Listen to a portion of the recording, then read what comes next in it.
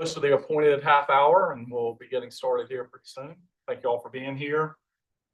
Welcome to the July 9th, 2025 Bar Large Meeting in the public meeting room at 2 George Street. My name is Trey Watkins. I'll be serving as the chair this afternoon. The other board members present this afternoon are James Metters, Joel Trantham, Luda Subchuk, and Seaton Brown. City staff present are BD Wortham Galvin, city architect, Lawrence Courtney, our staff architect, and Brad Thomas, the staff architectural planner. Applicants have been required to submit any documents in advance of the meeting. Staff will control the slide presentation. It includes everything submitted by the applicant by the deadline in accordance with the submittal requirements. Some of y'all know that if you do want to control it yourself, you need to point it towards the computer here. Applicants simply need to ask staff in advance to advance the next slide during the presentation. Applicants, staff, and board members are required to give their name when speaking. This meeting is being recorded and live streamed to the City of Charleston public meeting channel on YouTube. Your appearance here is your consent to be recorded. We follow a standard order, which is as follows. There'll be an introduction / overview of the project by city staff to the board and for the public. Next, we will have the applicant presentation. That is a 10-minute time limit or is determined by the chair with any questions of the applicant by the board or staff. Any and all presenters, so anybody speaking on behalf of the applicant, should clearly state their name for the record. Persons affiliated with the project, whether that's owners, developers, designers, consultants, etc., should speak during this portion rather than the public comment, and that is limited to 10 minutes. Next will be the public comment portion. All applications are part of a public meeting. Written public comments were due by noon the day prior to the meeting, and any received comments have been transmitted to and considered by the board members. Written comments will not be read aloud during the meeting unless requested by a member of the board and with permission of the chair. Next, any member of the public who wishes to be heard in person on an agenda item at this time is requested to state their name and address for the record and be reminded there is a 2-minute time limit for these remarks unless extended by the chair. The applicant does not respond to comments made during the public comment portion. Our next section is city staff comments and recommendation, followed by the applicant response or clarification to the public comments and the city staff comments and recommendations. This response time has a 5-minute time limit, and the applicant does not have to use the applicant response period if they do not feel it is necessary. We'll then have our board discussion and vote.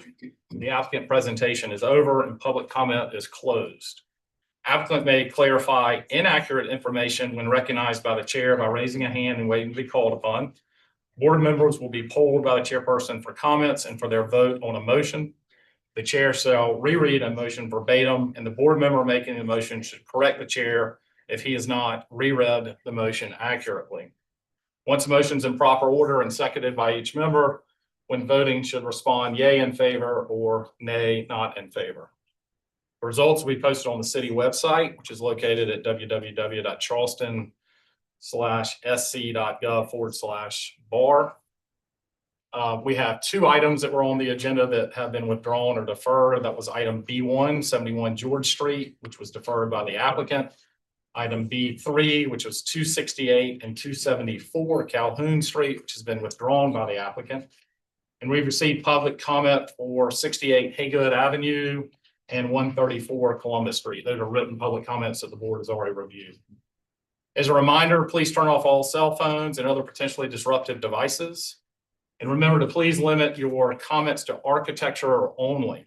Comments related to zoning, such as parking, traffic, and lot coverage, as well as livability department concerns, are not the purview of this board and cannot be voiced here. So thank you all for being here. First item up is approval of the minutes. They were circulated amongst the board. Do I have a motion? Mr. Metters moves to approve. Do I have a second? Second by Mr. Brown. Mr. Trantham, how you vote? Yay in favor. Mr. Brown? Yay in favor. Mr. Metters? What's up, Chuck? Yay in favor. And I'm also yay in favor. The minutes are approved. All right. That takes us, item number 1 we talked about was deferred. So we're at item number 2, 68 Haygood Avenue. I believe Mr. Metters has a statement he'd like to make. I do, Mr. Chairman. A couple of weeks ago, I went to a homeowners association meeting for the Hampton Park Neighborhood Homeowners Association, and Citadel representatives and members of the community were there. And I raised my hand, there's a notice to speak, and said that I believed that the applicant, the Citadel, should make a effort to get in front of the neighborhood association before coming to the VA. And I believe that's true. After that, someone from the Citadel, Mr. Bill Moody, called me on the phone, I guess at the request of somebody that works at the Citadel, and asked me if I would talk to him about my feelings about the application. And I told him that not about the substance of the application, but that I felt that the Citadel should come to meet with the homeowners association before coming to this board. And I still feel like they should. But if anybody thinks that is a reason that I should recuse myself, I'm happy to do so. Okay. And I say that to members of the community, the city, the board. Have you made any prior comments about architecture or anything on the purview of the BAO? I did not. Is there anybody that has any objections to Mr. Metters participating in this agenda item? Hearing none, we will move on then into the introduction of it, please. 68 Haygood Street. Can we go back? Yeah. It's all right. Is new construction in Height District 4 in the Historic Corridor District. And they're requesting conceptual approval to upgrade stadium seating and add additional facilities. And now we'll see the location of the project, and then we'll be ready for the applicant presentation. Sounds good.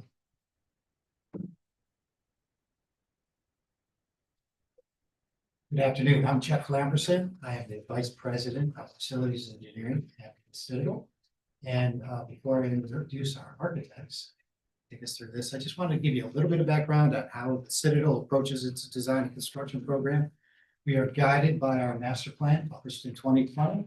In our master plan, we certainly call out connectivity with the surrounding neighborhoods. It's a big part of our guiding principles. Actions speak louder than words. In our master plan, you can see with the construction of Baston Hall, the construction of Capers Hall, we've vastly improved Haygood, Hugie, Elmwood, certainly improved the landscape and the views to the neighborhood. We took what were parking lots and turned them into award-winning buildings with landscape. We took down all the overhead power lines, put in nice sidewalks and ramp posts. We even took care of the flooding issue on Elmwood. We're always looking for opportunities to work with the city. That also applies to, we're working with the city on Congress Street, where we're looking to improve parking and taking parking relief off of the stadium area and the neighborhood. We're working with them over at College Park. Right now we're working at College Park and improving the sightliness of that area. Also working on that parking area to take pressure off.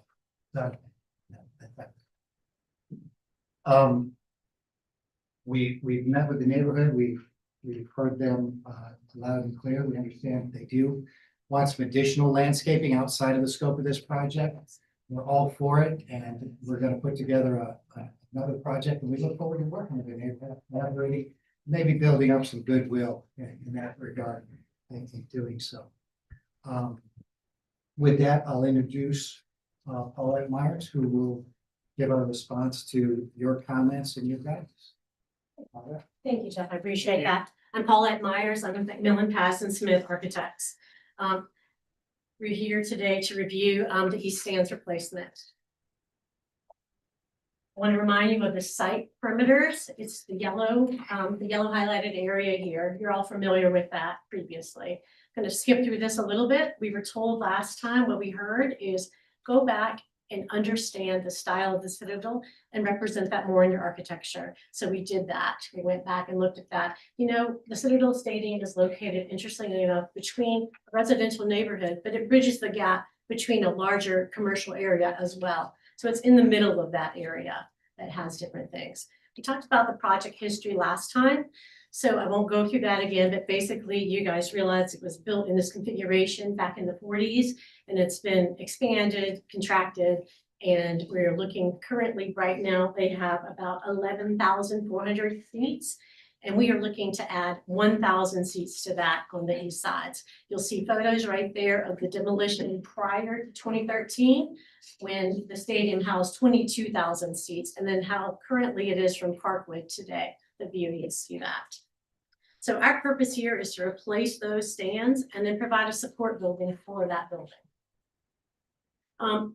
Jeff kind of covered this. I think there was confusion last time about how many times we've been to the neighborhood. We did start neighborhood discussions as early as December. And I will agree with public comment that we did not have elevations at that time. We had a site plan. It was really our intent was to talk about the scope of the project. We met again in April with the leadership of the existing neighborhoods. And then we recently had that meeting that Mr. Metters just talked about with Hampton Park Neighborhood Terrace, which had the most important comments of all that we've received so far. That was a special meeting called. There were 2 comments. The one we talked about was landscaping along the perimeter, which is indeed important. The city has agreed to do that. And the second largest thing was the screening underneath. I'm just going to move right into what we heard last time. This is our site. The only difference in the site was additional landscaping within our parameters, within our perimeter of the fence. We've added some native grasses there and additional palmetto trees within that scope.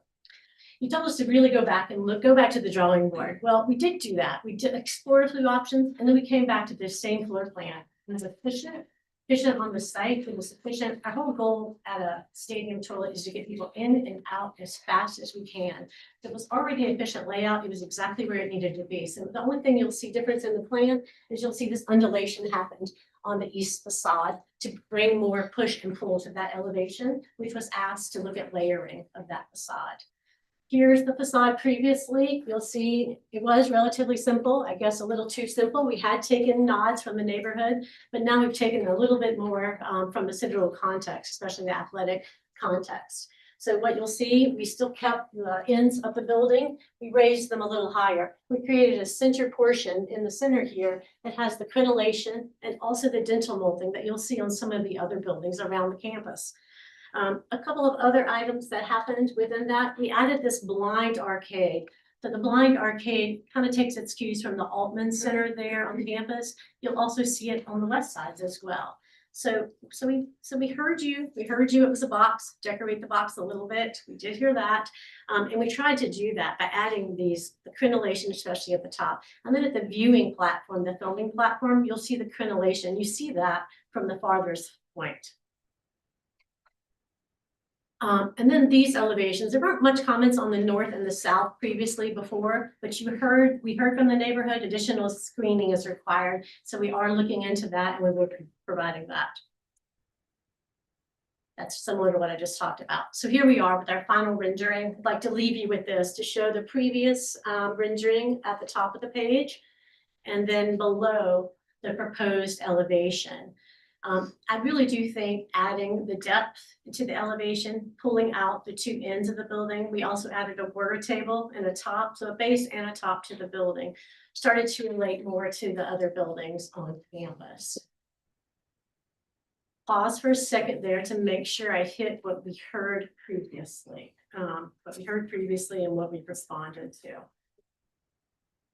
Sorry, I flew through it because I thought it wasn't going to have enough time.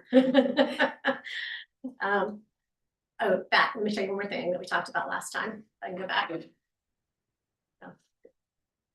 The other thing that changed was the screening below the bleachers. We were asked to put something more permanent. If you remember, we had athletic screening. They were blue and they had branding on it, and they were actually more of a windscreen. BAR asked us, the staff asked us to incorporate a more permanent screening. So we've done that. Now they are a metal panel. And we're still exploring options for what type of metal panel, but we expect that to be a flat embossed to look more like the stucco. And it's a monochromatic scheme as opposed to what it was before with a little blue and the citadel gray.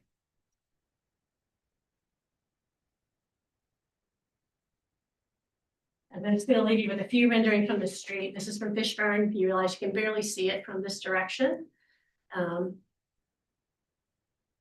Where's the computer? This computer. And then you'll see, this is from Congress. Are you helping me, Lawrence? Or am I doing all that on my own? Okay. Got it. Got it. You'll see one more view. I'm sorry, I'm just trying to go back one more. Could you click for me? Just back one more? Yeah. Stop. Yeah, sometimes when the images are large, it has to think before it will move. It lags. Yeah, I got it. If you'll just advance till they get there, then I'll stop touching it. But I think you'll see in the rendering, is it still thinking? Yeah, you just. You'll see in the rendering, we did include the landscaping that was asked for, and that is not part of this scope. And when I'm talking about the rendering, it's coming.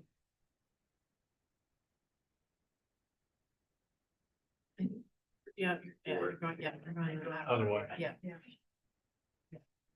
19, 20, 21. It's just 3 renderings. You're just gonna see it from the street view. So here's the Fishburne, and then the next one shows the corner of Parkwood and Congress, where you really start to see a glimpse of this stadium from beyond. And then this landscaping that I talked about along the fence line is not in our scope currently, but that is the project Jeff just talked about. And then the next rendering shows the view from the corner of Sumter Street and Parkwood, which is really the most prevalent view from the street. You have to see through 2 fences to see this support building, the restroom building. And then one more view that shows that just inside the fence line, you'll see those screening below the stadium now better in that. And then the last rendering shows you that facade, shows a little bit of landscaping that was added to the front of the building to soften that. We heard that as well during our last meeting, that it needs to be softened as well. And that is where we are. Great, thank you so much. Sorry to rush through that, but I knew I was out of time. Appreciate you watching the clock with us. Board questions. Do you have any questions of the applicant? Maybe I'll start. I did have one. You talked about bringing the screening around the north and south elevations. Can you talk to us a little bit more about that? How much it's going to be screened? Honestly, we already had that in our package previously. It was in the technical documents from our first submittal. It was there, but it was an alternate. So now we'll look at bringing that in. So on the north and south, we would look at a more solid screening there as well, but it would be the same material, whatever is this metal screening that we're going to use. It will be used there. So, Gotcha. Okay, thank you. Just a question, Sure. the screening is not in this proposal from what I can tell, outside of just a general graphic at the end. not on the north and south sides yet, but you do see it. The on rear west one is what I'm You looking at. do see it on the state. Can't see it in this elevation, but when you pull back, you can see that screening that's there. Yeah, that's what. You can see it in this rendering some as well, right there along this pattern. There's also a fence there because they need security under that bleacher as well. Thank you. Any other board questions? I guess, Mr. Chairman, it's time for me to ask this. Number one, I think the design has moved in the direction that we talked about at our last meeting, so I think that's great. Did you meet with the Hampton Park Neighborhood Association with this plan before you made the submittal? We did not. It so happened, we had a preliminary meeting with the leadership and 2 other members of the neighborhood. We decided we should call a special meeting. Because of timing, we wanted to give enough timing for the neighborhood. It happened to just fall, availability of the venue, happened to fall on the day we had the submittal due. So yes, we turned in at noon that day, and we had that meeting that evening. But once again, this is conceptual approval, so there is time. And the 2 biggest comments that I heard were the screening and the planting. But I just want to make it clear, Mr. Chairman. Once conceptual approval is made, it may or may not go to the staff for approval. So I believe that it's moving in the right direction. I think it's important for it to be reviewed with the neighborhood association before it gets conceptual approval. But I do think the project's moving in the right direction. Any other board comments or questions, excuse me? All right, thank you so much. We'll move into public comment. Any members of the public, just please come on up, state your name and address for the record, please. Remember, comments are limited to 2 minutes.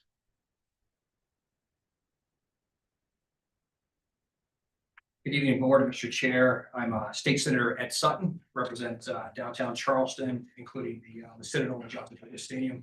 I'll need roughly about 4 minutes, if that's all right. Sure, go ahead. Thank you all for giving the opportunity to review these plans. Again, I'll say it is an honor to represent the Citadel in downtown Charleston. In addition, I'm a former resident of Wagner Terrace, so I understand the character of our historic neighborhood.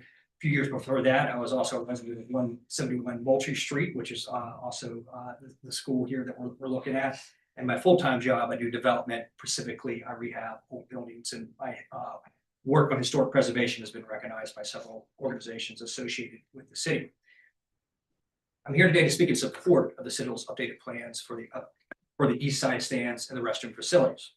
In relation to this project, I have helped address some of the neighborhood's concerns, but I also fully understand the obligations of this board, which is fairness and adherence to your guidelines, and may they be our guiding principles here tonight. Now, based on some comments I've already heard tonight, and also went back and watched the May 14th meeting, I have to address a procedural point of input. We all agree that engaging the neighborhood is a good practice. In fact, the bar's own guidelines encouraging meeting with the neighborhood and its adjacent property owners before filing. And the Citadel has done that repeatedly. I'll outline that in a little bit. However, it is very crucial to state this point. While encouraged, it is not a requirement for denial under bar rules. That is outside the guidelines that govern this board. And I'm very serious about the rules as a city legislator. The board exists to review architectural appropriateness and contextual fit, not to enforce informal neighborhood processes or internal bylaws of any civic group. A project should rise and fall on the merits as they relate to the design and context, not whether every community meeting box was checked. Denying or delaying an application because of personal dispute or preferences about process would be inappropriate. Tonight, let's all remain focused on the bar's official purview, evaluating design itself in light of Charleston standards.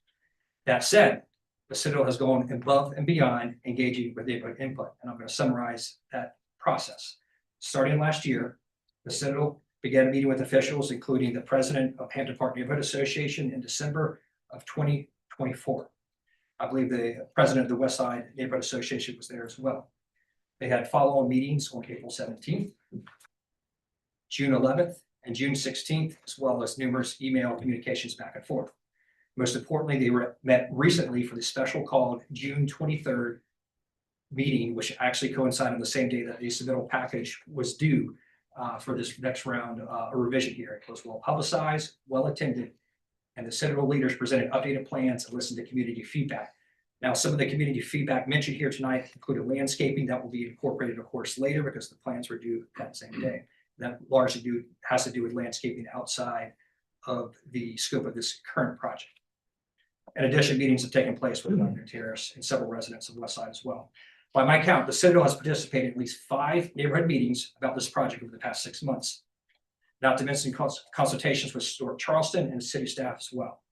This level of outreach, I will say, is exceptional, especially considering that it's not strictly required by any ordinance. The Citadel has made a sincere effort to be transparent and inclusive, and as a former Wagner Terrace resident, I appreciate how significant it shows. It respects the community. Crucially, this outreach was not just for show, it yielded outcomes to the project. Neighbors raised several concerns during the June 23rd meeting and earlier discussions, and the Citadel listens. 2 issues that came to light was the landscaping buffers and the screening on the new stands. I won't rehash the screen on new stands since they have been addressed already by the presentation. I'm also pleased to report that the Citadel's president, General Walters, has committed, within reasonable fiscal considerations, landscaping along Parkwood Avenue. Again, this is Parkwood that we're looking at here. If you go back to the previous slide in the corner, I think you can see a preview of that. That is outside the scope of what this project is, but the Citadel is so committed to work with the community. They're doing things above and beyond what is required here. And I'll say additionally, in my engagement, I've heard from a lot of folks that live on Parkwood and Congress that they are fed up with cadet parking and residential parking spots, which I totally understand. I would be fed up absolutely as well. And myself, I'll make a public commitment that I will help with the city and assist in correcting that situation as well. Again, outside of the scope of the project, but I believe very strongly in being a good neighbor. In short, the concerns voiced by the neighbors have translated into real design changes. We have a better project now because of this dialogue. The updated plan is more sensitive to this context. It will be greener, better screened, and more in harmony with the surrounding streetscapes than the initial concept. Beyond the specific request from the neighbors, the Citadel team also responded to the May 14th meeting where the board voted down the previous design. At that meeting, as you recall, some members of this board said the original bathroom building was lacking the architectural detail and not sufficiently reflected in the character of the area. The board suggestions were incorporated into this latest design that was just presented by the architect behind this project. The revised design features have Citadel gray stucco finishes, parapets, decorative recesses, and other subtle details that echo the institution's historic buildings. In essence, that bathroom building and the stadium as a whole, including the video booth, looks more like the Citadel. All these changes directly address the bar's design comments regarding the bathroom building. The project before you tonight is a far cry from what was criticized back in May. We should also remember the public purpose that is being served here. Johnson Haygood is not a private development. It is a longstanding community venue. It hosts Citadel football games and local events such as neighborhood high school games and charity sporting events. Reconstruction of these stands will benefit the public and provide a safer, more attractive facility for countless community gatherings. After nearly a decade of having an empty gap, and by the way, if you could pull that previous slide, I think it's slide 9 up, what was there before. I've attended many games at that previous East Side stands, and it was, I'll just be frank, a dump. And this is a huge, huge improvement over what was there previously. There we go in the top right corner. There's previous stands. They had to be torn down because of the lead and asbestos was so terrible in there. So what we're getting is a massive improvement. I hate to interrupt you, but we need to wrap up the comments right I now. appreciate it. In closing, I respectfully ask the board to give the Citadel proposal the fair and partial consideration that is due. Look at the facts of design now before you and take into consideration the homework assignment that you gave the school back in May, and if those metrics have been met. Thank you very much for your consideration. Thank you. Further public comment.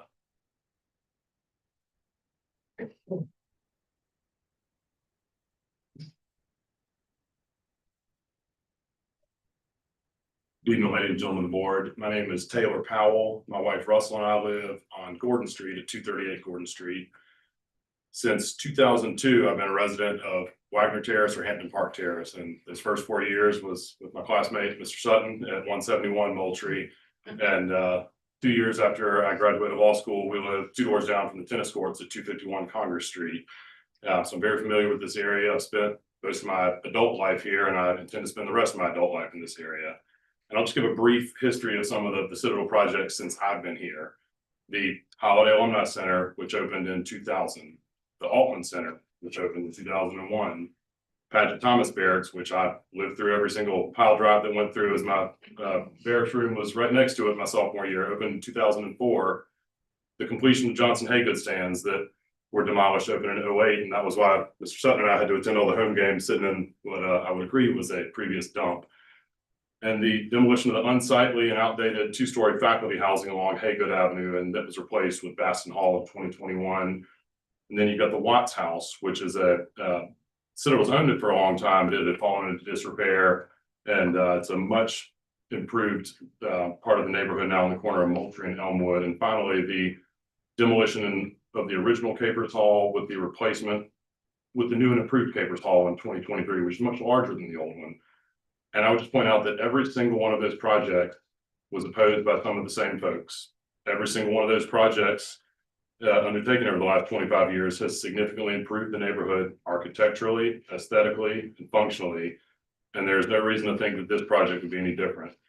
And I would say that I would ask you to vote in support of it, and a vote denying the submission, considering anything outside of the bar's statutory mandate, would be arbitrary and capricious.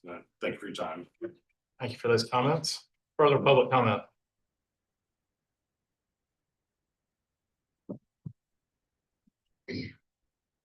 Good afternoon, members of the board. My name is Michael Burris. I live at 2096 Middleburg Lane. I'm a 2010 graduate of the Citadel, also known as the Lockwood Correctional Institution for maladjusted youth. And I'm also an 8th generation Charlestonian who grew up on the Charleston Peninsula. So I drew the straw to come up here and present on behalf of some alumni today. When I was at the Citadel from 2006 to 2010, it needed some love. And over the years, watching it grow and now sitting on the board of the Baker School of Business, I'm able to see the benefit that derives not only for the cadets who are in school there. This institution is training the future of tomorrow's leaders, both in the military and in the civilian side.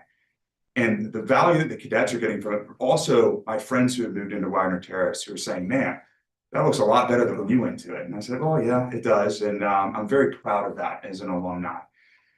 Looking at what the bar's mandate is, and I am a huge supporter of the bar because y'all are the vanguard between the city of Charleston, how special this place is, and potential chaos. And so my parents, when I was growing up, always told Michael, the bar is there to help us. And y'all have done that across the city for generations. I will admit to you, when I saw the proposal for the first rendering, I wasn't a big fan of it, and y'all did your job and took the Citadel to task. Citadel's a place I got yelled at a lot, so it's nice to see them get a little love too. And but being the institution that it is, it operated with transparency, it's operated with integrity, and it's come back with something better and something that I, as an alumni, and the folks who I'm up here on behalf of, would be proud to take our children to. As someone who played in Sertoma back in the day on the old field, it looks a lot nicer than it used to. And so I implore you to support a school that supported the city of Charleston for 183 years and improve this project. Thank you so much. Have a great day. Thank you. And we've got some further comments. Good evening, Mr. Chairman, the board members and city staff. My name is Arthur Lawrence, and I'm a community activist. I'm a retired first sergeant from the United States Army. I also retired the Department of Defense. And I was raised up in this community now for almost over 78 years. And I live a half a block away from the Citadel Stadium. The Citadel was good to this community. Now, while I sat down and I was listening, and I felt like a stepchild. And why I said that, because you mentioned all the other neighborhoods except the West Side Neighborhood Association. Except the West Side Neighborhood Association. The stadium is right directly in the West Side Neighborhood Association boundary. We have a good working relationship with the Citadel. The Citadel have done everything that the board asked for, the community asked for, and the neighbors asked for. Every time you delay this project, it costs the Citadel more money. The Citadel don't have that money like Clemson and USC. They can build whatever they want. Now, when you look at the rendering, it's a big difference what they had before. You ask them to do something and they did that. But I want to tell you, the main thoroughfare to the Citadel Stadium is where? Down Fishburne Street in the West Side. Whenever we had a problem with the Citadel correct the problem right away. Now, if you're gonna disregard the West Side, it's a cardinal sin, because you have the Joe Raleigh Stadium there. You have the West Edge there, MUSC. All of this, you have function on Burbank Park, through Fishburne Street, through the West Side. We have worked with the Citadel for years. They are working our schools in our neighborhood. And to deny them the opportunity to develop the East Side it would be shame, because when you sit on the west side of the Citadel Stadium and look over on the east side, it looked like a third world country. And it shouldn't be that way. And the city is built on tourism. You think that a team want to come to Charleston and sit in a third world country? No. Vote yes, give the Citadel the opportunity to succeed. Thank you. Thank you for your comments. Any further public comment?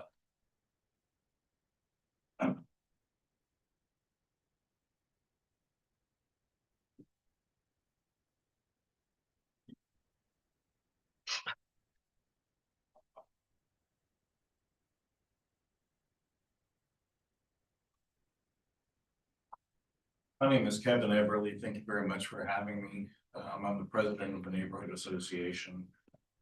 And you've heard from my friend Ed about standards and how the board should approach this project. Nobody is saying that the project deserves to be shot down because there was hostility towards the neighborhood association and any sort of meaningful input.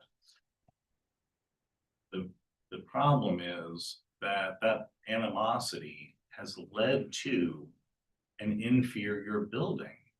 The standard that this board applies is excellent design.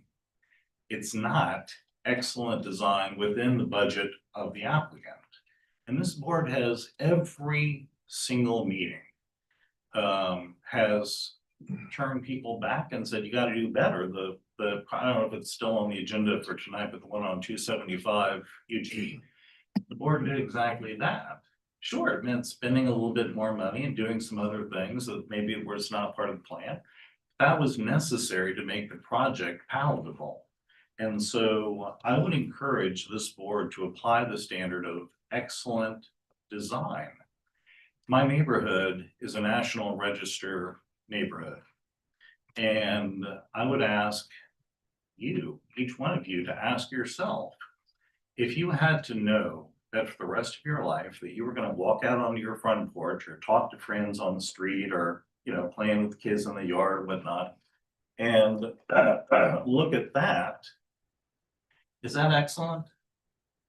Would you actually embrace that and think, man, that's an improvement, that looks great? It's not.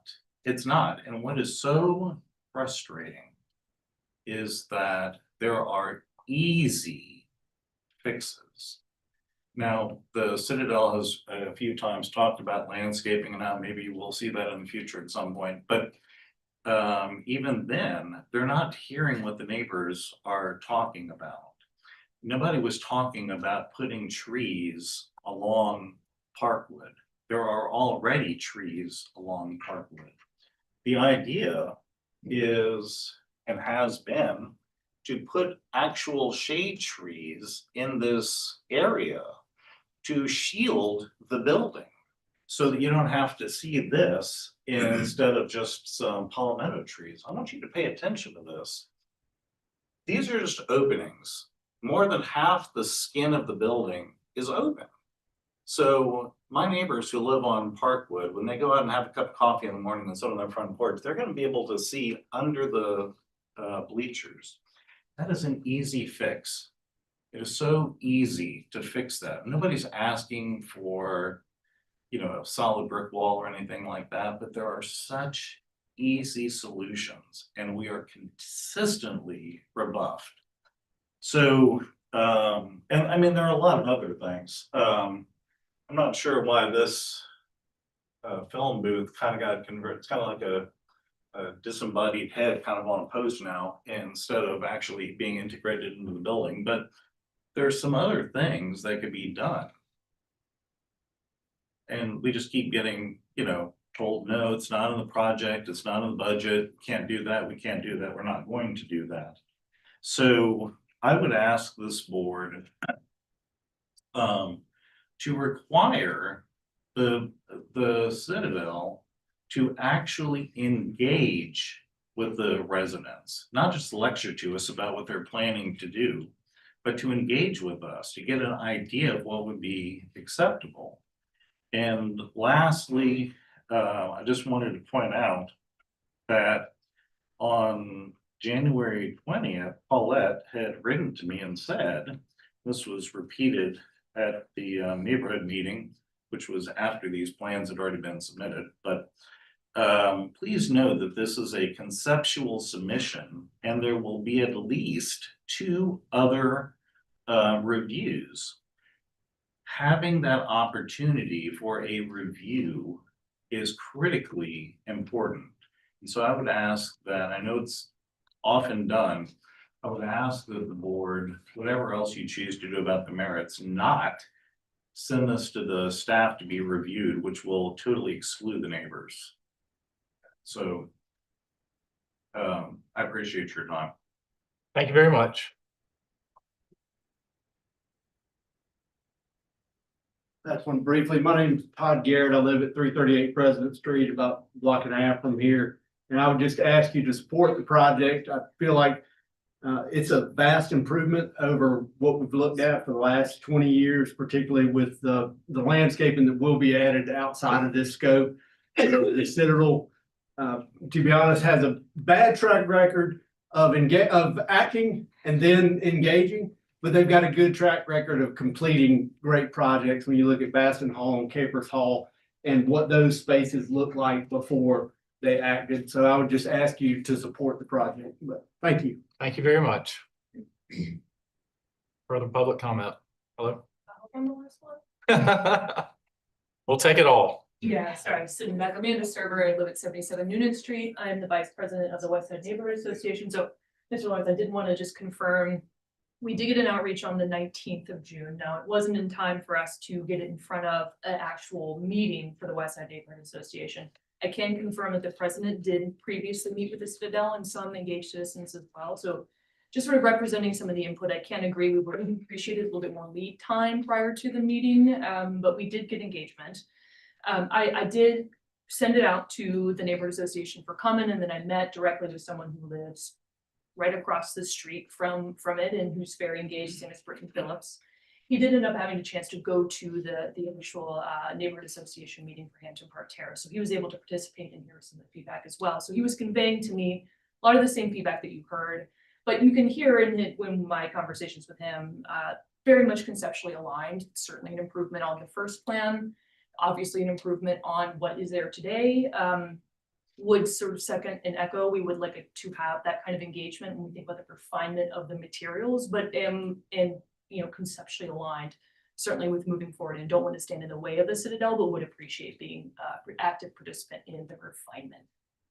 And can confirm also that the landscaping is of concern, the hardscaping as well, but I understand that's outside the scope here today. Thanks so much. Thank you very much. Any further comment, public comment? All right, seeing none, city staff comments and recommendations, please. The applicant was recently denied for conceptual approval on May 14, 2025. A separate signage package will need to be submitted for all words and graphics to be placed on the bleachers and support building, as these are not considered part of any approvals or motions for this board discussion. At the May 2025 meeting, board and staff requested additional detailing on the restroom building, noting that it needed to fit in and contribute more to the context of the Citadel, and a more permanent architectural solution to screening the structure of the bleachers. Revisions to the support building and press box include a variety of elements pulled from the architectural direction of the Citadel's campus. Those are shown on page 18. To include use of gray stucco, crenellated and stepped parapet detailing, stepped facades, express base, dental molding, and blind arcades. Revision to the bleachers includes the addition of gray metal panels affixed to the back of the bleachers, which screen the structure from view. The applicant has also added native plantings to the site plan around the buildings. While landscaping is not in BAR purview, staff appreciate the addition and encourage the applicant to include even thicker vegetation in the proposal to provide a sense of place and screening to the proposal. The applicant was encouraged to meet with the neighborhood regarding their proposal. The submittal states what meetings have taken place since May 2025, as well as previous ones on page 10. At preliminary, we'd want them to provide details to be deployed throughout the structures to enhance the quality of the proposal.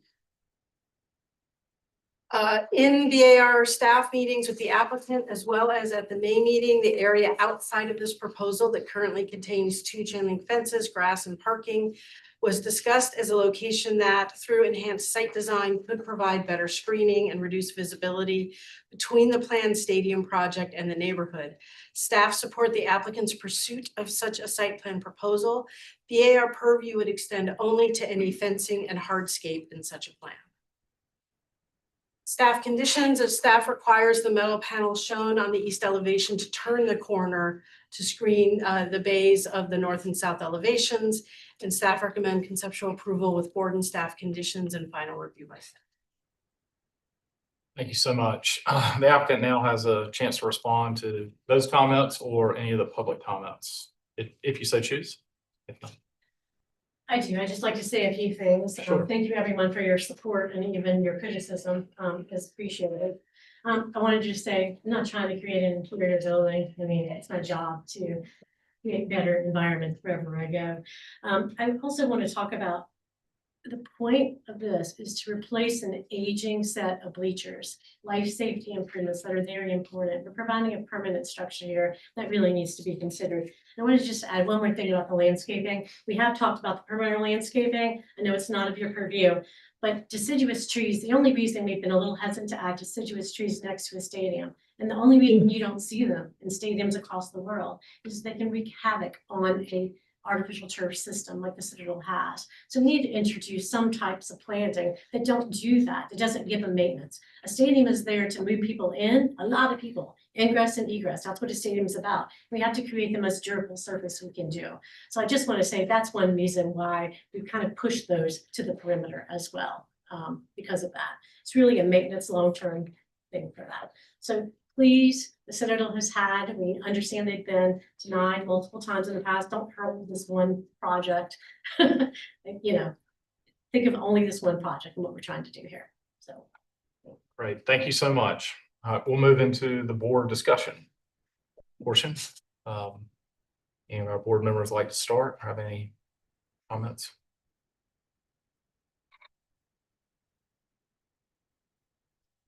Well, all of this for a bathroom, right? Yeah, and I'll preface what I'm going to say is that I realize I'm wearing a College of Charleston shirt, so this is no hate to my colleagues over on the Ashley River, but you know who the better school in the peninsula is. All right, so my comments and reviewing my comments from the last meeting, the applicant did exactly what we asked for them to do, was to update the design of the building, and it is absolutely in the right direction. I don't think anyone on the board is really going to deny that, and it's nice to hear that Citadel wants to provide a prominent and well-designed building that is attractive both to the community and the campus. My other note is that I expressly stated that you've got to meet with the neighborhood association and not in special meeting. And I understand, State Senator, that is not necessarily something that we can require, but for the applicant to state that that they are being as transparent as they could be, I'm not sure if that's quite accurate. Would this be a design that I would deny? No. Is it something that that I think that there is good progress on and that I would like to see continue? Yes.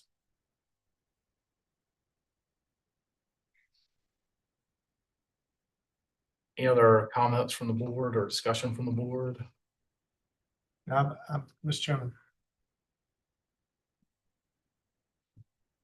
It's moving in the right direction. You know, I'm proud to have them as a neighbor. I'm proud of everything the Citadel stands for as a Wofford guy. And but I think it's important to include the neighborhood. And so this is certainly not something you deny, but it was something that I would defer so that the transparency could be there with the neighborhood association. And fully support this at the next round. Okay, any other further comments or discussion? From my perspective, you know, I believe there are improvements over the last one. I was interested in the screening on the north and south elevations. I believe that ought to be a requirement from from the conceptual approval standpoint. I believe the design fits well within what has been asked previously. I would agree with your comments there too. I'd ask the board for a specific instance. The changes to the building, I'm in support of. You know, I can see the direction that the building's going. For the press box, that's also a component of this design. And it's a component that's completely disconnected from the ground. And I'm interested to understand what your thoughts would be on whether or not that language should be continued to something that's, you know, disconnected from it. I mean, it, in my opinion, creates something that feels false, where the rest feels more permanent. I know that's a small element. I'm in favor of the windscreen panels, obviously on the side. I think that it's had significant progress. I think we all believe you should meet with the neighborhood. I think that there's a lot of those points. I haven't heard any discussion on that element. And that's where I could maybe see that stylistic application on that element might have actually gone a little bit in the wrong direction.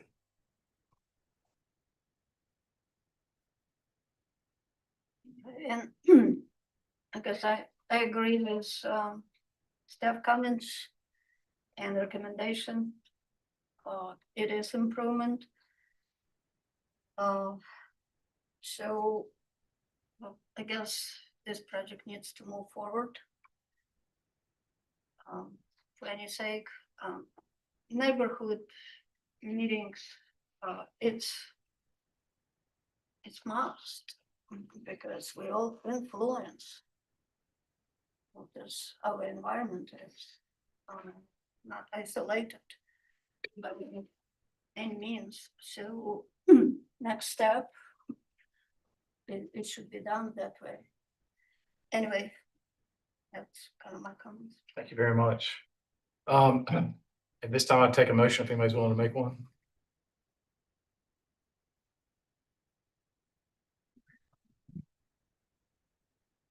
Not, I'd be glad to craft one. Mr. Chairman, I'd have to make a motion for deferral with board and staff comments. I'll second that. All right. Mr. Trantham, how do you vote? Nay in favor, or I'm sorry, nay. Nay. Yeah. Mr. Brown? Yay in favor. Mr. Metters? Ms. Sobczak? Nay. I'm also nay. I have another motion. I would make a motion for conceptual approval with board and staff conditions and final review by the board. Final or preliminary? Because preliminary would be the next step. I just. Preliminary and, yeah, preliminary and we'll just say preliminary review by the board, which will be the next step. So restating conceptual approval with board and staff conditions and final, and preliminary review by the board. I have a second.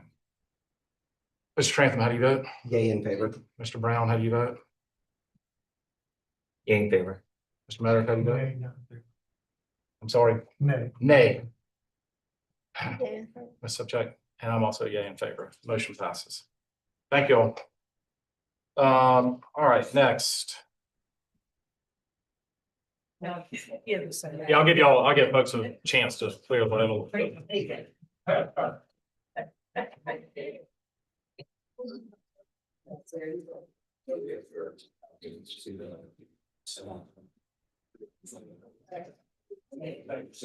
reason we write it, the other reason once it goes to the staff as well.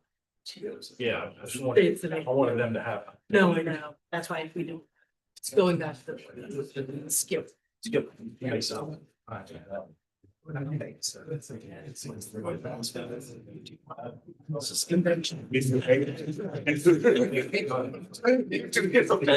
we go.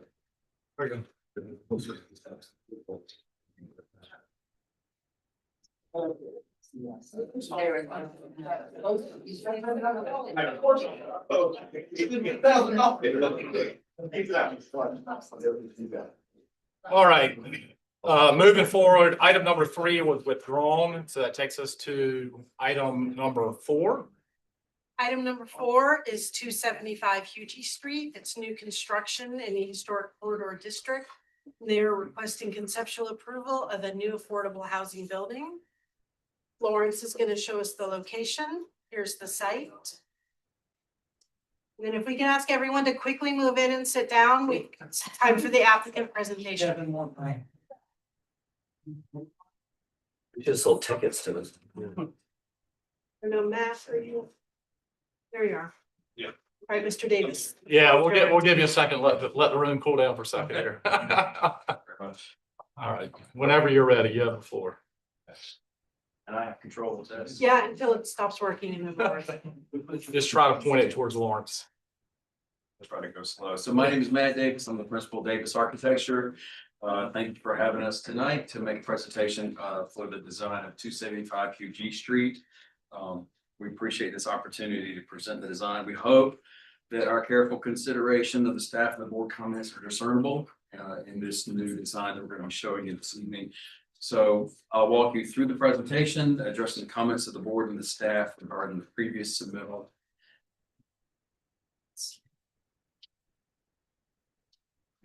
Those would be staff comments and our responses in writing. I'll address them verbally. So here's the few various aerial views of the site. You're familiar with them. They are on the corner of Eugene and Meeting Street, behind the 6 existing Grant homes that front Meeting Street. Some other aerial perspectives. There is a building that will be demolished, the parking lot and the building. Starts with the new construction.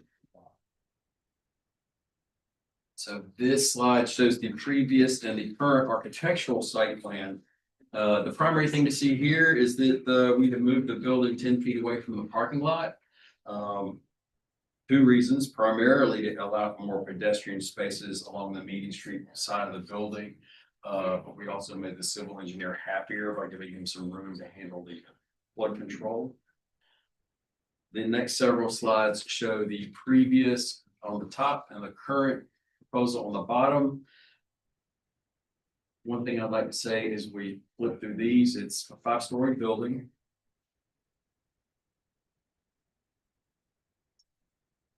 This is the roof plan. So what I'd like to do tonight is basically address the primary summary of the comments from the board and the staff last time. Was that there was a lack of organization and hierarchy of the design elements, and they ended up leading to a lack of strength in the overall aesthetic. And I'm going to address these comments on the elevations, the 2D elevations, and then I'll present the updated renderings. So on this slide, what you're looking at is on the left-hand side is the previous north and south elevations. On the right side are the current proposed elevations. The image on the top faces Hugie Street, and the other image is on the opposite end of the building. So the detailing on the north facade, which faces Hugie Street, has been reorganized to strengthen the architectural language of the design. This is accomplished by adjusting the building footprint that can be seen in the floor plans to create a well-defined rhythm of pilaster towers set apart by recessed hyphens. And this language is carried across all facades to create a cohesive aesthetic to the design. The cornice detailing, the rhythm of the pilasters, the introduction of the string course designs, all employed on the Hugie Street facade, have been given equal importance on all facades.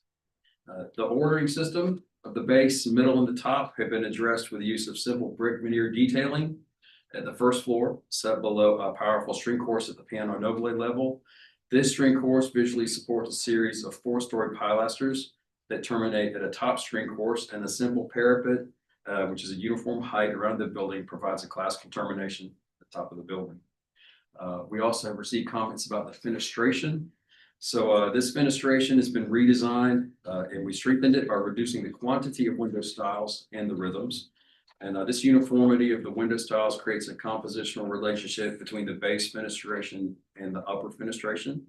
And this new composition now terminates in segmented arch units where the pilasters are employed. The change really becomes visible on the long facade facing Hugie Street. So per the comments of the board and the staff, because the Meeting Street facade is so visible between the Grant homes, we agree with staff that although the building is not located immediately on the corner of Hugie and Meeting Streets, The north facade facing E.G. Street and the east facade facing Meeting Street should receive the same level of attention to detail. The rhythm of the towers, separated by the hyphen details, is developed along the length of this facade. In acknowledgement of the equal importance of the two facades, we treated the building like it's located on a corner, and the covered porch at the Piano Nobile is an organizing design element of the primary corner of the building. Both ends of this covered porch terminate at monumental arched entries that face UG Street and Meeting Street. These arch entries, we studied them greatly. They've been redesigned to incorporate the string course and paragraph language present on the rest of the building. The radius top at the entry arch, while being more consistent with the porch detailing in the Grant homes, also gives the entry points a unique detail relative to the rest of the building design, which gives them an emphasis as entry points for the residents into this building. The same arch is used on the third entry in the building at the south end of the Meeting Street facade. At the porch, the string course of the Piano Nobile level scaled back since it doesn't need to visually carry the 4-story pilasters. The pilasters, though, have been utilized at the ground floor of the porch element to visually carry the box columns now set on brick plinths supporting the porch roof. These are the previous and the current west elevation images. Like the east facade, we have coordinated the footprint of the building with a revised facade composition. The spacing and detailing of the pilaster tower elements are used to create a clear and more elegant rhythm along the long sides of the building. I'll go through some more images here, then we'll look at the new renderings. That's the current building section. This is now the current street landscape. These are some contextual photos. They just show our inspiration for using brick detailing, arches, sconces, pilasters, string courses, and corner porches that are present throughout the city. These are some images of the Grant homes that basically now this building is going to serve as a backdrop to these houses. Now you've got the next few slides of the before and after renderings. So on the top, you've got on the left, the previous QG Street rendering. On the right, you've got the new image with the pilasters, the modified entry arch, new detailing of the porch. And then on the bottom is the south side, which carries the same language as the QG Street side. This is the west side of the building. Sorry about that. Which now you can see originally, there really just wasn't any rhythm going along that side of the building, but now with the towers and the pilasters, hopefully we've created an elegant solution to that. This is the view from the Meeting Street side. And this is looking back towards the back corner, back towards the UG Street facade. This is a close-up of the UG Street. We've also modified the plaza out front, create a well-defined entry between the two columns with the same detailing as the pilasters, aligned with the entry into the building. This is a view of the Meeting Street side. We were able to introduce pedestrian spaces on this side now with the additional landscape area that we've got on the parking lot side. This is looking at the building, looking back towards Meeting Street. This is the view from the corner of Meeting and QG Street. A bit of an aerial view overlooking the Grant homes. You see the building in the background. It will be painted brick, same as the buildings, same as the Grant homes. This is an aerial view. These are some vignettes of the entries that will be used by the residents for this facility. And once again, the porch element on the Piano Nobile is that's a 2-story assembly space, event space for the residents to use. Thank you for your time. I can answer questions or turn it over to public comment. Great, thank you. Questions from the board? The elevations allude to a different color of brick being used in the kind of recessed bays and the hyphens. Is that emblematic of what you're expecting in the final rendering, like there seems to be a soft blue in between the piers and a soft blue on the hyphen elements. We are envisioning a shade difference in the white, in the paint color of the building. Not a high contrast, but something to emphasize the recess of those elements. So the answer is yes, it is a light, kind of a light blue, I'll give you the name if you like, but we're definitely going to explore a subtle shade difference there. And the kind of bands that have been introduced and the kind of other color, is that emblematic of what you're kind of expecting as this current proposal, that those would be in the kind of matching color? I believe the bands are going to be the primary white, yes. The windows themselves also will be a shade difference, not charcoal, not black. Thank you. Can you tell us a little bit more about the plaza redesign? Looks like there's a step up into plaza now, where previously it was open to the street. Yes, okay, so originally the entrance into the plaza was to the right of what you currently see. The street slopes down, and so the original entry was on grade. There is an on-grade access around the left-hand side, but when we move the entrance to line up with that arch, there is a step into that plaza at this point. I would say our landscape architect is exploring. We need it, what would it take to get rid of it? But yes, originally there was not a step because we were farther down the street. Now there's a 6-inch. So, yeah. Thank you. Any other questions from the board? Hearing none, we will move into public comment.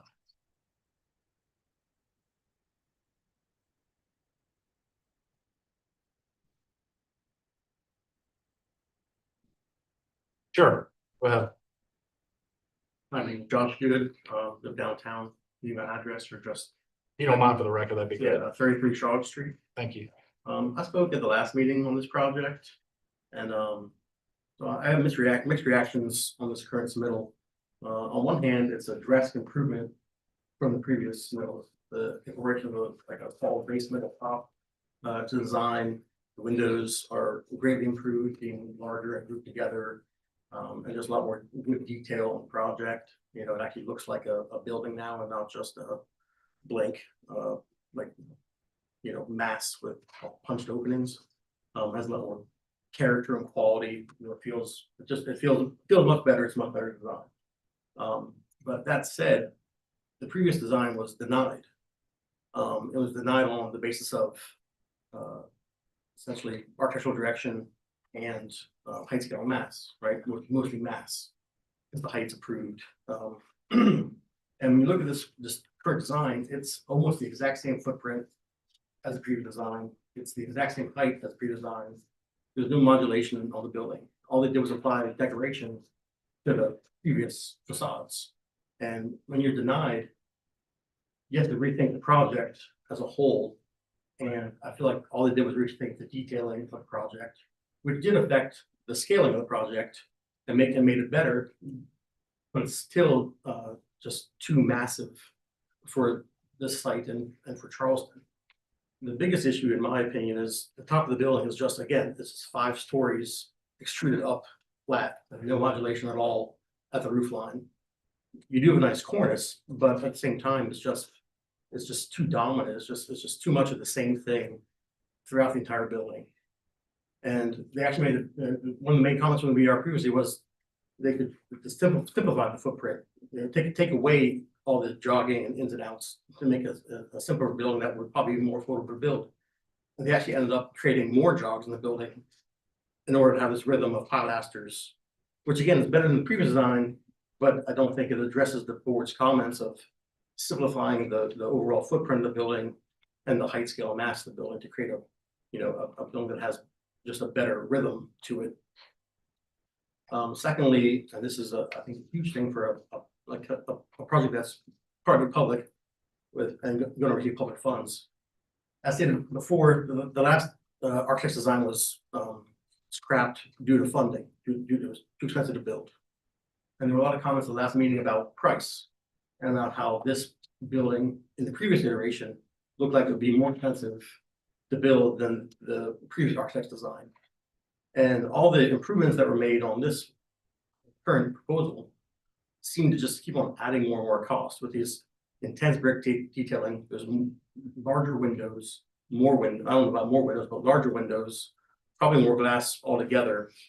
And just, and then all the added jogs and ins and outs of pilasters, you know, it just adds money to the project. And I'm just afraid that the same thing's gonna happen with this design, that happened with the previous architect's design. They're gonna get approvals the whole way, they're gonna get permitted drawings, and they're gonna come back and say, oh, we can't afford it. And then they're gonna have to do a redesign and like have another year delay in the project, which again, just gonna add more cost and money. The more you delay the project, the more cost. So I think somehow the development team needs to vet this thing and prove that what they're showing us at this current level can be afforded, so that we don't run the same problem again a year from now and have to have a whole another redesign of the building. So those are my comments. Thank you. Great, thank you so much. Any other public comment?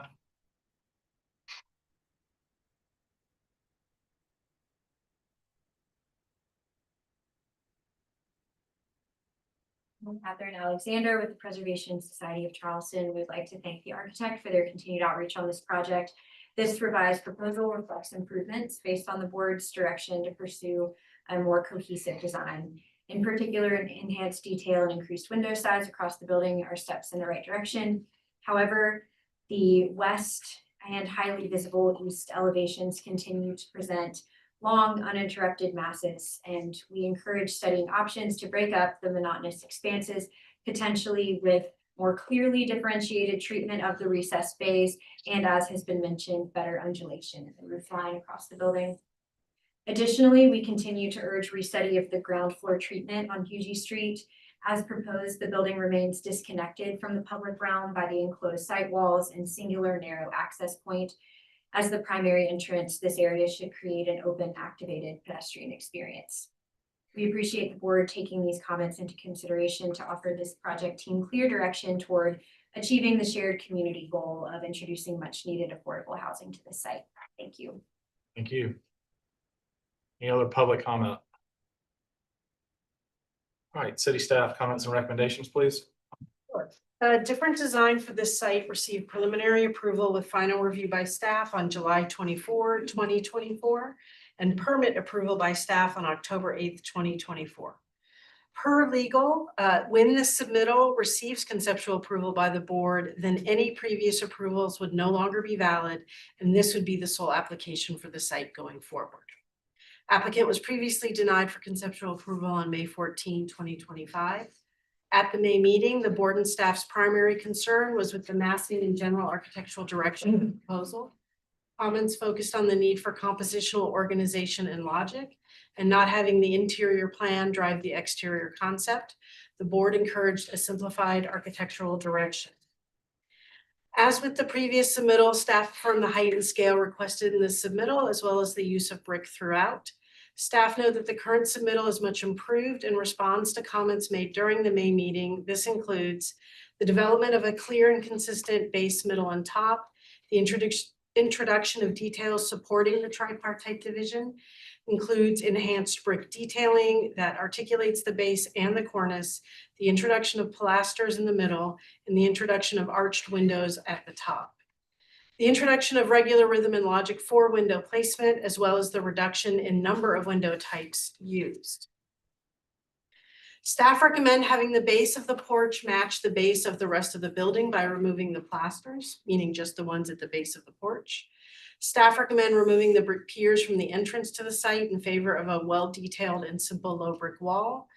At preliminary, provide studies of the details of the brickwork to emphasize craftsmanship and moments of distinction in the design. Staff conditions. The south ramp on the east elevation, if it cannot be relocated, needs to have separation. For example, a raised planter would suffice, and/or screening between the ramp and the adjacent unit. And staff recommendation is for conceptual approval with board and staff conditions. Thank you. Any response from the applicant to the comments from the public or the staff?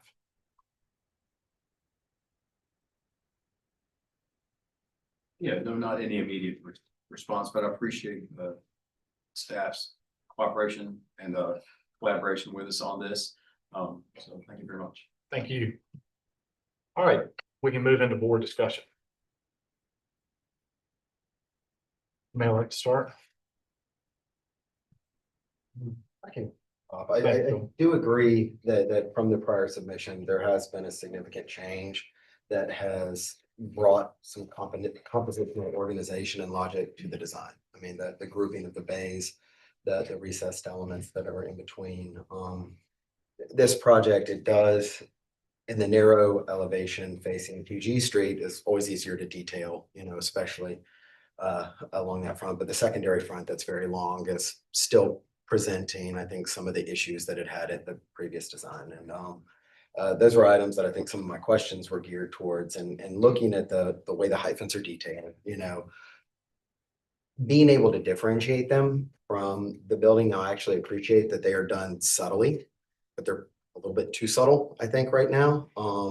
That having a continuous cornice span that's connected at the hyphen level, you know, the fact that the fenestration is evenly spaced at the same distances, the fact that the bands run in exactly the same detail across the hyphens. I think if this was a series of elements that had some differentiation across them, that it would be more successful.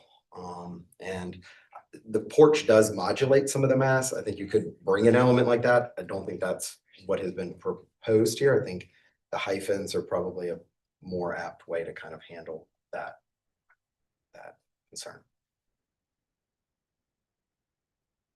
Thank you.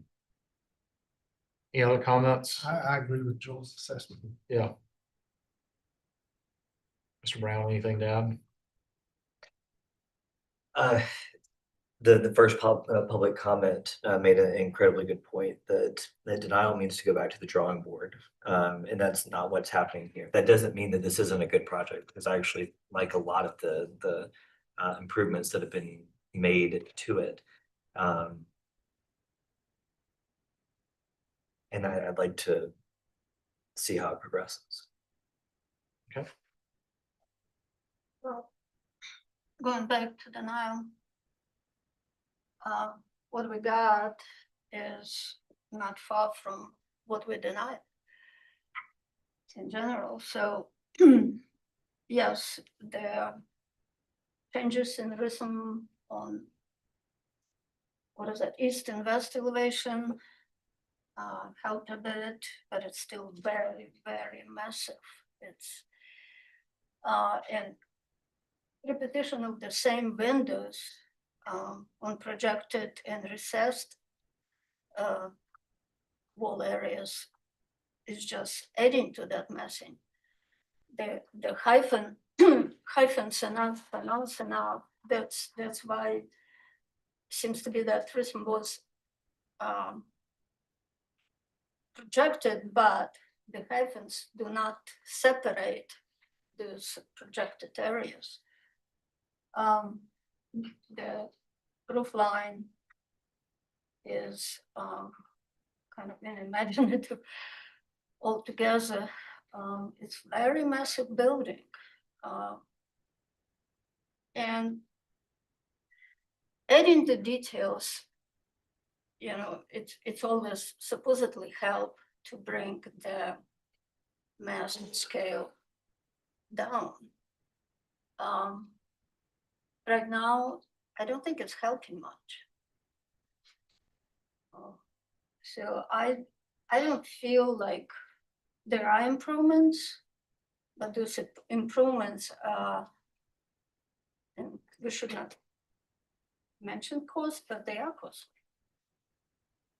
So the whole building is not, the approach to whole building is not to make it the building acceptable at this time for me. Okay. Thank you. Is any other further comments? Yeah. Okay. Mr. Brown. This last page, 28, is really sticking out to me, because the massing of the proposed in context with the surrounding buildings makes sense. And I don't think it's something that I noticed before. I think it's Meeting Street loss across the street and then Element 29 or something next to it. When I see it in this perspective, although it doesn't fit with the Edmiston homes up front, the rest of the built environment, it makes sense, at least as it relates to its general massing and scale. It'd be nice to have a model. Well, I did notice that too, as I looked at the aerial perspective. Yeah. I mean, given where this building is tucked now, what I think some of those other buildings do that help is that either elements at the end or something, and then there's an element in the middle.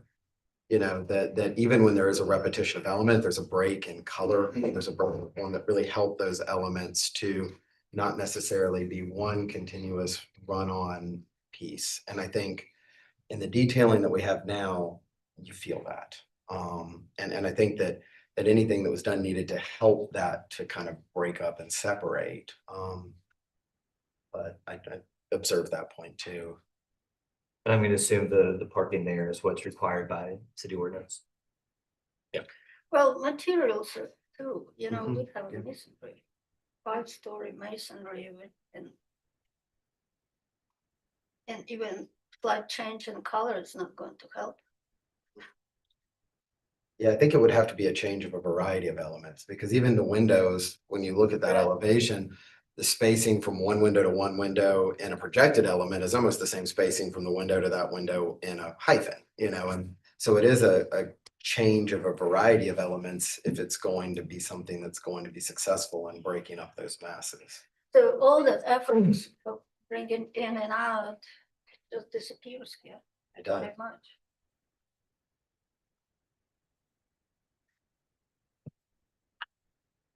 Sounds like, we might be in a spot where we can make a motion. Be glad to entertain one.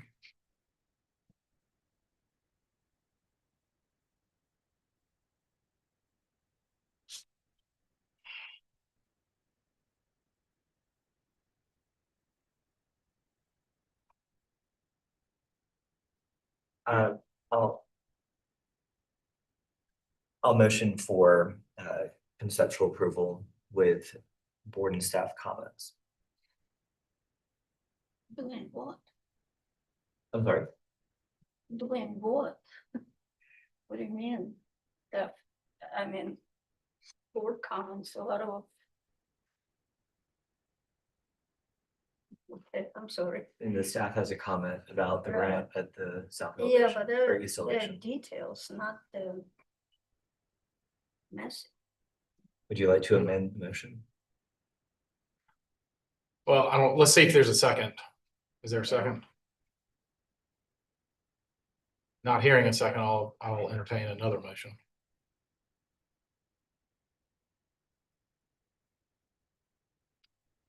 Try. I would make a motion for conceptual approval, including significant restudy of the hyphens to differentiate the window pattern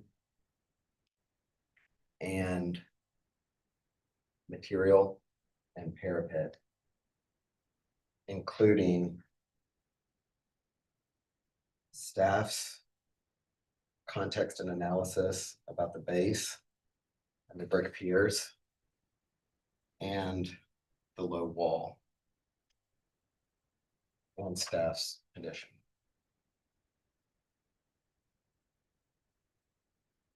If you want to hear about it. So, motion for conceptual approval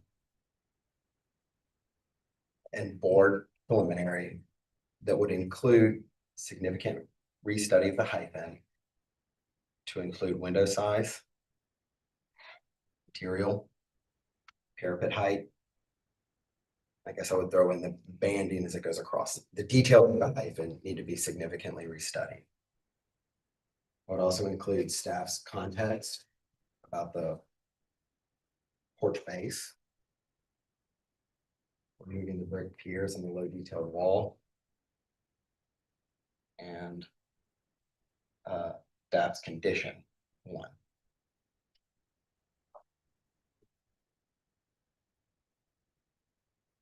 So, Do you need to repeat that? no, I'm trying to. Yeah, So here's what I've got so far. Let me, and Joel, help me here.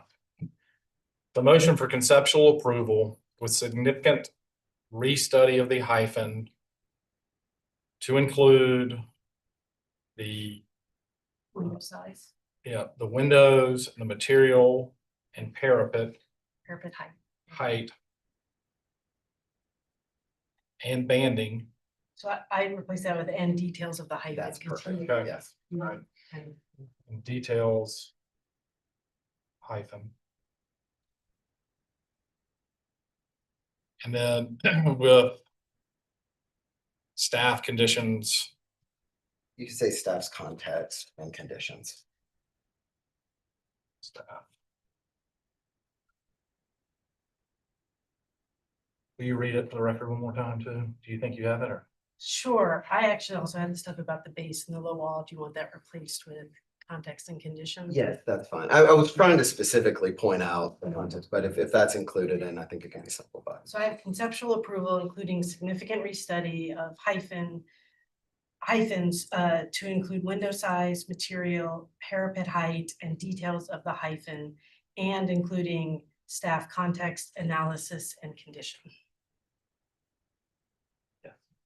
All right, is there a second? So, Mr. Chairman, I think what we're experiencing is that we're generally understand that the height scale and mass is gonna be basically this. It's the general architectural direction part that we have some issues with. And what Joel's doing is be trying to be very specific about what areas we would like to be restudied. And I agree with that, so second. All right, thank you for the second. Mr. Crantham, how do you vote? Yay in favor. Mr. Brown? Yay in favor. Mr. Matters? Ms. Subchuck? Nay. I am yay in favor. All right, thank you all. All right. Moves us to Courier Square. We'll give it a couple minutes here.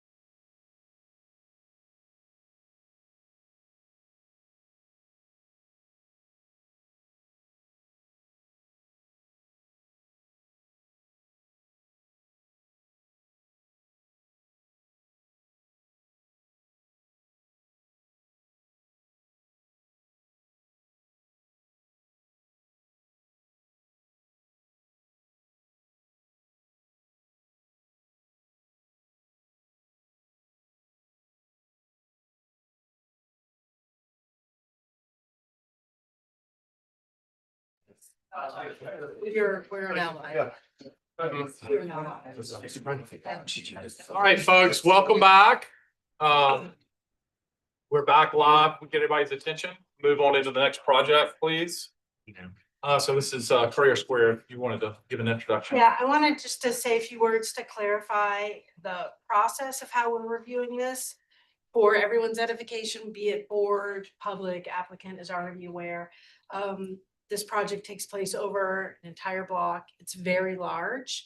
But in terms of the way that the city needs to process and follow this project, particularly because individual components will come back on a different timeline, we needed to separate them into agenda items. It also allows the board to make distinct motions that are very clear for each individual part as they may desire. So again, it doesn't cause a complicated motion. So for the public who are here to comment, we would ask you during public comment, you only comment on that particular agenda item at hand. If you have multiple things you want to discuss, we welcome you standing up all 5 times if you want. If there's only 2 items you want to talk about, when those 2 show up, we welcome you to the podium, but we don't want you to encapsulate all of your comments into one. They need to follow each individual item. Yeah, that's exactly right. So Yeah. we're going to start with the site and then work through the buildings. Right, so agenda item number 5, 134 Columbus Street is Courier Square, Phase 3, the PUD Height Districts, new construction in the Old and Historic District. And for this agenda item, they're requesting conceptual approval of a site plan for Courier Square Phase 3 PUD. The first slide you'll see is the location. The second slide is from our MapNet, which shows the height districts. I put it in there in case we need to refer back to it for any questions or clarifications. The other thing I'll note is that when we get to staff comment, I'm going to quote quite extensively from the PUD, but only on this agenda item, not on the subsequent ones, so that everybody is clear about some of the items that are in the PUD. The board also previously received the PUD as a reminder of its content prior to the meeting in the same way that they receive public comment. So just want to make everyone aware of that. You will also, I should have said at the top, sometimes hear me saying the exact same thing. That is because since these things will come back in different timelines, we need staff comments to follow the individual agenda item instead of aggregating them into one. That is purposeful, not a copy paste mistake that I would have made. All right, we are ready for applicant presentation.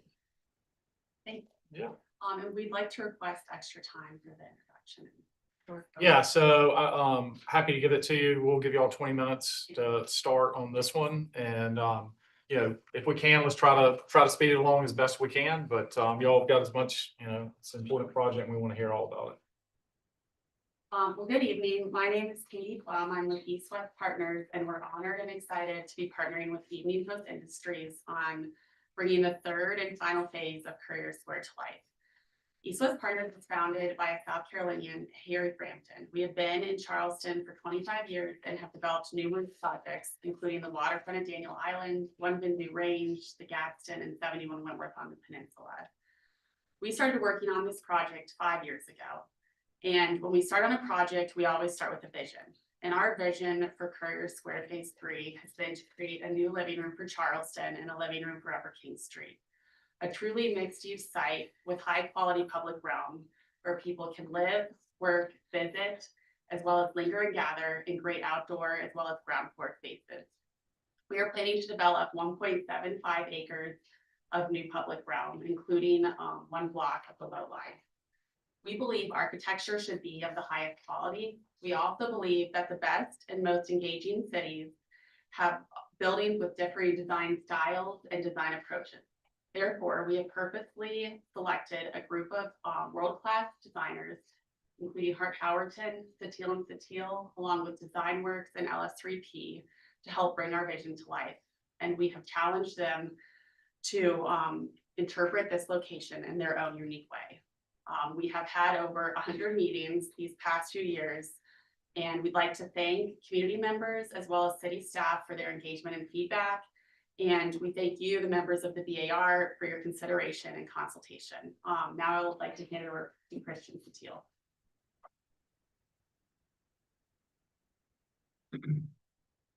Thank you, Katie. This project is about the public realm and it is about recovering the art of building cities. My name is Christian Sotil. I'm an architect, planner, and a preservationist, and I've had the honor and privilege of working on this landmark project for more than the last 2 years now with this very talented team. And yes, being part of more than 100 presentations during that time. So I think you're going to be relieved that we're going to do a short version tonight. And thank you for the extra time.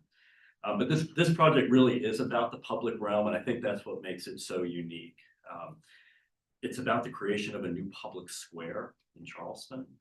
It's about good urban design, an active ground floor, and enhanced King Street parking beneath the site, and an active skyline.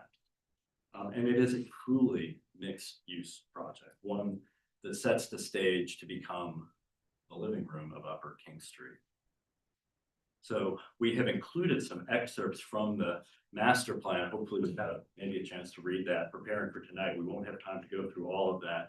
But of course, it always begins with understanding the urban context of the site, and a site with two frontages, a frontage both on King Street and the Low Line, an emerging part of the public realm in Charleston. It's also very much a gateway site for the peninsula, as it's defined by the late 20th century and the highway that sort of demarked the urban core of King Street. So we've worked to really understand that and understand that planning over time, going back to the urban strategies plan of 25 years ago and the affirmation of the spine of the peninsula. So this is grounded in a long history and an institutional client, the Post and Courier, that has a very long history here in Charleston. So a visible institution.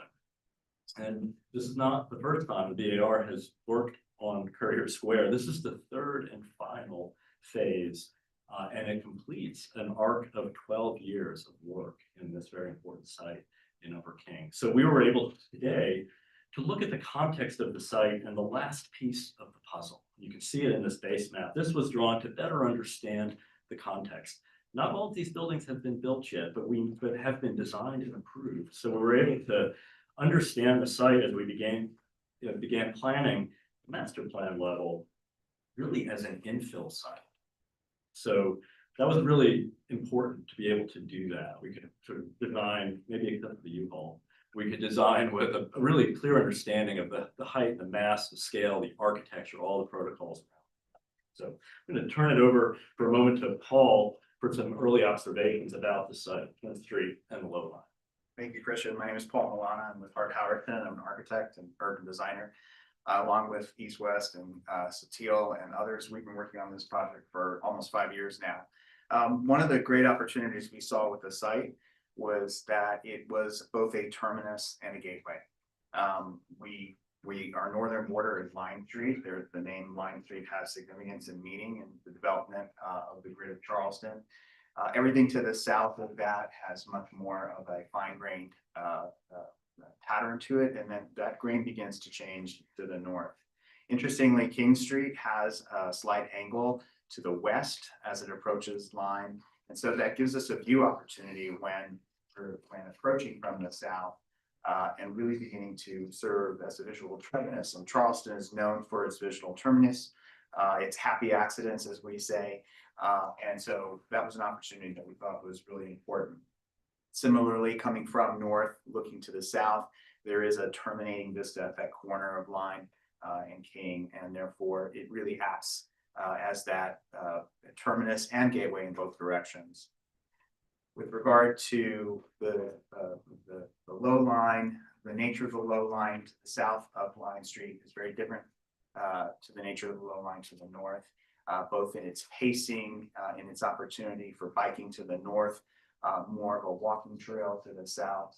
And so we have an opportunity again to be both a gateway and a terminus at the low line side. The site, as was mentioned, is large, nearly 280 feet across. And it is one that then required to be broken down into many elements. And just some of the things that became key factors in developing the master plan over the last several years. Again, these angle shifts along King Street, the nature and shifting of the low line south of Line Street to the north end and to the north of Line Street, recognizing the tower, the guild, the clock tower that has preceded us as an element to relate to, and then thinking about opportunities for terminating vistas. Then again, just reiterating that in the existing context. Turn it back to Christian. All right, thank you.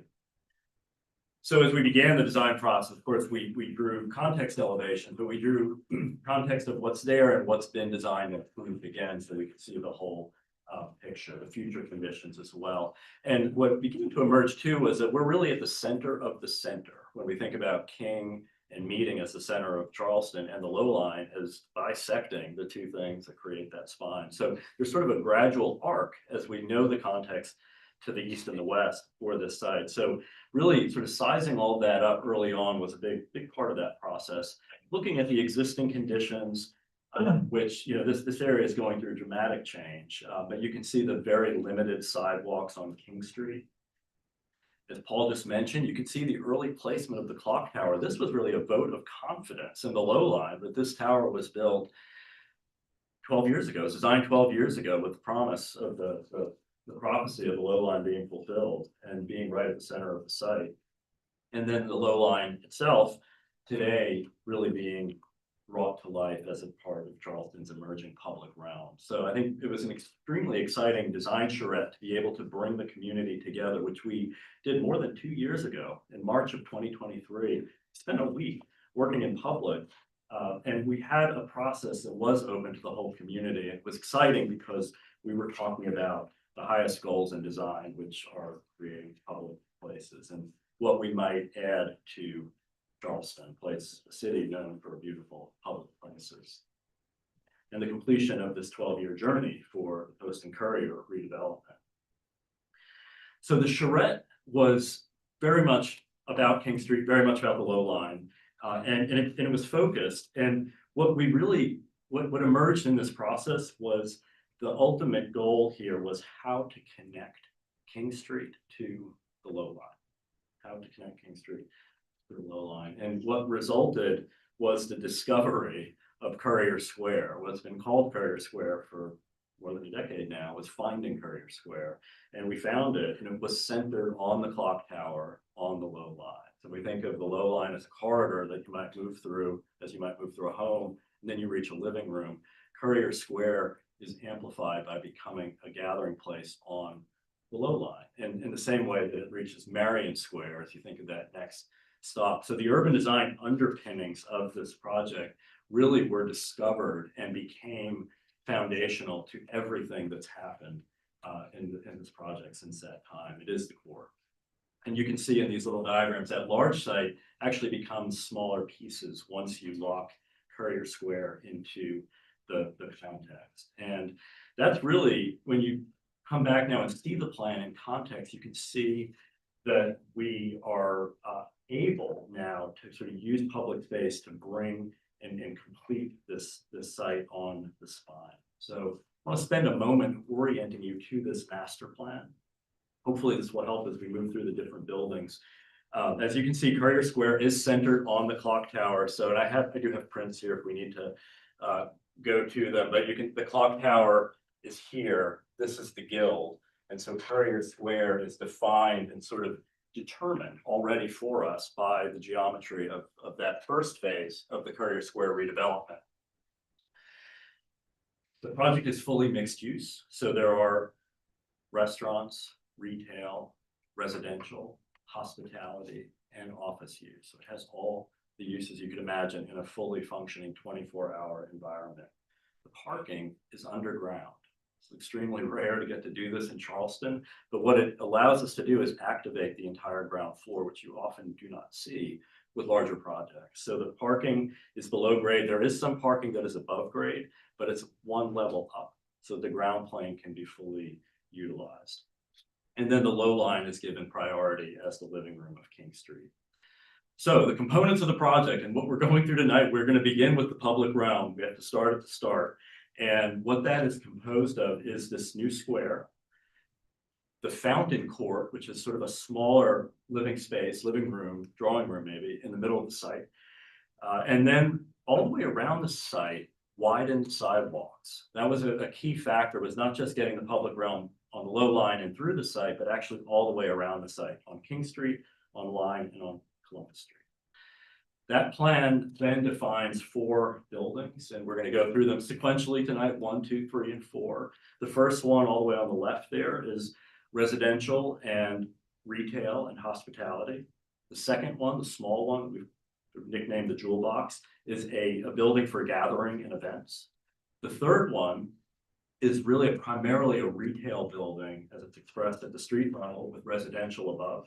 And the fourth one, all the way on the right, on the corner there, is an office building with retail at the street level. So that's the code, that's the key to everything we're going to be going through tonight. I want to share that with you. We have shared it many times before as it's been developed, and we have spent much time with the neighborhoods, in close dialogue with the community and with stakeholders and partners as we developed the PUD, which we tried to nickname Principled Urban Design as we went through that planning process, because that's really what this project has set out to do through those 100 meetings. The Planning Commission reviewed and approved it unanimously in 2023, and the City Council as well in February of 2024.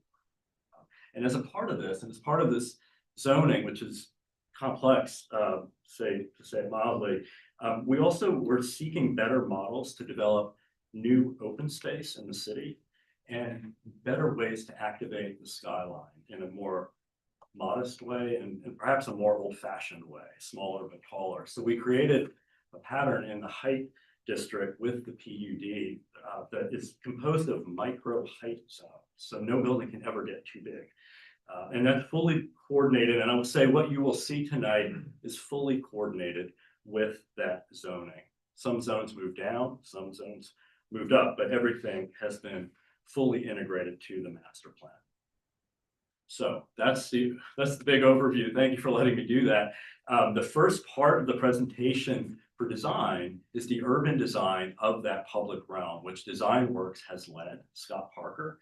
Scott has had a long-standing engagement in Alaska, and he's not with us tonight. He asked me if I would go through it, and Emily and Allison from his team are here as well. But I'm going to kind of go through Scott's design presentation with you all as the first part of tonight's series of applications. And just imagine being in Alaska right now. It's really suffering to the heat here in Charleston. So it starts with ensuring that the objectives of the public realm have been met in terms of the zoning. The PUD actually calls for 40,000 square feet of open public space. What we found as we've worked, the entire team has been working together, we exceeded that. We have 48,000 square feet of public realm in the plan, and added to that 28,000 square feet along the low line that will be improved as a part of the project. So this 3.7 acre site actually affects 1.75 acres of public realm. So we're very excited about that. And if you're an great landscape architect and urban designer like Scott Parker, that's a lot of work to do, to design and develop that space. So he's prepared sort of the conceptual overview of how that space is being seen. Of course, the keynote is Courier Square there at the clock tower. In the center of the site is what we're referring to as the fountain court, and then a series of spaces that connect and help you move through the site. He's compared it just so that we can get a sense of how big is this. So he's compared it to some different examples. We have related spaces. This is the cistern yard overlaid on Courier Square, which it is a bit bigger than that, but you can see how they compare. You might imagine Rockefeller Center in New York. Also an example which actually compares quite neatly to Courier Square and that passage up to King Street. He's looked at spaces around the world, large spaces that allow for flexible use and accommodate many programs. And I can tell you, working with the East West Partners team, that they are very focused on activation and events that can take place 12 months out of the year in this space. So performances, holiday markets, Spoleto, etc. So that's really what's exciting about this. It's sort of the magic of bringing people together. And then turning to King Street, really great streetscapes and learning, actually here, learning from Charleston, learning from King Street, increasing the size of the sidewalks in an area that's been very challenged. So we're actually widening the right of way. And in fact, the city, Charleston, is taking over. They're in the process of taking over King Street, which allows its urban design details to really be executed properly, the Charleston way. So this is a very beautiful convergence of things that are happening to get this right. As it relates to the hardscape, there's been a focus on high quality materials and crisp design.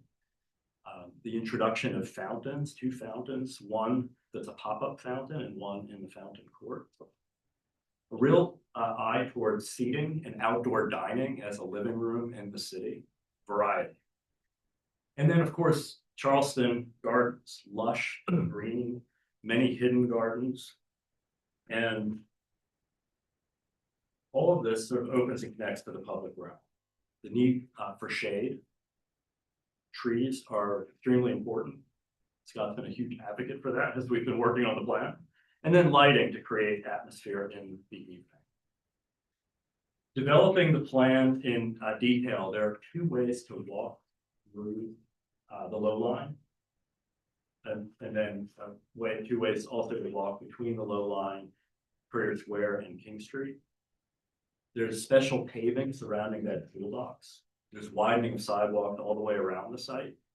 For example, on King Street, the sidewalks will be widened from 6 feet to 13 feet.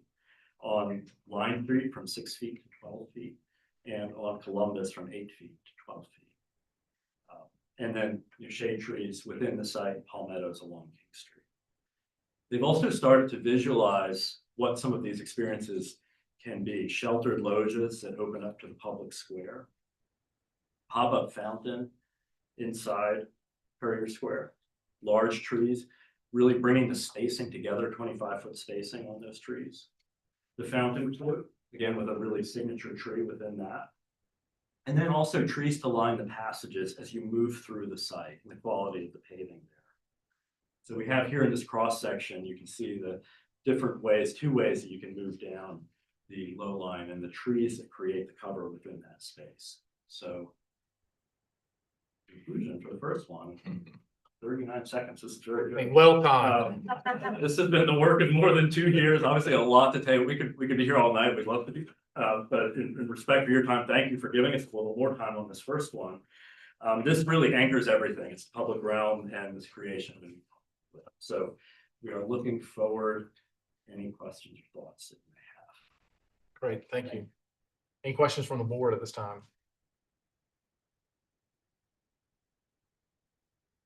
All right, let's move into public comment then.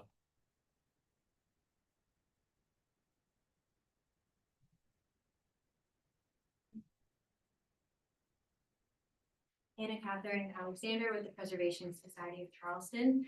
We'd like to start by acknowledging that a 3.7 acre site plan plus 4 large scale buildings on a single agenda is an extraordinary request for the board and for the public. While the Preservation Societies had the privilege of reviewing this proposal with the project team, this submittal took our staff significant time to review, and we realized that some are engaging with this for the first time tonight. So we would urge the board to take your time with this proposal that is complex and consequential.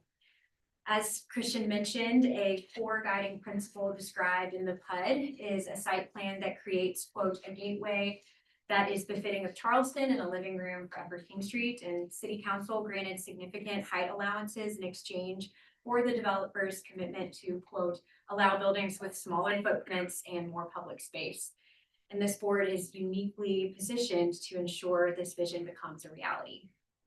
More than an acre of open space is an exciting prospect for Upper King Street, but because a majority of the area designated for community use is on the interior of the site, we would ask the board to carefully consider how the site plan facilitates visibility of public spaces from the street and draws pedestrians in. While the low line is planned through the square, it would be a missed opportunity to rely on this to provide the sole vantage points into the space from Columbus and Lime Streets specifically.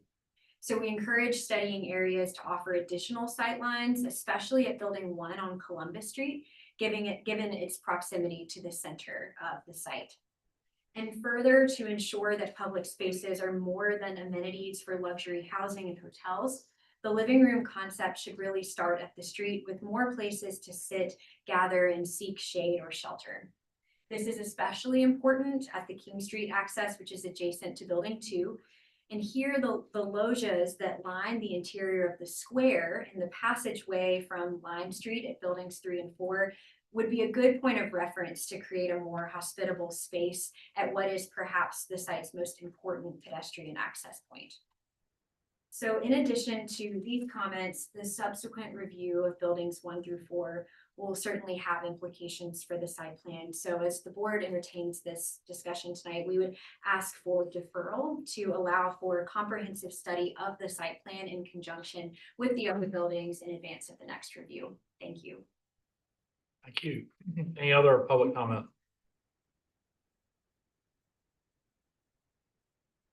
Hi, good evening. I'm Lisa Jones. I'm with Historic Charleston Foundation. On behalf of Historic Charleston Foundation, we're grateful to the applicants for early and ongoing communication about Courier Square Phase 3, and we appreciate the opportunity to comment on the conceptual design. For the purpose of this review, our comments are focused on the general massing, height, and scale and architectural direction of the project, but we look forward to working with the applicant as the design is further developed to ensure that the materials and design are to the specifications outlined in the PUD and BAR standards. As a 3.7 acre mixed use neighborhood fronting King Street and the low line, this development obviously is going to have a significant impact on the future of Charleston's urban character.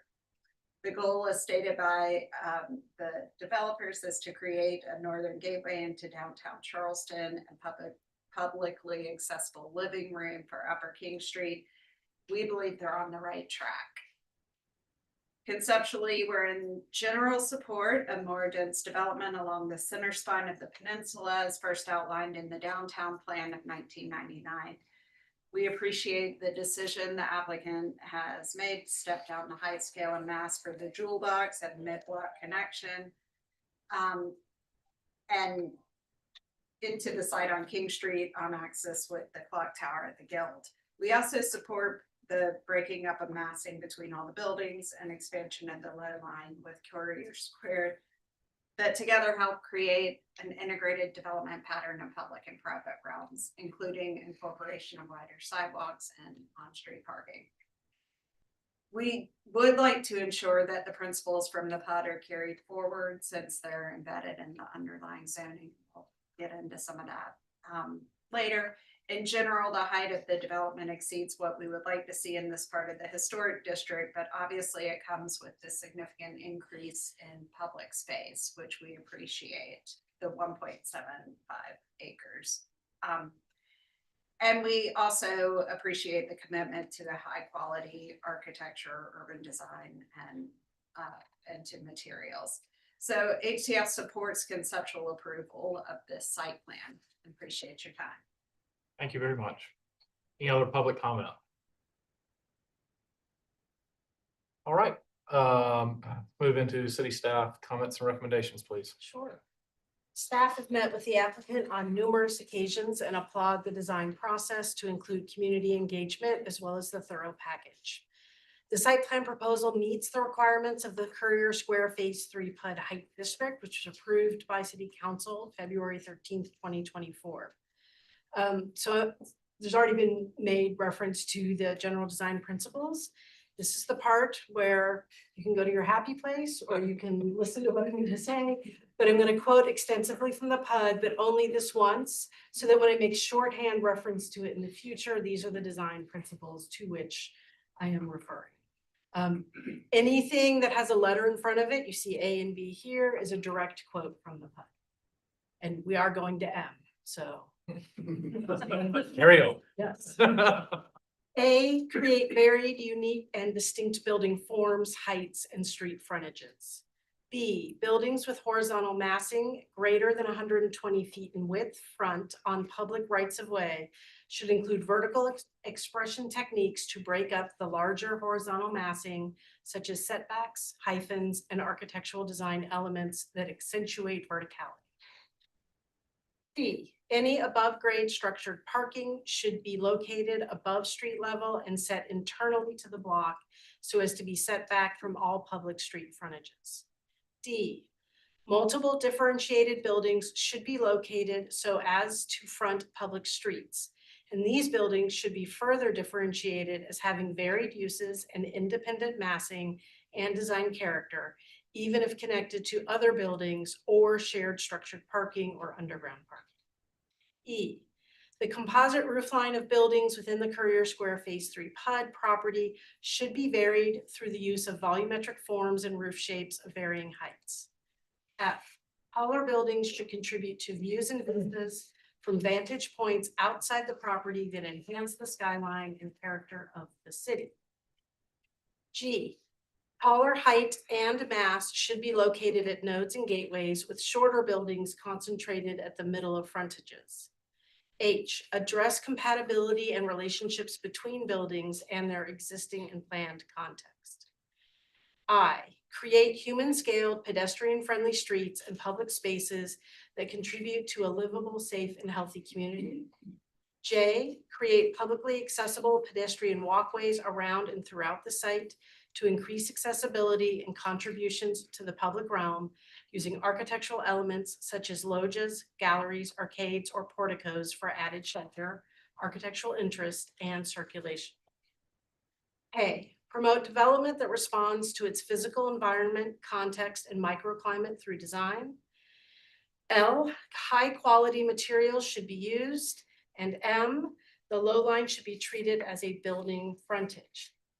The other thing that I wanted to note from the PUD Height District amendments, I'm not going to quote this exactly. I'm going to skip to the point that maximum building heights may exceed 8 stories. But that map, if anyone wants to see it again, when you're in 812, you can't exceed 9 stories.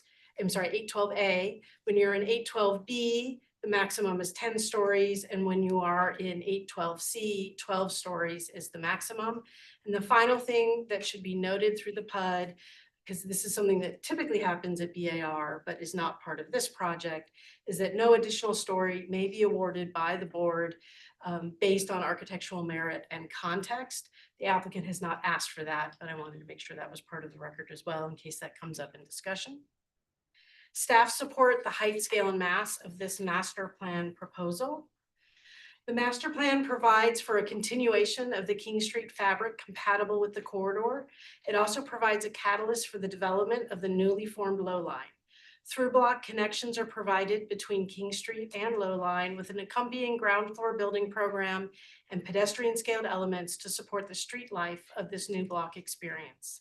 The public spaces are as varied as the supportive building fabric, providing for multiple experiences from the grand gathering space of Courier Square to the intimately scaled Watson's Alley. The urban sequences encourage a promenade of discovery between historic King Street and the newly formed low line. Staff has no conditions, and we recommend conceptual approval with board conditions and staff comments. Great, thank you so much. Any response from the applicant on this one? I'll be very brief. I just want to thank everyone for their time, diligence, and hard work, particularly our preservation partners with Preservation Society of Historic Charleston. They worked diligently to help write that PUD. So thank you for quoting from it, because there's a lot of hard work to make sure we were capturing those goals. So appreciate that. Thank you. Great. Board discussion, motions.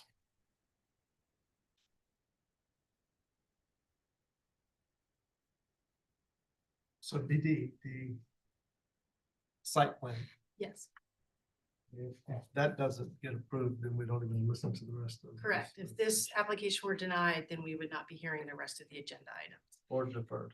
If it was deferred, we would respectfully request a highly specific deferral because the deferral may not impact some of the buildings on the site plan. And if that were the case, then we would hear those buildings. But if it impacted certain buildings, then we wouldn't be able to hear I those. just want to make sure everybody understood. Yeah. Thank you for that. Thank you for that, Mr. Motors. Katie and Christian and Paul, I mean, everything that you're involved in is great. So I want to ask you, is there in the site plan portion, like an elevation other than the sketches of what it's going to look like from Line Street, King Street, and Columbus Street? And I know as we get into the buildings that it's there. But, That's right, that's right. I think this first application is really about the ground plane and the arrangement of the ground plane, which in a sense is already ordained through the master plan and the PUD. The master plan was actually an exhibit as a part of the PUD. So a lot of the issues that we were talking about in terms of horizontal sight lines, connecting visually to the tower, all those elements we've spent, years working on. And so the plan really, I think this first proposal is really about the hardscape and the landscape within that plan. And as we go through buildings 1, 2, 3, and 4, there will absolutely be views, perspective views to understand how are these buildings being expressed within that ground plan. And I just want to offer city staff clarification to affirm that this is a plan oriented affirming of hardscape, technically be our purview is not over landscape, but can include spatial locations of the buildings as they are understood in plan O. And I knew that, I just wanted to discuss that. And the drawings, did Scott do these or your office do these? Those are Scott's office. Yeah, those are really informative and well done. Appreciate it. I don't have any other comments. Any other comments or discussion? Otherwise, I'll entertain a motion.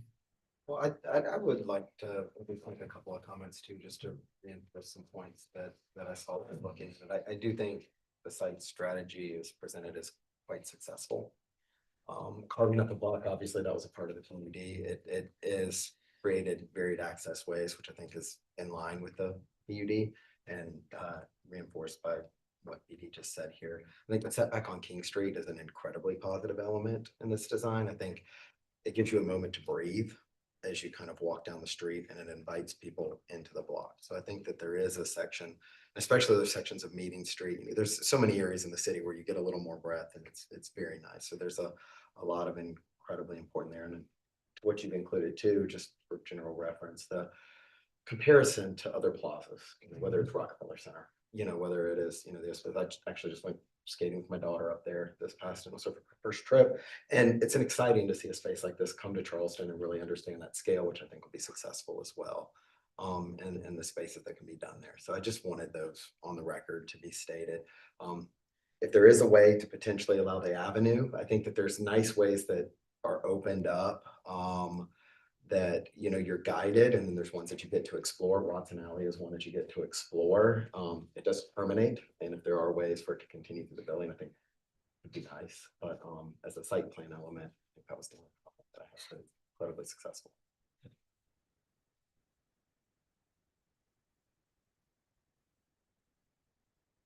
Yeah, go ahead, subject. This is through urban development of how you build your cities, and Charleston is up to it, obviously, lately, particularly with all the Courier Square and along across western part of the King Street and all that. So it's really great to see what we are starting to get.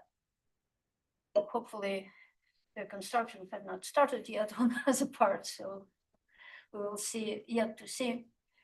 I just want to make just one comment. There was a preservation comment about the King Street expressing more of the entry to the courtyards and poking into, well, King Street, historic King Street is just wall of different buildings. And sometimes you're just going through and you poking in, there's a small courtyard and all that. So that's what we are getting here. We invited to, we are not stopping at King Street, we are invited to get inside and experience what is public realm and events and environment, and also buildings from its inside out. So personally, I'm very excited. I'm looking forward to this one. Great. Thank you very much. Matters. I make a motion for approval with staff comments. Okay, is there a second? Second that. All right, how do you vote, Mr. Freeman? Yay in favor. Mr. Brown? Yay in favor. Mr. Metters? Yay in favor. Mr. Subtuck? I'm also yay in favor. Motion passes. All right, talk about building number 1 next. Well, agenda item number 6, applicant is requesting conceptual approval of building number 1, the Courier Square Phase 3. We're just gonna again show you. Oh, that's right. We removed the locations. It's the same location the whole time. So we're just ready for your presentation whenever you are. Are you requesting additional time? I am, we have a lot of components in building 1, so I would like to petition the board for additional time. Yeah, no problem. If you don't use it all, so be it. But you've got Thank it. you very much. Again, my name is Paul Milana, architect and urban designer of Park Allerton. We're leading the architectural design for buildings 1 and 2. I'm going to take you through building 2, and I hope the pointer works. Okay. Building 1, as was pointed out by Christian earlier in the master plan, is the building at the southernmost end of the site. It spans from the low line to King Street. Part of its role is really to begin to express this transition in scale between the environment around us to some of the additional height that has been granted to the through the master planning process. Going back just a little bit about the programming, Christian mentioned the number of uses that this block embodies. Building 1 actually embodies 4 of those uses when you think about the ground floor, which would be a combination of active uses, that living room lobby idea that was talked about both at a macro scale for the entire block, but we actually have a living room lobby for the residential and hospitality uses in building 1.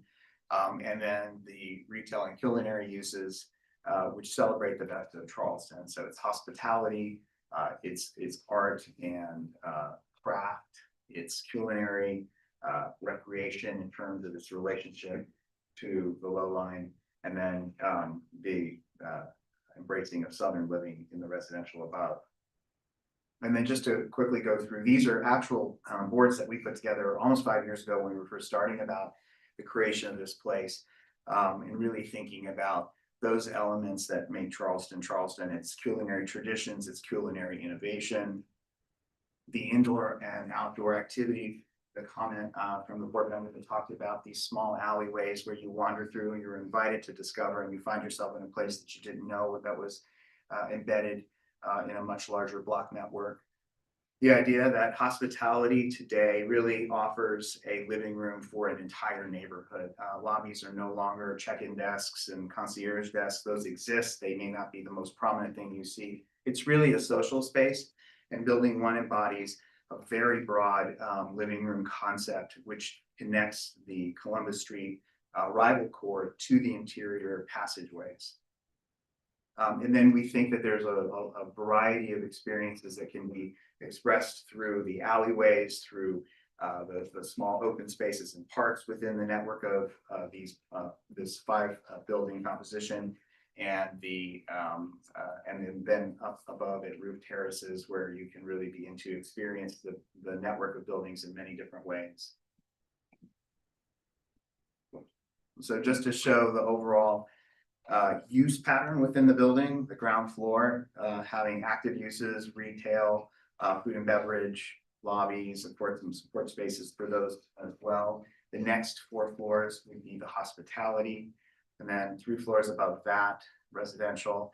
That top residential floor is shared partially with an amenity which would be a combination of health and wellness, fitness, bar and lounge, and meeting space.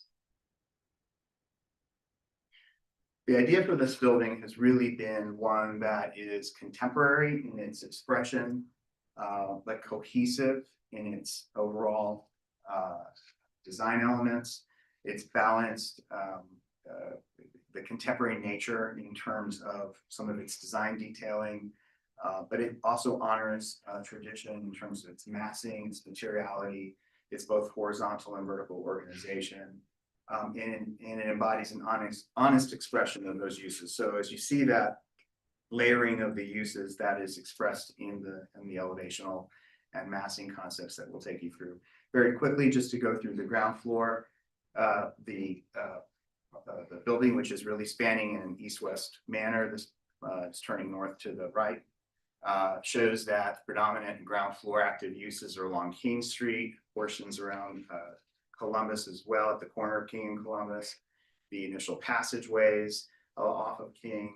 That big living room concept is that large sort of pale color right in the middle, which connects from an arrival drop-off court all the way through to the fountain court that was described by Christian in the overall master plan composition.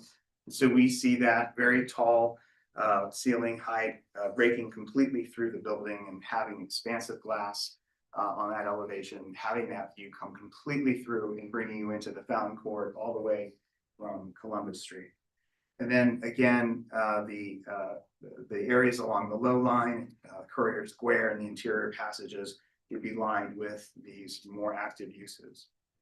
Above that, we go into a series of hospitality floors. One of the things that we're very interested in here in this design was expressing the depth of a facade that you see in traditional buildings and in buildings in Charleston in particular. So we're expressing that depth and utilizing in some portions of that step out balconies off some of the hotel units that are facing Columbus and the internal passageway and the low line. Minor massing shifts begin to move up the building. There's a feature at the corner of King and Columbus that's sort of an embedded octagon that begins to reveal itself at the 4th floor. And then above at the 5th floor, we have our first big setback off of King Street. So we're identifying really a 4-story component along King, nestled with this 5-story octagon, which we'll look at soon in the elevations and renderings of the proposal. And then above at the 6th floor, where we transition to residential, this is where another major setback occurs, especially off of Columbus. We have about a 15-foot setback there. And then we begin to move up in the residential.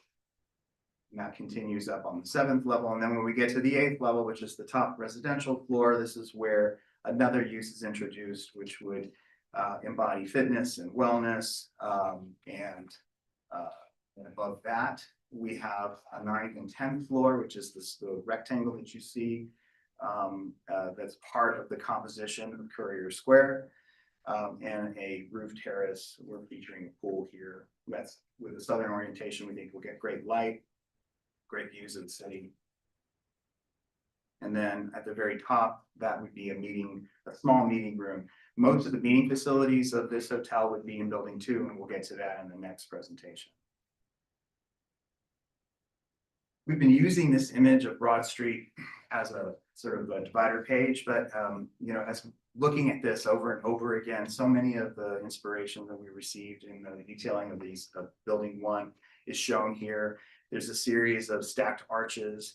There's a defining of those arches through framing, and those frames have multiple steps. There's innovation in the way multiple arches come together. This is actually, if you took this image and just cut everything else out of that image, it's actually a very contemporary response to an elevation. So it was very interesting to us. And of course, the stepping of brick, this is something that we're very interested in terms of the decorative motif, that so many of the elements that we're exploring in building 1 are evident in this view.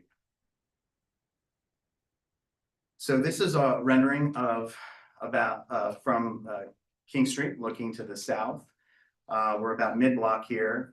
In the foreground is building 2. Not going to say a whole lot about building 2 right now because that's the next presentation. But what we see here is that element along King Street, which for the lack of a better name, I'm calling it the King Street Pavilion. That's that 4-story element, which is nestled right in here. And it is sort of engaged with a 5-story element, partially by this octagon on the corner, but it has a sort of distinct look and feel to it. It's all part of the same, a building with what I would say has the same DNA, but I think there's some genetic expression in this building that changes for the different components. And then you see a predominant 5-story expression line, which we'll look at in greater detail when we look at the Columbus Street side, and then a step back with the residential floors. And then the very top floor of the residential is really expressed as a cornice floor and has a series of modulated planes and hyphens that relate to some of the massing shifts that are happening further below. And then that element that is allowed to go to 10 stories is one of 3 sort of tower elements that form and create the composition at Courier Square. Looking along King Street from the south, this was an important corner for us. I talked about the idea that this block was both a terminus and a gateway, but there was a subtle angle shift along King Street. So this unfolding of the various elements along King Street as one looks north is something that I think will become more visually prominent than you would have on a street which might have a very straight orientation. That angle will always be perceived slightly different at this block. We like the idea of articulating that corner in a special manner. It also is slightly evocative of the corner of the Gray Star building. So when we think of this block overall, there's a kind of paired quality going on there.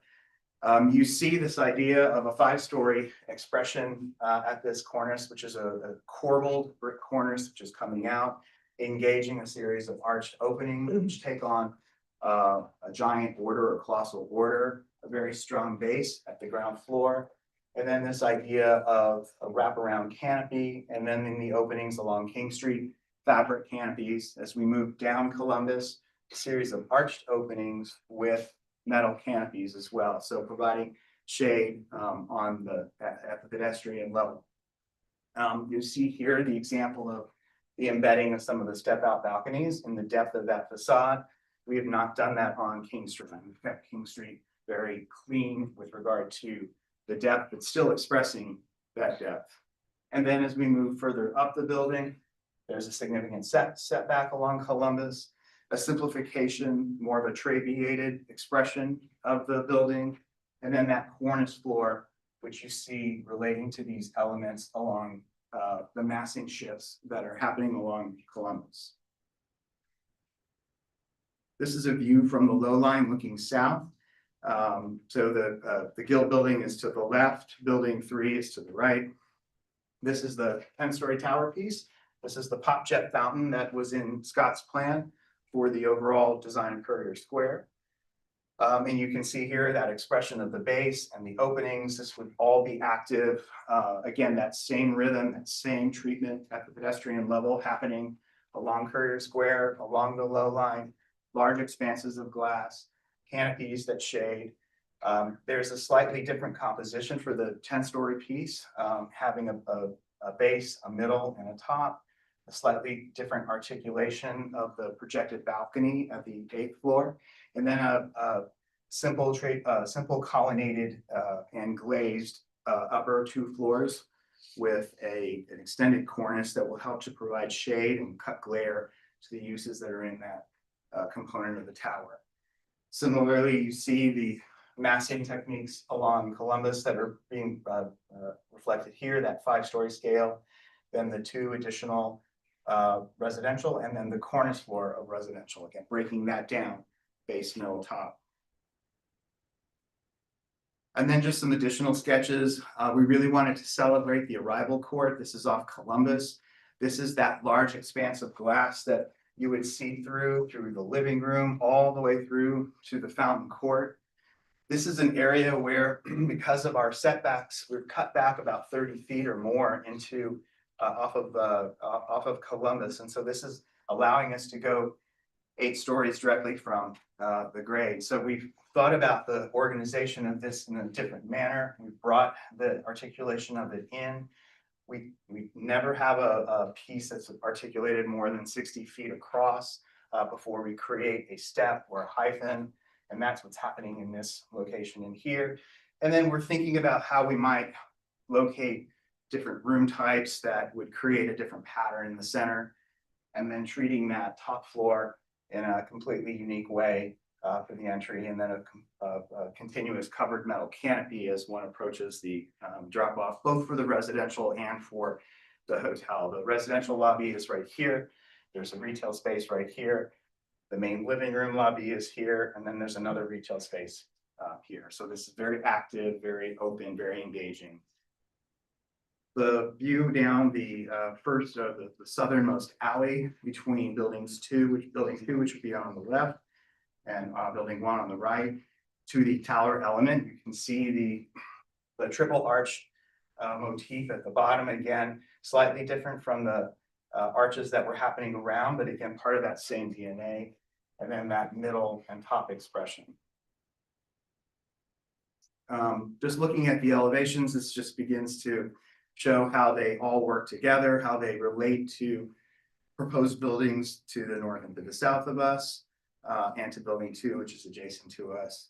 And the articulation that's happening above at the residential levels, again, along Columbus, really breaking Columbus down into 5 elements, that corner octagon, the first sort of pavilion-like element, the arrival court, which has a unique expression, and then breaking down this length between the arrival court and low line into really 3 components, 2 primary components and a hyphen.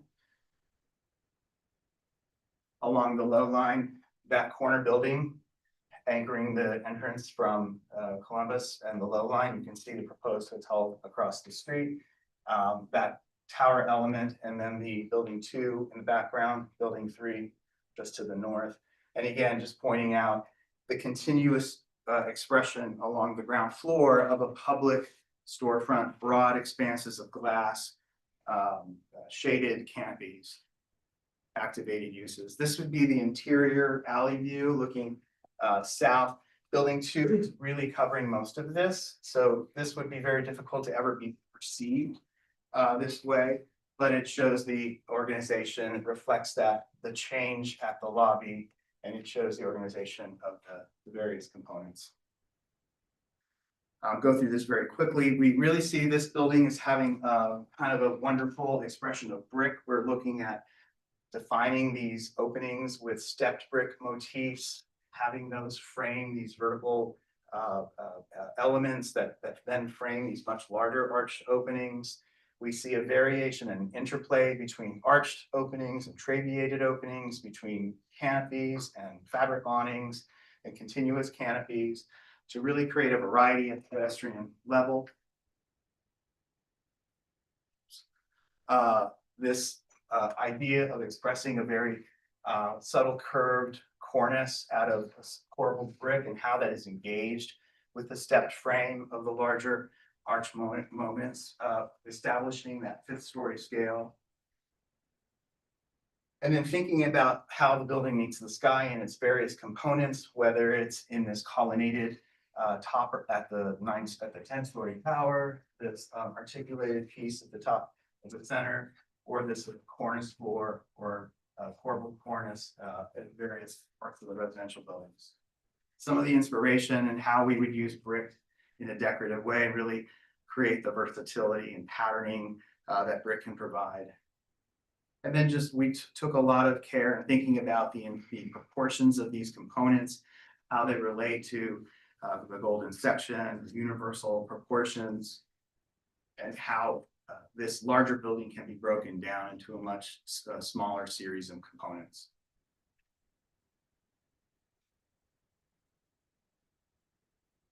And then just finally, how this all fits together. You saw those sections that Christian showed with the site blank, but now we're looking here at the Guild building, the Gray Star building, the series of pavilions, and the courtyard, arrival courtyard along Columbus, that beginning of this piece along King Street, looking along King, the articulated corner, the King Street Pavilion, and then moving down to the rest of the site.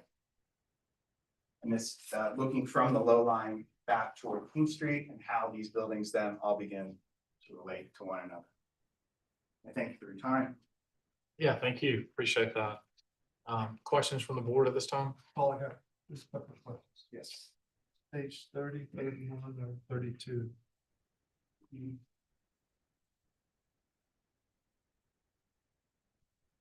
Yeah. Large panels on the top.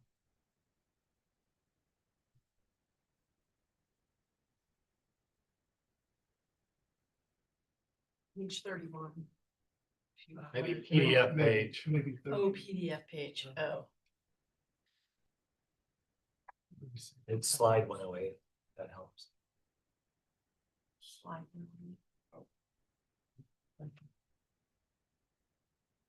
Or 30. That's, it says 30 right Right there. Yeah. No, Yeah. okay. there. With large panels up at the top.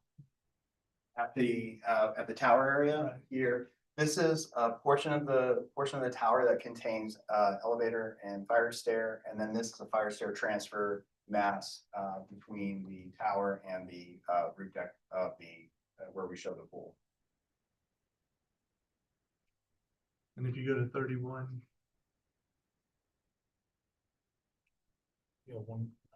continues that around. That's correct. And there's the extension piece here, Okay, I see this.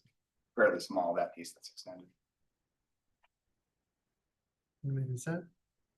It's not really visible. You have to be way away for that to be visible. Isn't it? We have a model of this, a digital model of this, and we've looked around from all the various public frontages, and it's almost imperceptible. I can't recall ever seeing it in the views. And the views that we've rendered, that we've shown you, are accurate to the physical model. Just as a point of clarification, that location would be directly across from the Lowline Hotel. And then you mentioned, and I've noticed the kind of gray star. Mhm. Where did that come from? Well, go ahead and speak about it. Well, it's not a copy of the corner of the gray star, but there was it felt like a poetic moment. If we look at all of Columbus Street, and it's starting from Meeting to the low line, to the low line to King, to have an articulated corner at both ends felt like a kind of nice composition when we think about the predecessor in Courier Square 1 to what we're doing now. It felt like a little bit of an opportunity to sort of create a bookend. Okay, and did you think about a model for this? An actual model?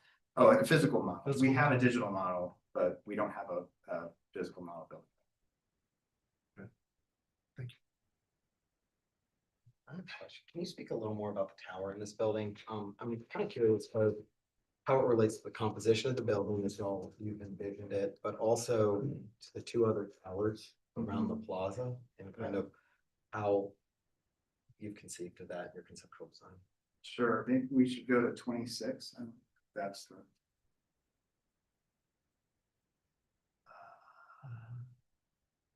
So we've tried to express this building as kind of having a one DNA, but that there's a sort of range of expression within that. So I call it a genetic extension, right?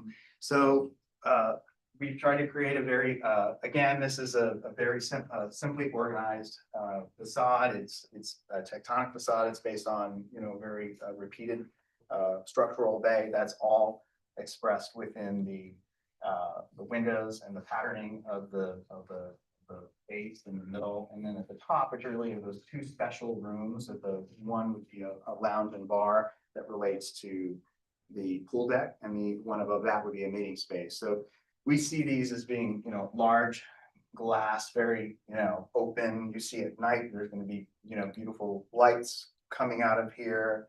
We'll have to think of a really cool ceiling effect because its ceiling is going to be very visible.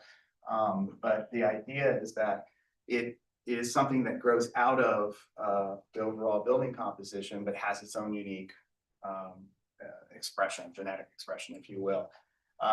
We wanted to be part of a family. We didn't want these, we did not take the approach that these buildings, these 3 towers would all sort of have similar elements. They would be different, but together would form a composition. If you think of a European square where, you know, 3 different architects over a period of time created tower elements, they each have their own signature and mark, and we felt that that was the approach here. We also wanted the top of this tower to be somewhat simpler because we wanted the original tower, the clock tower for Courier Square, to really be the granddaddy of them all. Right? It has a lot of shape to it. It has that clock, and this has this is there to be a friend and not a competitor. So we wanted to keep it simple and be very expressive of what was happening inside. Along those same lines, and I was curious about the tower as well. In terms of the other buildings, are there other, does it relate to the other buildings? Are there other towers with the other buildings, or is it really the clock tower? Good. Elevation. Maybe if we go to 32. Great.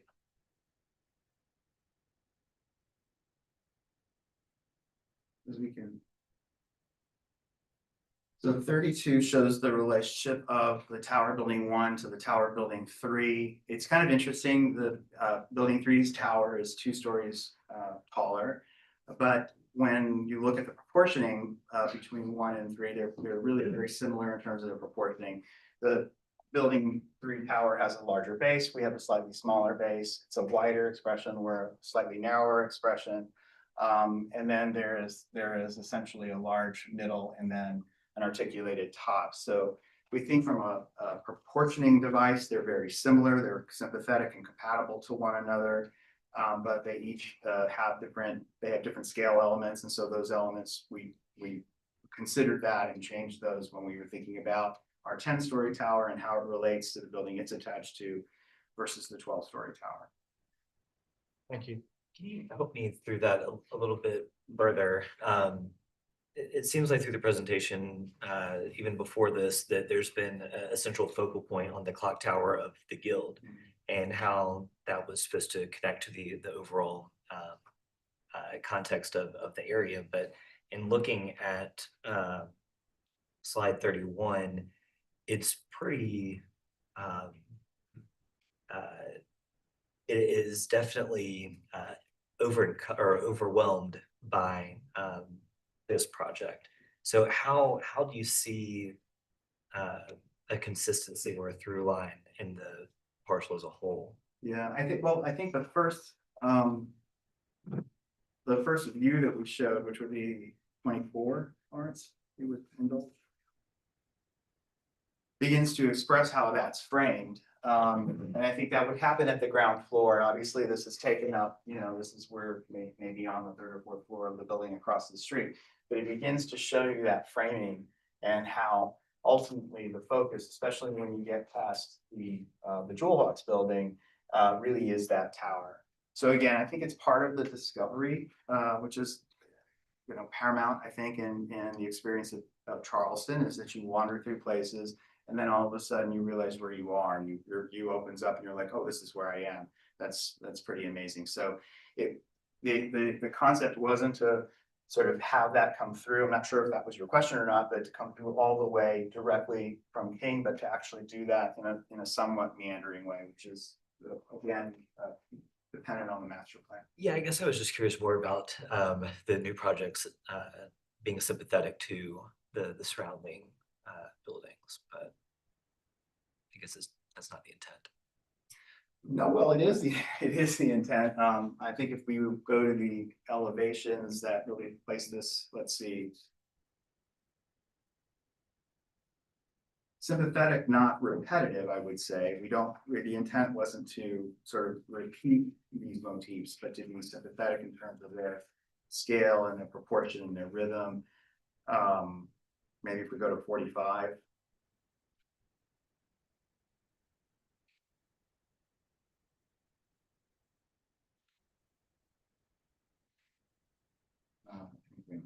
one before this. So, here's the guild right in here. So again, thinking about there's a corner component, then there's a field, then there's a series of vertical components and field. You know, we have that kind of similar rhythm happening along Columbus. So there was very much an attempt to sort of relate across Columbus Street some of these major moves and these expressions and these sort of dimensional forms, so that when one looks down Columbus, there was never a continuous facade that wasn't more than 60 feet, or in some cases, it's only 45 feet before there was a significant relief point. So we are trying to, to be sympathetic, to be part of the context, but I think as city making, there's a diversity of expression, there's a diversity of materiality, and that's what makes cities, right? There's a sympatheticness in terms of massing and expression logic, but that each building has its own signature. You mentioned earlier you have a digital model. And for me personally, the physical model to understand what all of these buildings in context of the current block, that would be helpful. All right, any other questions? I had one more question. Sure. I'm trying, as I look at the elevations and the presentation, to really understand precisely kind of the organizing design principles of the building. I did understand how they respond to the different sections, how they're broken down, their relationship. But for maybe a specific question, if you were to go to slide 25,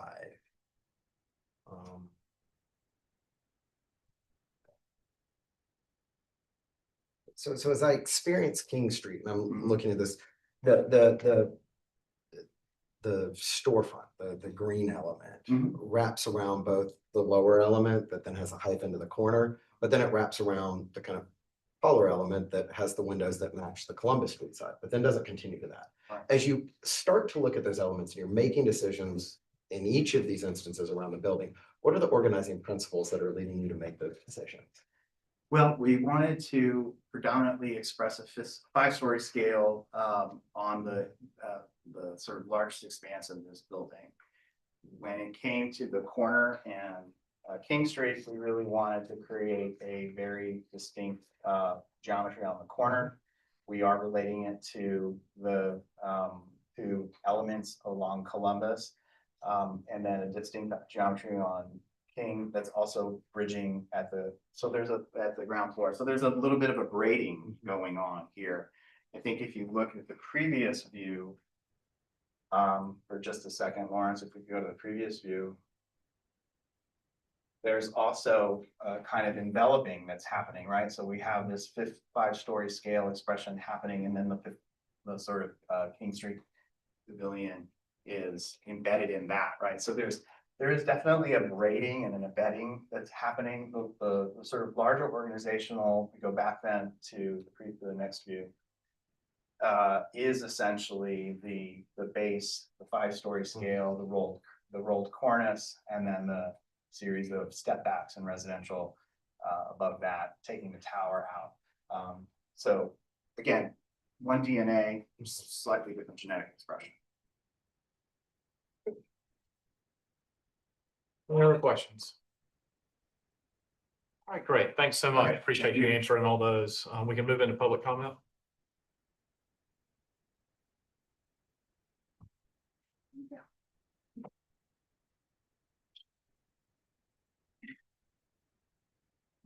Alexander with the Preservation Society of Charleston.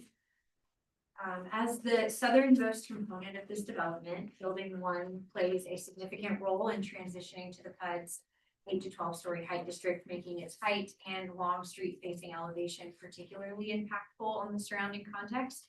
Overall, we feel this is a well-detailed design and the corner element is strong, but thinking about the building's location adjacent to the Guild, the massing of the south elevation warrants scrutiny to ensure that Columbus Street doesn't feel like a continuous wall. As mentioned in our previous site plan comments, building 1 would benefit from breaks in its long frontage in addition to the lobby entrance to allow for more points of access to the public space and to help break down massing further. Additionally, recessing the upper floors farther from the 5th floor on Columbus Street would be another way to soften the transition into phase 3. As proposed, the setback feels shallow and the height overwhelming on Columbus Street. Lastly, the 10-story tower element feels top-heavy and overpowering as part of the proposed skyline. This element should be eliminated altogether, but at the very least, we urge the board to use its authority to reduce the height of the tower by a half story to improve the overall proportions of the building. Given the level of resetting needed, we would ask for deferral of building 1 for height, scale, and mass. Thank you.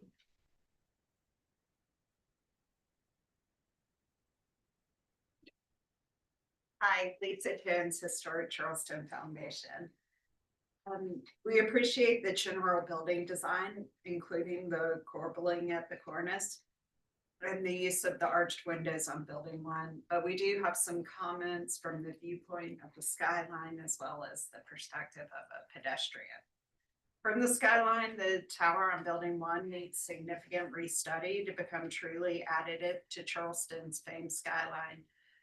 I'm not going to read the PUD goal again, but one of the design goals that was codified in the PUD has to do with the composite roof line being varied in volumetric forms. So we would like to see the applicant sculpt the tower using tools such as creative setbacks and erosion of mass at the top floors to create more depth and visual interest where they terminate at the sky. We believe the adjacent clock tower at the Guild could serve as inspiration. The clock tower is referenced in the plan as an architectural moment to highlight, and yet the tower included in the concept plan lacks the dimensions and depth of the Guild Tower. This part of the building is visible from so many vantage points and is incredibly important. We believe the tower should be restudied. From the vantage point of the pedestrian, more design focus is needed on the entry court to Columbus Street. On Columbus Street, most people will truly interface with these buildings from the sidewalk and ground floor plane. Because this project anticipates significant programming and pedestrian activity on all sides, Historic Charleston Foundation would appreciate more architectural detail, adding depth, texture, and high-quality materials around the entry court. The corbelled brick cornice above the 5th floor is a nice feature, and similar brick detailing should be added at the entranceway to set it apart and enhance the pedestrian experience. Basically, you're not going to be looking up at the 5th floor, so having something at eye level that you see would be a nice detail. Ensuring that this building will create a visual connection to the historic context of Charleston and contribute to the unique skyline will require further study, and we respectfully recommend deferral of this request. Thank you.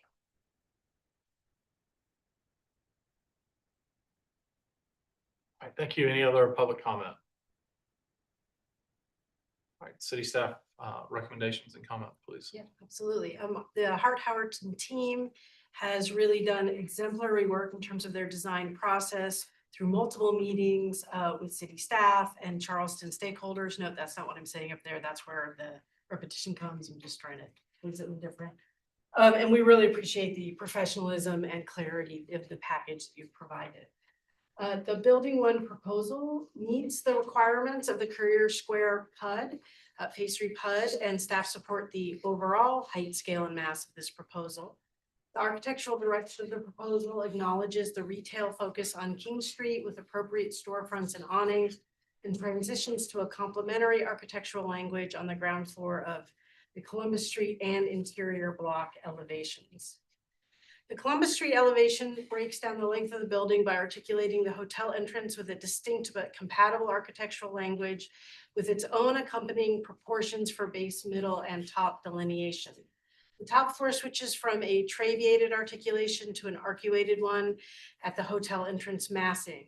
There is enough hierarchical distinction in the ground and middle portions of this area. Staff encourage restudy at preliminary review to include the already present trabeated system to provide a better coherence and unification of the facade comprehensively at this top level.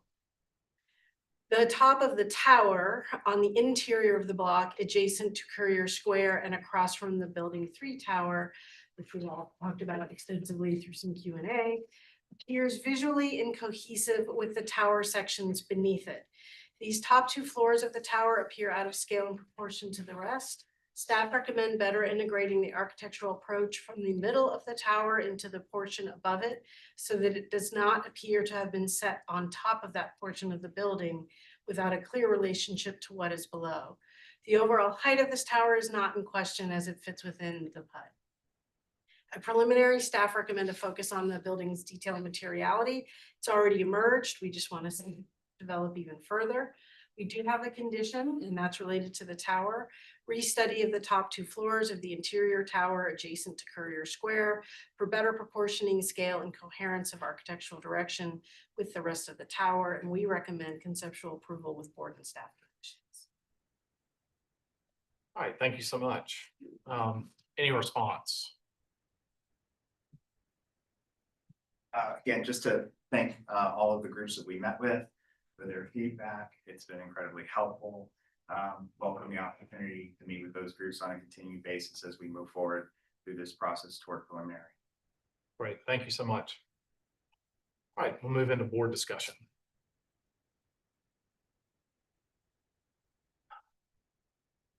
Mr. Chairman, Yes, sir, Mr. Metters. There's a lot going on when I look at the articulation of the exterior of the building, the ins and the outs as it goes up. And from your drawings, I've been looking at page 30.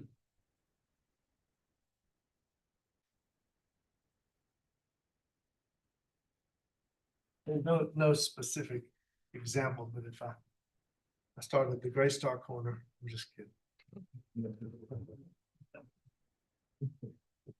And then, you know, you work up above that and you work out to the side and the little infill just above the first floor that acts as a connector. And then you move up and there's ins and outs.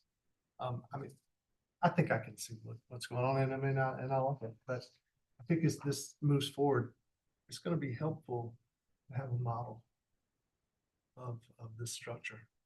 And I think that part of me coming here tonight said, gosh, I hope they have a model of this, and so we can really see it because of its importance.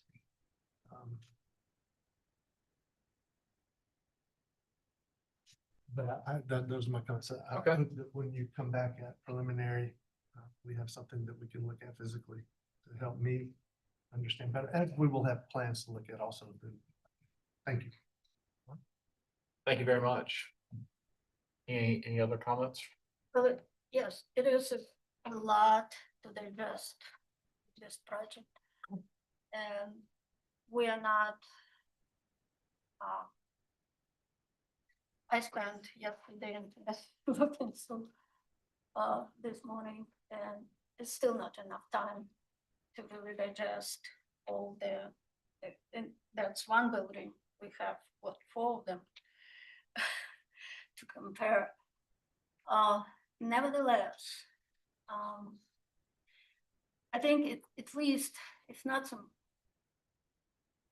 we're mentioning model, but we have not seen any errors, and that could help.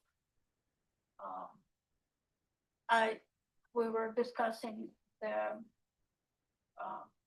clock tower and new towers, but to me, actually, they are very logical there. It's the forming and framing that part of it. They're different towers, but I think they complement each other, and it's going from really kind of simple existing tower to more elaborate and more cohesive with the rest of the proposals. I don't think this keep talking about DNA with different genetics. And yeah, in DNA, it could be kind of off.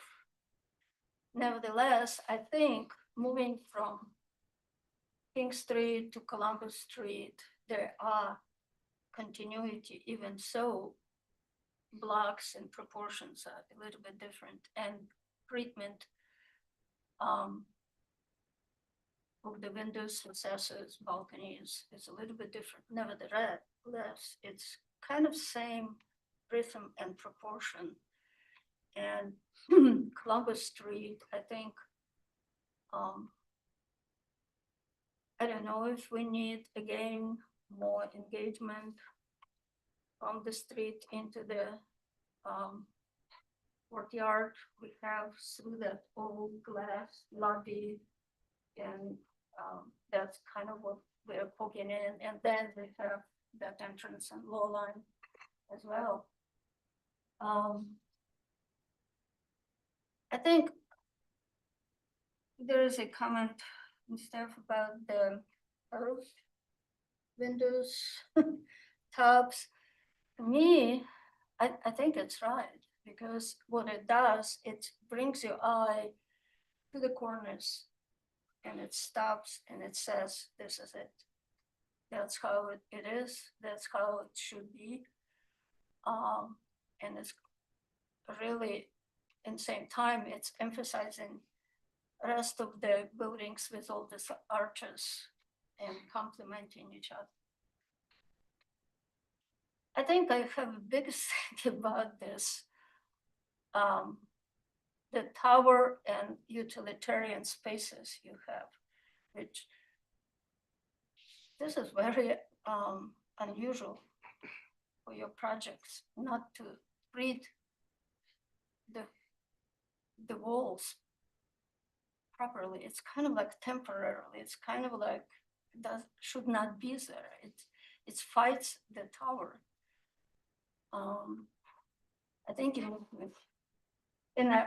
I see what you're trying to do is they create the tower, but those spaces taken away from continuation and creating the tower. So I think plan-wise, you might need to rethink that altogether, or treat that not just flat, insignificant walls. And there is a we say that we cannot see that. Well, one of the perspectives actually shows. I think it's from the King Street. Let's look at that 26 and 30.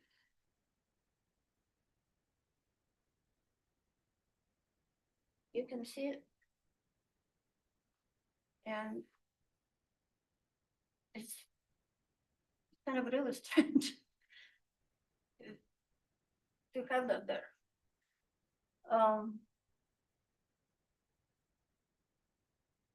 So again, this is just, I guess we're looking at the architectural direction, and it's very enticing. And we have this front sheet you're showing for each section with Broad Street buildings. It's very positive to have that connection with the Charleston. Okay, so other than that, I think this building is ready for conceptual, and we can see more what will be happening in preliminary. Maybe with the model. But I do. Definitely with aerials. Okay. Mr. Crank me up. Again, I'm probably going to echo some of the comments that the board has made, but this is a significant project, obviously, for the city, both in its physical scale and I think also its civic importance. And so there's many aspects of the design as I look at the elevations, as I see the details as they've been developed, the cornice. There's a lot of elements that I genuinely admire. There's a richness of detail, I think, in those elevations, and the elements that are brought there. And it's clear that a lot of thought I can see has kind of gone into this architecture. But when I look at the composition as a whole, I find that there are a lot of elements that are competing for attention, you know, and I think it's fine to have some of that, but to me, it feels visually noisy and it makes it hard to fully appreciate the strengths of a lot of the moves that I see in here. I heard a lot of talk of the components and how they braided together, allowing those to kind of experience the partie of the building, to let it unfold, to visually clue to different areas so that you can see it. I think a distillation of some of those items would benefit the project. I think that it's speaking a lot, but I feel like a lot of the moves are loud. And I think it could probably benefit from some quiet moves as well that might also move through the project and visually kind of direct the masses together. And I don't think they need to speak the same language, but some distillation could probably be helpful. As I look at the project and I try to understand it, I think that there's a lot of things that I like, but in terms of architectural direction, I don't know that I see coherent, clear moves as a building. That's kind of my. Thank you very much. Yeah, from an architectural direction standpoint, I like where it is. My questions were focused on that upper tower. I agree with staff conditions on that. I'd like to see some restudy of that, those top 2 floors. But overall, I think it's ready for conceptual approval and like the direction that it's headed in. Yeah, as the layperson on the board, I don't have the sort of training that my colleagues do in architecture or in engineering. So I think I'm going to have to speak very plainly about this, like I guess I always do. This is to me very much like the hotel along Meeting Street and Horlbeck Alley, and that it's difficult for me to separate the different buildings as part of a larger project and be able to move forward with one and with not having looked at the others to understand the full context of the building or of the project. And this is one of those scenarios where it's hard to evaluate this in a vacuum. Personally, I agree a lot with my colleagues on the general architecture of it, and that it pulls from so many different elements throughout the city that I see a replication more so than something that is seen more as a unit or a standalone building that is standing on its own. And it was hard for me to circle that square or square that circle, whatever the saying is. The height is certainly a concern as it, I would imagine, relate to the other buildings in the area as well, in particular the Guild. And once again, a model would be really helpful. Physical model. Thank you. One of the things about physical model, you're not going to get in detail that much. You'll get messy. So height, scale, Yeah. and mass would be helpful. Yeah. And partie and understanding of kind of, I mean, I think that material is clearly evident in a lot of the drawings that are here. And I didn't echo it, but I did want to say your comments, I completely agreed with about the tower and the elements plugging into the tower too. I didn't state that. Well, that's a minor thing, actually. They can deal with it easily. Yeah. Probably, I think. It took them, 2 years, and we have what, 1 day? So it's very important part of the city. Nevertheless, I think we're still going in the right direction. And I think you know, there's ins and outs, stepping back. Actually, they are cohesive. With, we have a much worse examples of doing that, trying to break the scale of the buildings in recent architecture. So I think this is working. But I think it's also because it's so much of the detailing, we are hung on that as well. So,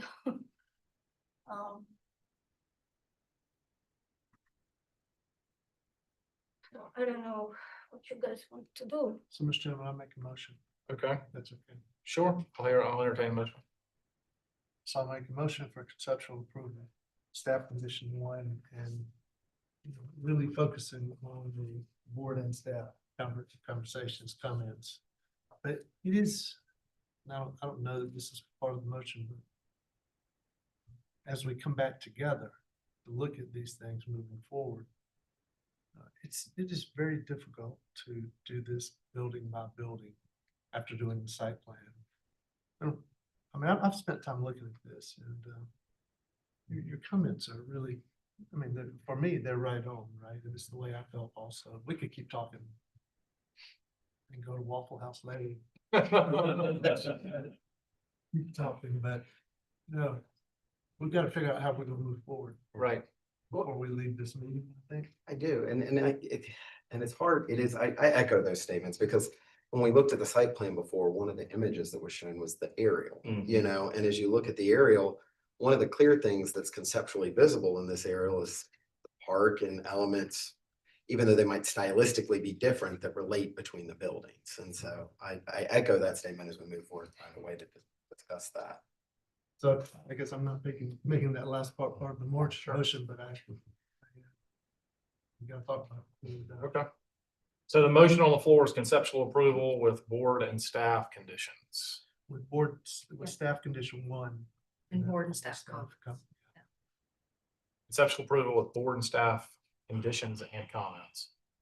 Is that what I'm understanding? So conceptual approval with staff condition 1 and board and staff comments. Okay. So conceptual approval with board and staff comments and staff condition 1. I state that right? Yep. You can. Yeah. That's backward. Is there a second? A subject seconds it. Strength, how do you vote? Yay in favor. Brown, No, not in favor. Mr. Matters, Yay. Ms. Sobchak. Yeah, so I'm also yay in favor. Motion passes. I'd like to let's just take a 5-minute break for everybody, and then we'll wrap up the rest of this.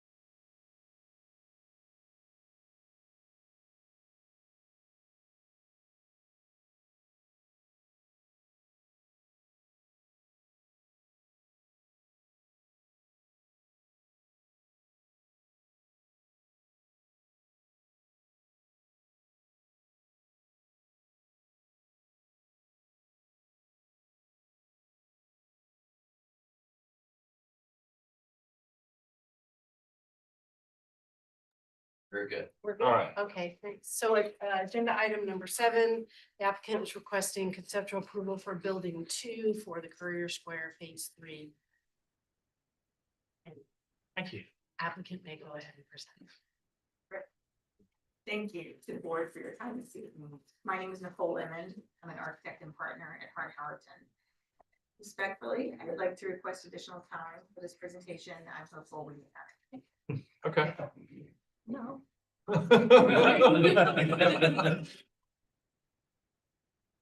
We're excited to be here this evening to have the opportunity to present the conceptual design for building 2 at Courier Square to you and all attending. So thank you very much for this opportunity. Building 2, shown here on the plan, and its place in the master plan is the jewel in a crown of open space connecting King Street to the low line through the block. You might hear us talk about it as the jewel blocks. We see it as the jewel. It is set apart from the other buildings. It is conceived as a building in the round. It is meant to be seen from all sides and to complement the open space program as an active use and as an attractive setting to the activities that may occur within the passages and courts, as well as beyond the low line.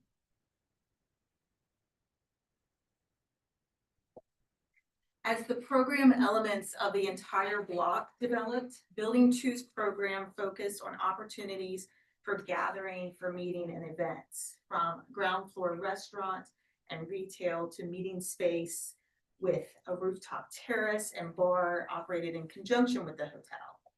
We see it as a meeting house for Upper King. The building program, here shown in 3-dimensional view, resides in a 2-story massing. This 2-story massing is atop that is a predominantly open air covered roof terrace, providing activity overlooking Fountain Court, as well as a moment overlooking King Street. At the ground floor, a covered porch entry on King Street provides access to the retail or grab and go cafe, as well as entry to the meeting spaces above. So it has a King Street address. This porch entry to one side is inspired by the Charleston single house. Double height openings you'll see as we go through the elevation and massing wrap the building on all sides, complementing the storefronts and activity along the passageways. These openings, these are double height openings that you're seeing now at the second floor, the conference and meeting room spaces. They wrap the building and they provide light and views from this larger meeting space where events will range, capacity for lectures, capacity for dinners, as well as receptions or conferencing. At the rooftop, you're seeing the core, that vertical circulation pop up into a penthouse pavilion that's housing the covered terrace and a bar. The bar is oriented to Fountain Court and beyond to Courier Square and the low line. Again, activating and thinking about the activity along the roof line and all levels here at the Courier Square development. At the rooftop, here is just an understanding of how the shaped roof of the pavilion is set back from King Street. And we'll see that in a little more detail as we go through the images. So we've seen this image before, but now we're thinking about Building 2 in the context of King Street. This 2-story massing, it provides a break. It's a very intentional break within the patterns of the typical 4-story structures along King Street. It's inspired by Charleston buildings that exist today that are distinct foils to the typical urban fabric and even specifically on King Street, which we'll talk about in a moment. We're also seeing here the pavilion-like penthouse. It's set back from King. As you may have noticed in previous views with Building 1, the penthouse structure does have limited visibility from the pedestrian level at King Street. That's intentional, that it really reads as a 2-story massing and as a figure along King Street. From Courier Square to the low line, in the low line, Building 2 provides a backdrop now to an internal open space to the fountain court, the ground floor restaurant here on this facade that might spill out, and then together with the retail uses that are imagined in building 1, the lobby from the hotel, as well as building 3, these all work together to activate the mid-block from King to the low line, drawing people through the site. And as mentioned previously, these double height arched openings wrap the building, inviting pedestrians in from King through active passageways on both the north and south side, into the block and open spaces within the block and to the low line. In elevation, the composition really falls in line with the principles we've been discussing of design for an articulated base, middle, and top, but within a colossal or giant order. This giant order is employed to address the scale of a 2-story building, and to differentiate it from the rhythm of the adjacent buildings and their ground floor expressions. It really is meant to stand out and be part of the larger urban and open space design of the block. Depicted here is the elevation along the South Passage. King Street's on the left. You're seeing again that giant order articulated, and that articulation of the vertical elements of the double height openings, arched double height openings on all 4 sides of the building. This is showing the view from the low line as well as the view along the North Passage. So you're seeing that continuity of the building design around. I think that's on my. Something about the fonts, it kept popping up.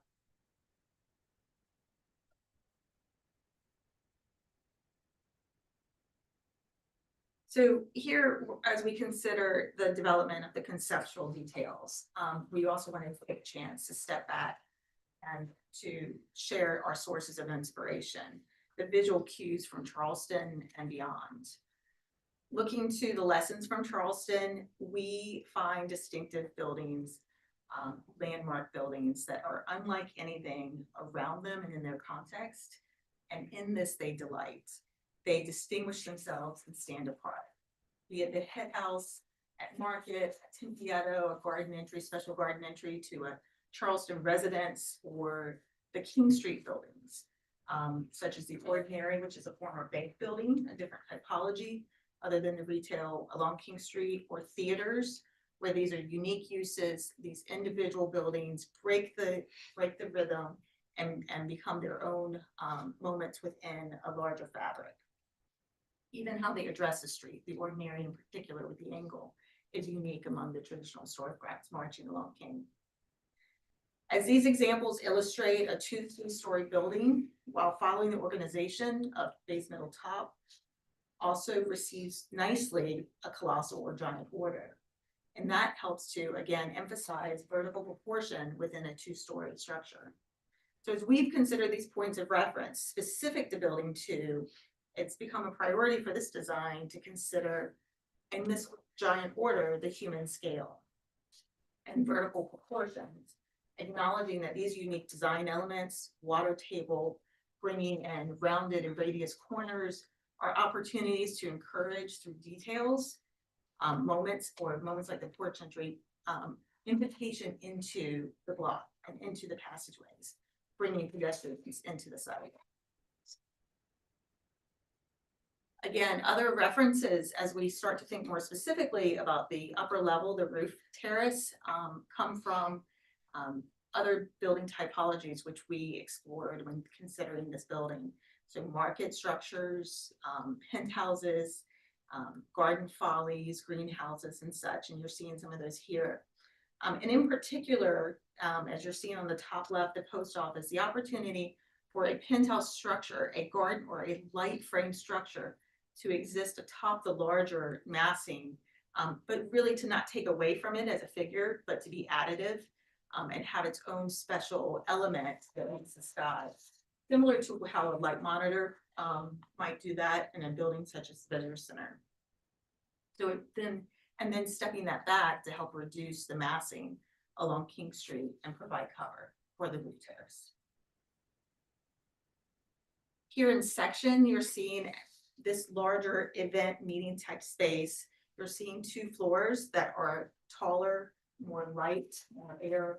Again, emphasizing that colossal order where that stove height windows come into play. And then at the roof deck, a more modest structure atop. So in the context of the overall proposal for Courier Square, Building 2 stands out intentionally from the rhythm and the massing of the surrounding context, both on King Street and within the block. It is a moment that we think will become part of the fabric of Charleston. And moving around the building again, looking again in detail, we're hopeful that the intent is clearly illustrated for this jewel, this elegant jewel of King Street to be enjoyed, engaged by all, and really to be considered in its totality in the round as the next contribution to Charleston's one-of-a-kind unique moments in a one-of-a-kind unique city.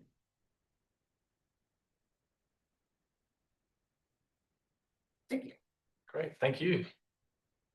Any questions from the board on Building 2? Its location within the block. Right now, it's 25 feet from one building and it's 30 feet from the other building. And as I look at, what elevation was that? Sorry, I was trying to just slide back there. Wait, what page that was on? As I look at elevation on page 26. I'll let Lauren control. Yeah.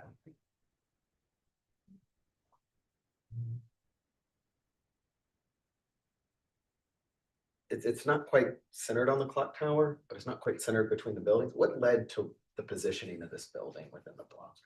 So it's a reflective in many ways of the elements that you see throughout Charleston of the quirkiness and the discovery moments, that everything is not equally sized, that the alleyways, you know, one zigzag alley, how it meets the major street versus another alley might be slightly different.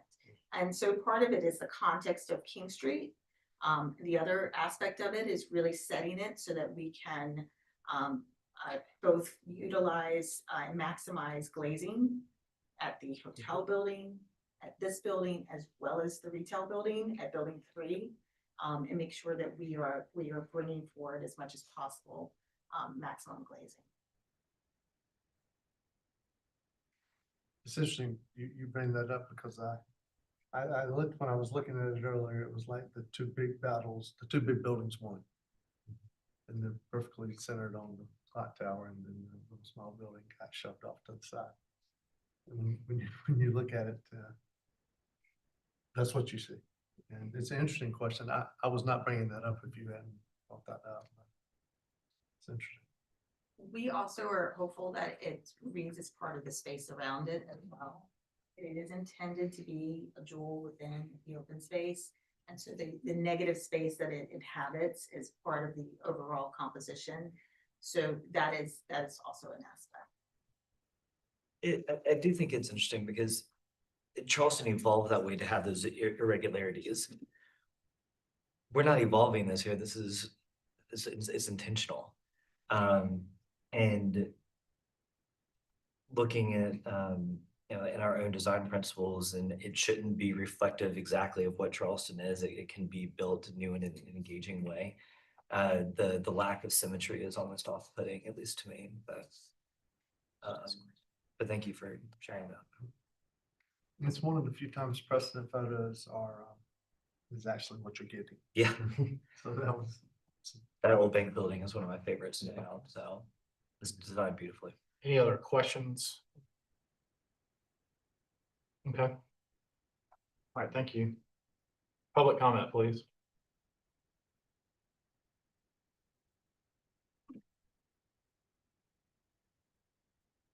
Anna Catherine Alexander with the Preservation Society of Charleston. We agree with the statements that have been made that this building does offer welcome relief along the streetscape, and we appreciate our Howard and taking many of our comments into consideration throughout this design process. Building 2, as has been pointed out, also sits at the only point of entry on King Street and will determine how many first experience this site. And we think the design is starting in a positive place, but do think that more work is needed to ensure that the architecture responds to the intent of the PUD by facilitating strong connections to the public space on the interior of the site. As proposed, the building's form inhibits visibility and natural flow into the site, and we suggest 2 areas of restudy. First, while the ground floor design is a clear reference to a loggia, it would be more successful as an actual open air passageway. We encourage the applicant to open the south bay of the building to draw pedestrians in and provide shade, seating, and truly public space on King Street. Second, the reference images point to buildings with gracious, airy ground floors that historically housed institutional and community serving uses like Market Hall and the Garden Theater or the former bank building on King Street. But as proposed, the ground floor plan is characterized by bifurcated spaces with a narrow passageway for circulation, and we think should be reconfigured to create a more inviting civic space. So given the level of restudy needed, we've asked for deferral of building 2. Thank you. Any other public comment? All right. City staff comments and recommendations, please. The props from building 1 extend to building 2 in terms of Hart Howerton's professionalism and engagement with staff and other members of Charleston. As well, the building 2 proposal meets the requirements of the PUD, and staff support the height, scale, and mass of this proposal. The architectural direction of the proposal draws clearly from Charleston precedents and fits within the existing and proposed King Street streetscape. The colossal scaled arched openings support the building's role as an architectural gateway from King Street to the newly proposed Courier Square public space on the low line. At preliminary, staff recommend a focus on the building's detailing and materiality that will bring its status as a jewel box more into focus, as well as an understanding of the pedestrian scale of elements. Staff have no conditions, and we recommend conceptual approval with board and staff comments. Thank you. Any response from the applicant? If any? No, but thank you all, including members of community who've been a part of this process. Thank you. All right. Moving into board discussion then. Can I ask a question of staff before we get into Please. board discussion? Because I think there's some questions, and as I look at the conceptual massing that was presented at the site plan of Courier Square, especially the clock tower looking down, the way it framed buildings, some of the aspects of that are there, and there's alignments that were important there. And again, as the site plan develops, we understand that we're reviewing these at conceptual, and site plan will be shifting, but these will be, how do we make decisions as it relates to elements that overlap some of the individual characteristics of these? So for instance, if this particular building you would like to see symmetrically placed, with the space on either side, you could make that a condition of a proposal. But if this building were to affect, let's say, the next building, if there were like how did, I mean, I guess with this building within its immediate adjacent context, I can understand that, but is there any ability for the board to comment on how these things might affect the development overall, or? So let me ask a question to really do. Yeah. If we were to take these buildings individually, they match the site plan? Yes. I mean, so I know I see it, but I'm just trying to extend the question. Yeah. So what we're seeing here and walking around it, what it's consistent with, it's just a continuation of a difficult situation. I might suggest that out there in the real world, if you're at grade and you are walking down King Street, you likely will never perceive that this building is not on that axis with the clock tower. Your brain will likely think, well, it's just placed on axis with the clock tower.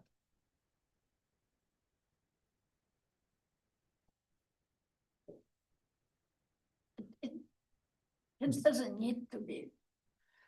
Well, I understand that. And I mean, I understand, I think that there's a spot for quirkiness. I think that there's a spot for this. Obviously, there's a difference between the sides. And I think there are also some guiding principles. And I think as I look at this building and I think about the architecture and the scale, it is, I mean, this jewel box is a gem. It's well proportioned and well detailed.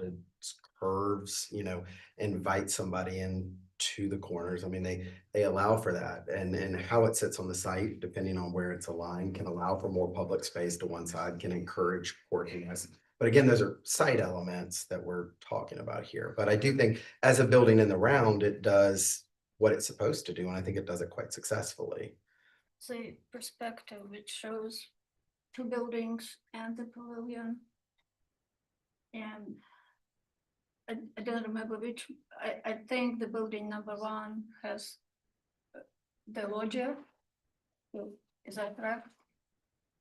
Which you're walking.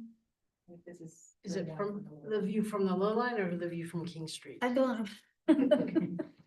Because building 3 has a low jet. Yeah. Okay, so.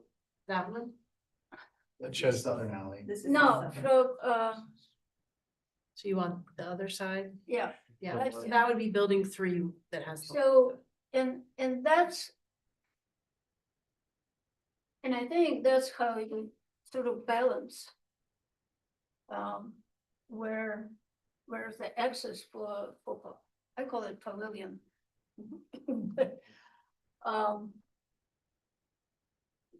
Because you have you have another body of air in that logic.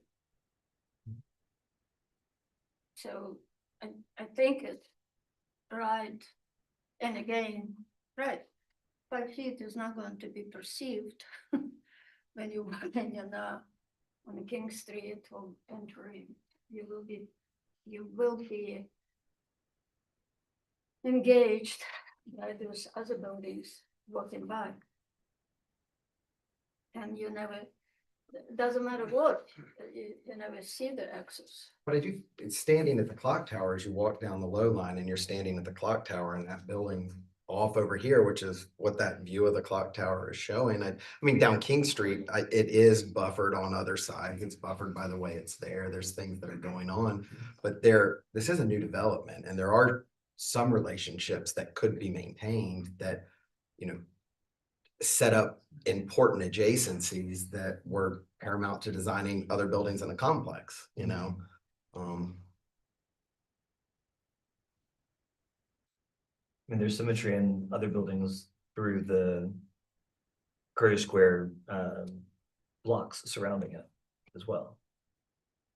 It's weird that we lose that on the other side of King Street. You know, it'd be like off putting the senior home just off of Columbus, when there's a beautiful sightline down Columbus to the main entrance of the building. That's kind of the reference that I'm making, and that was intentional because it's a new project. And again, architecturally, it's beautiful. I love the building, very reminiscent of Margaret Hall and the Old Bank Building. It just doesn't make sense to me. Well, again, I think it's part of this urban approach. I mean, you see that in Europe all of time. You know? The symmetry, if the buildings will be all the same, I would say the symmetry is needed. But to me, I think it's right. There's 3 elements. There's a pavilion jewel with the courtyard, with the side alleys and street, and then there's a alley between 2 towers, and then you end up in. So you wave through it. You never go straight. Yeah.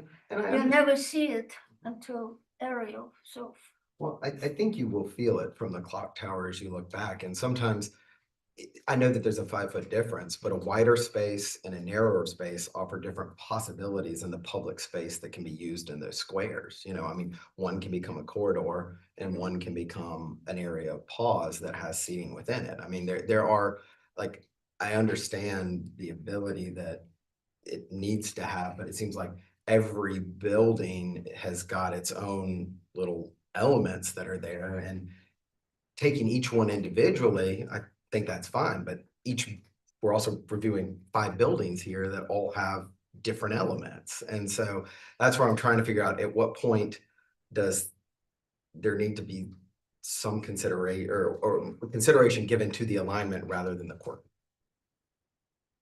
And that's what my question was geared towards.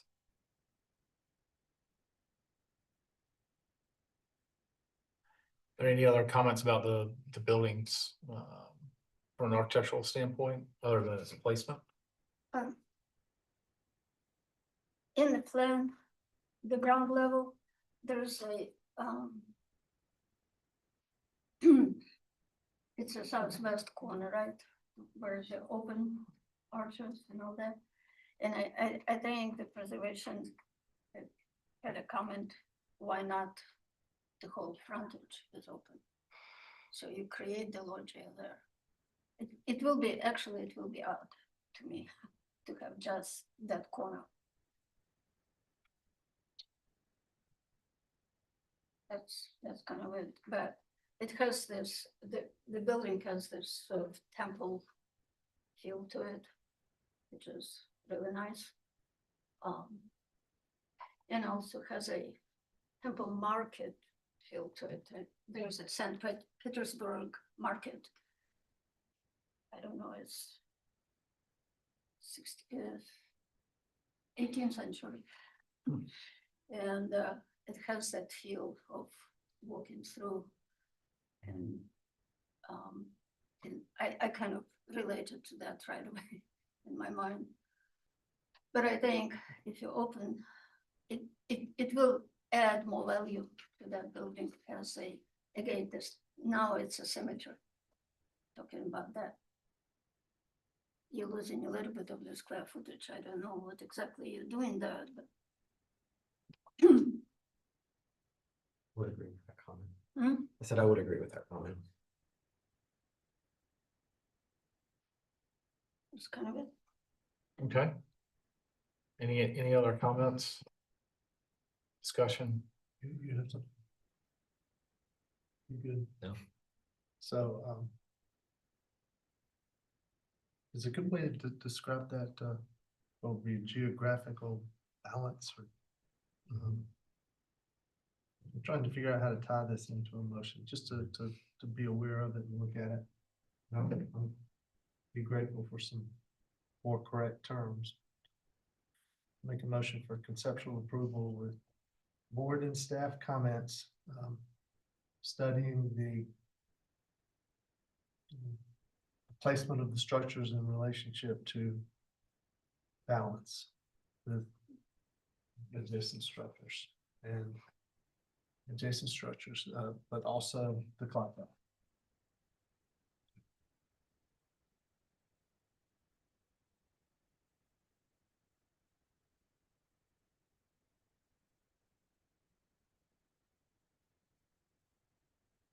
So conceptual approval with board conditions and staff comments, studying the placement of the structure to adjacent structures and the clock tower. I'll second. Did I read that correctly? Yeah. Okay. I heard a second from Mr. Brown. Mr. Trantham, how do you vote? Yay in favor. Brown? Yay in favor. Mr. Metters? Yay in favor. Ms. Sumka? Yeah, in favor. I'm also yay in favor. Well, the same building. All right, building 3. Agenda item number 8 is requesting conceptual approval of building 3 for the Courier Square phase 3. And we are ready for applicant presentation whenever you are.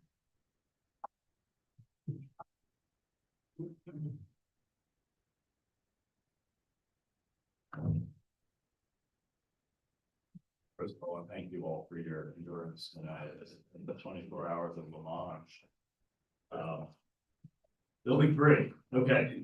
I think you all are very familiar with the master plan. I'm gonna just move through this. This is a mixed-use building, as they all are. The primary focus of building 3 is retail, restaurant, and residential.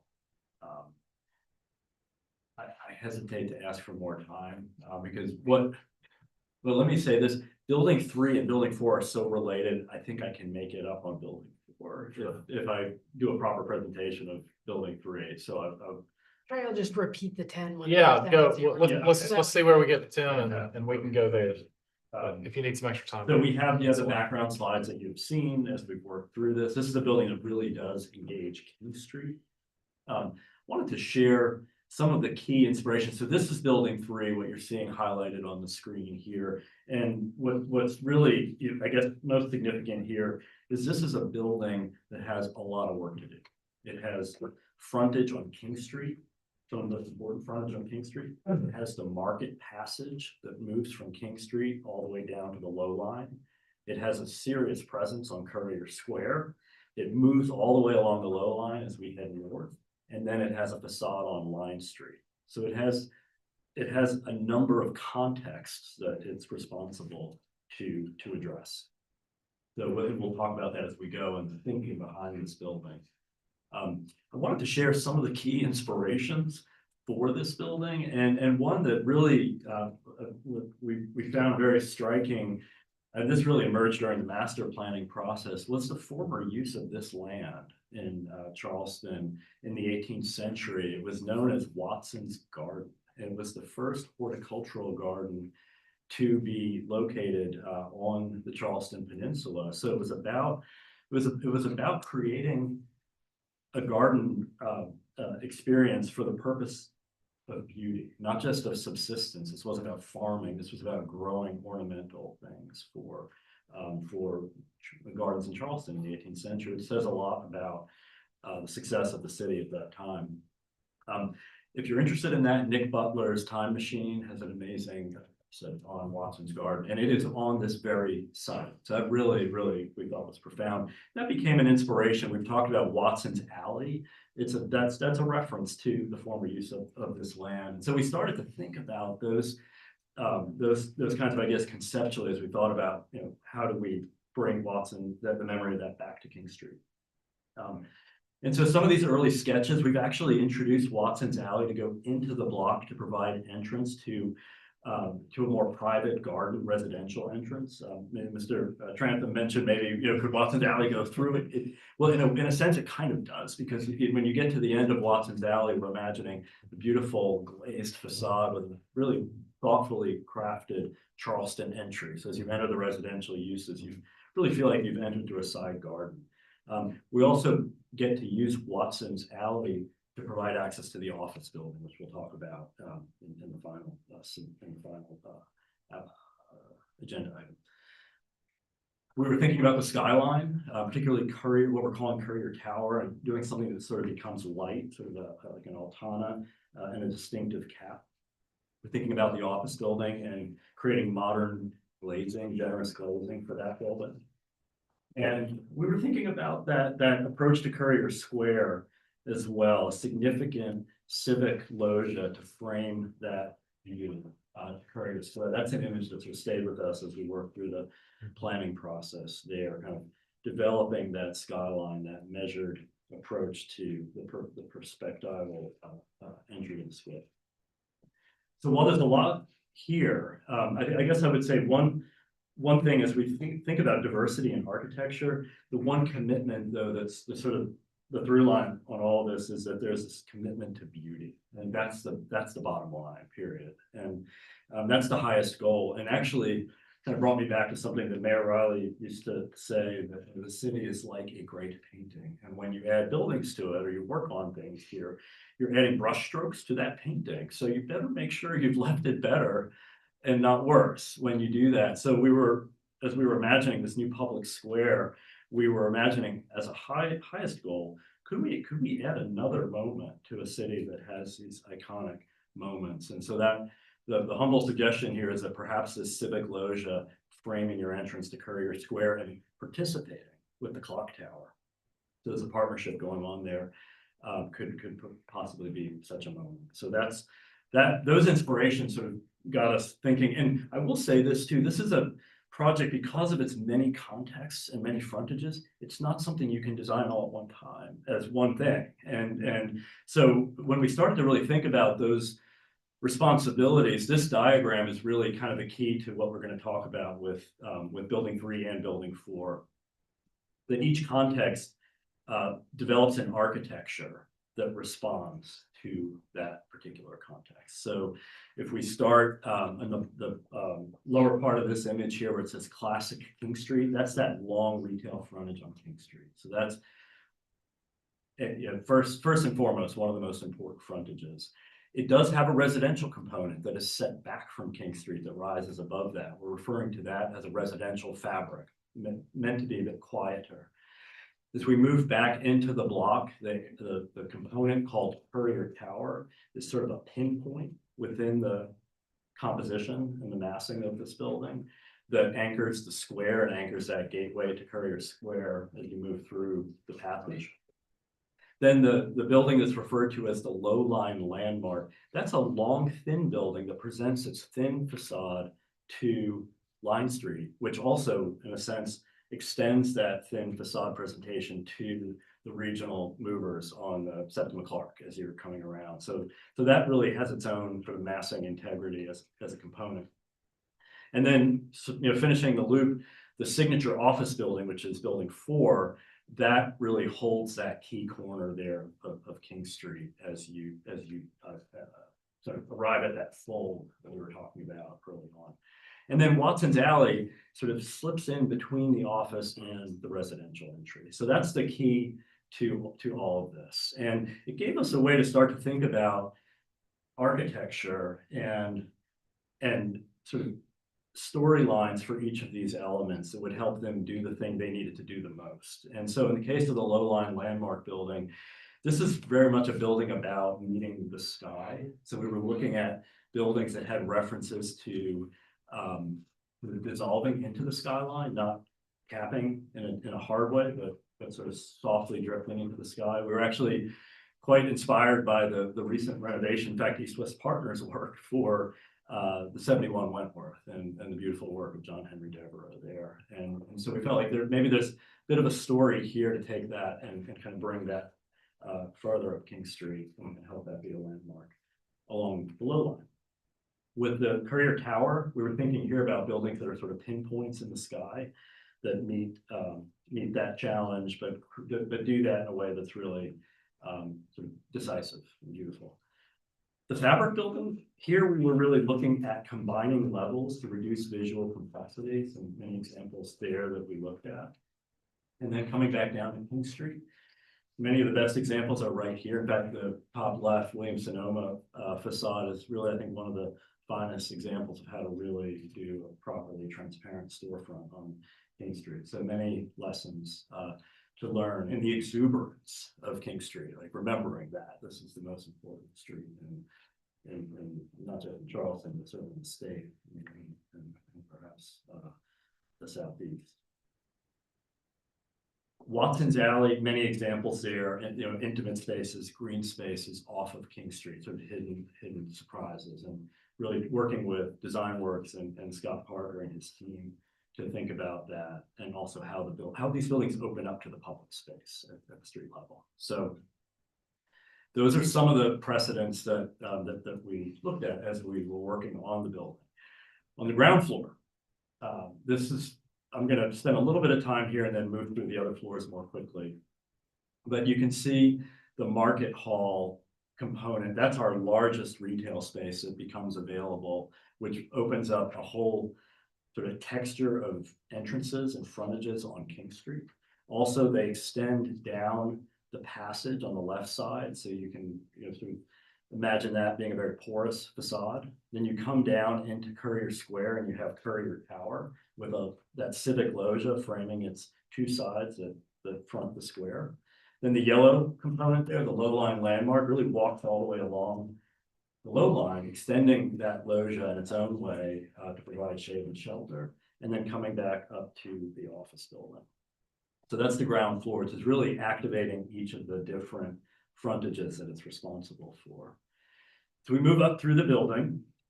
We remain in a position of having active frontages on all sides. Here we actually are concealing some upper level parking up above that retail level, but it's fully concealed by the architecture.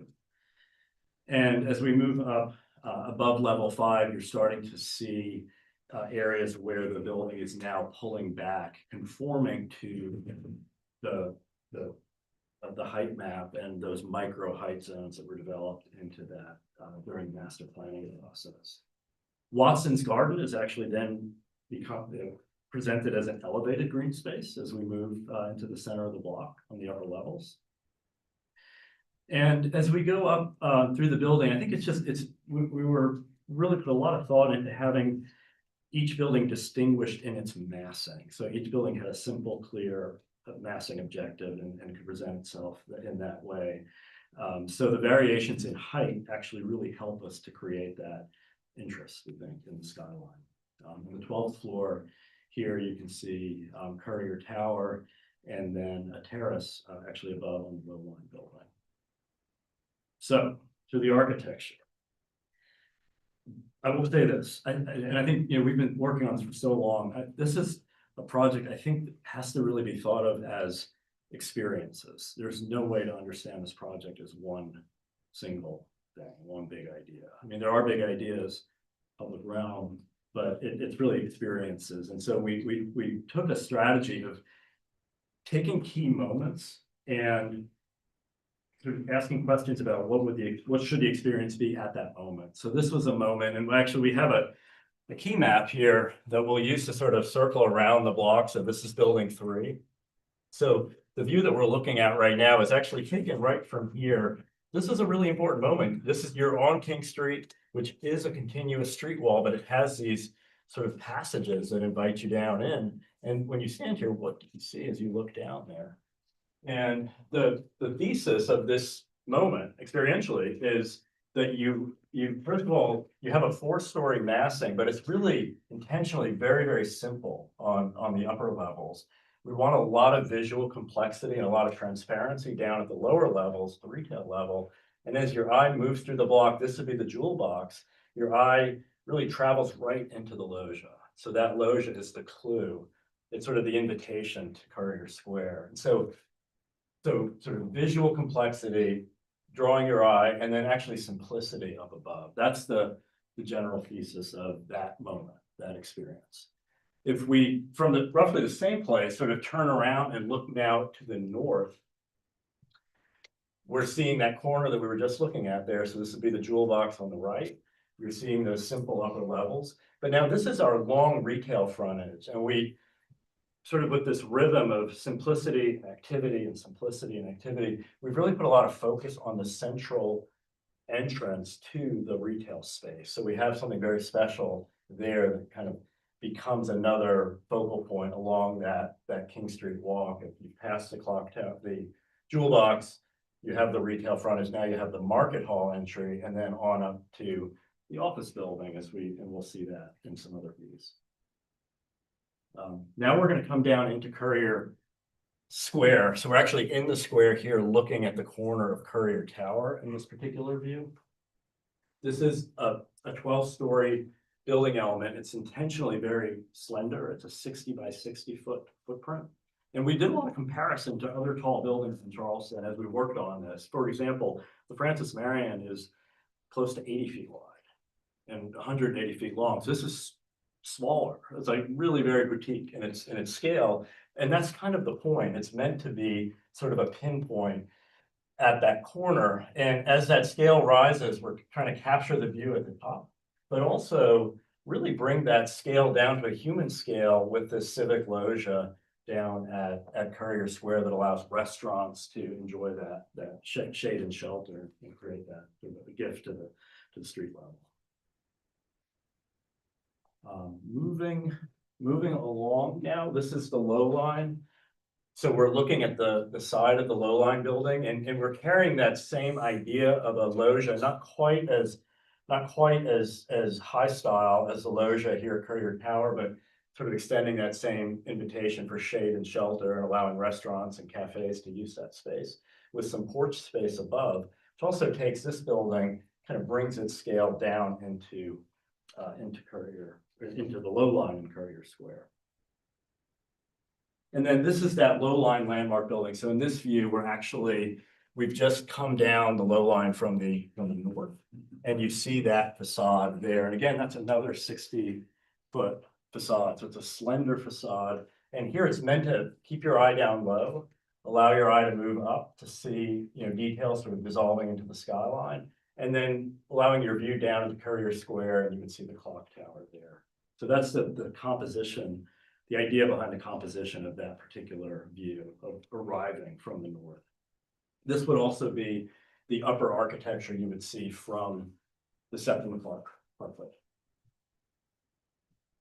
So with all of that, we said, okay, well, these are the objectives for the architecture, and compositionally then we were able to return to the model, return to the basic framework of the master plan, and start to think about these facades really as how do we deliver those experiences. So we develop compositions around those goals, and that leads to the elevations.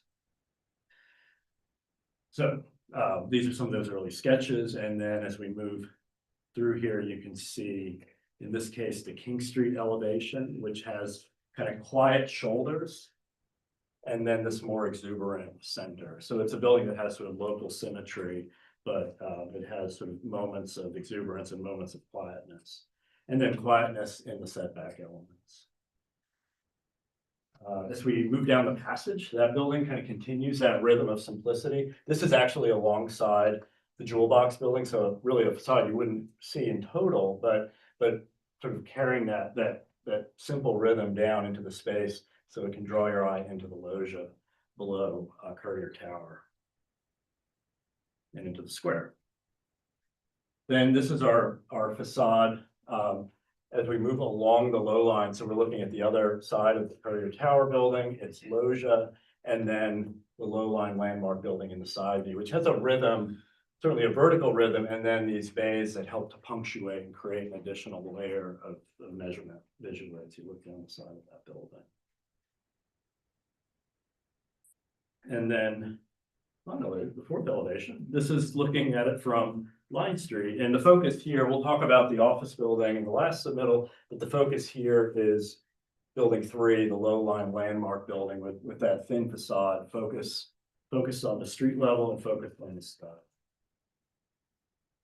And when we compose this back into the overall, you can kind of see the prophecy of the meeting street, arcing to the center and then moving back down. And that kind of completes the larger idea of Courier Square as this coordinated redevelopment over the last 12 years. So we've presented, you've seen these images because they're sort of related to all the buildings. We have provided the elevations with more specifics of floor heights and material notes as you move through the package. And materials remain, the commitment of using higher quality materials, brick masonry, cast elements, stone, buildings that are built really to become additive permanent contributions to the city. So we've drawn all sides as well as the sections and facades that would be seen from those sectional views as well. And as we studied the facades, there was also that idea of sort of coordinating and fine-tuning proportions as we went. So there's sort of baseline ideas based on the proportions of the human face and the human body that can be found throughout each of the facade compositions that are presented.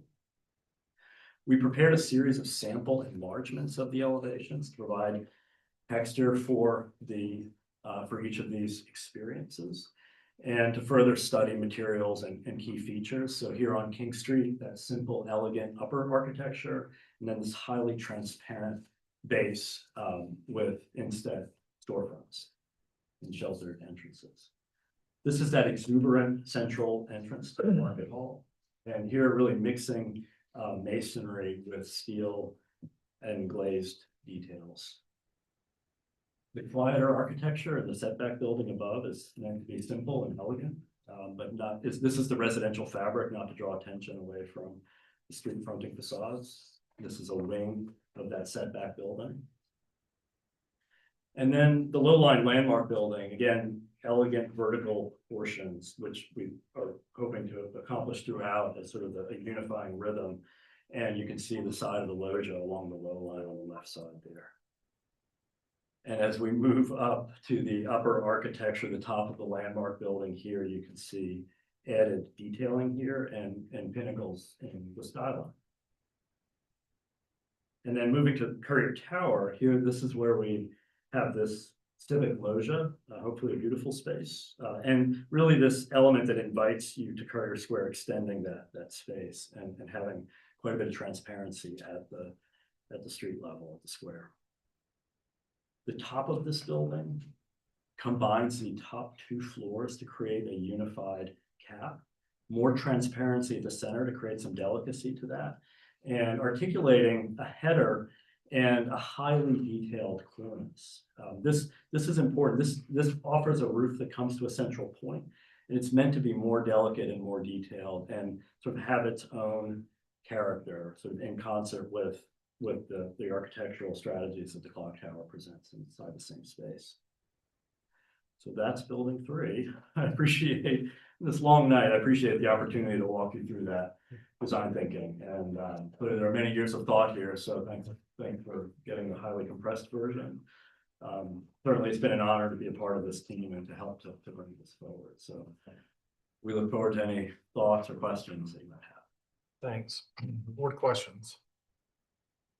I'll start with one just because it's come up before a little bit, but it looks like building, is there an arch or a connection between building 3 and building 4? No, they're adjacent to each other. They Okay. share a party wall, but they're Okay. independent buildings. Okay. And could you just show us in those again, just sort of the relationships between 3 and 4, just sort of how they Yeah. interact with each other?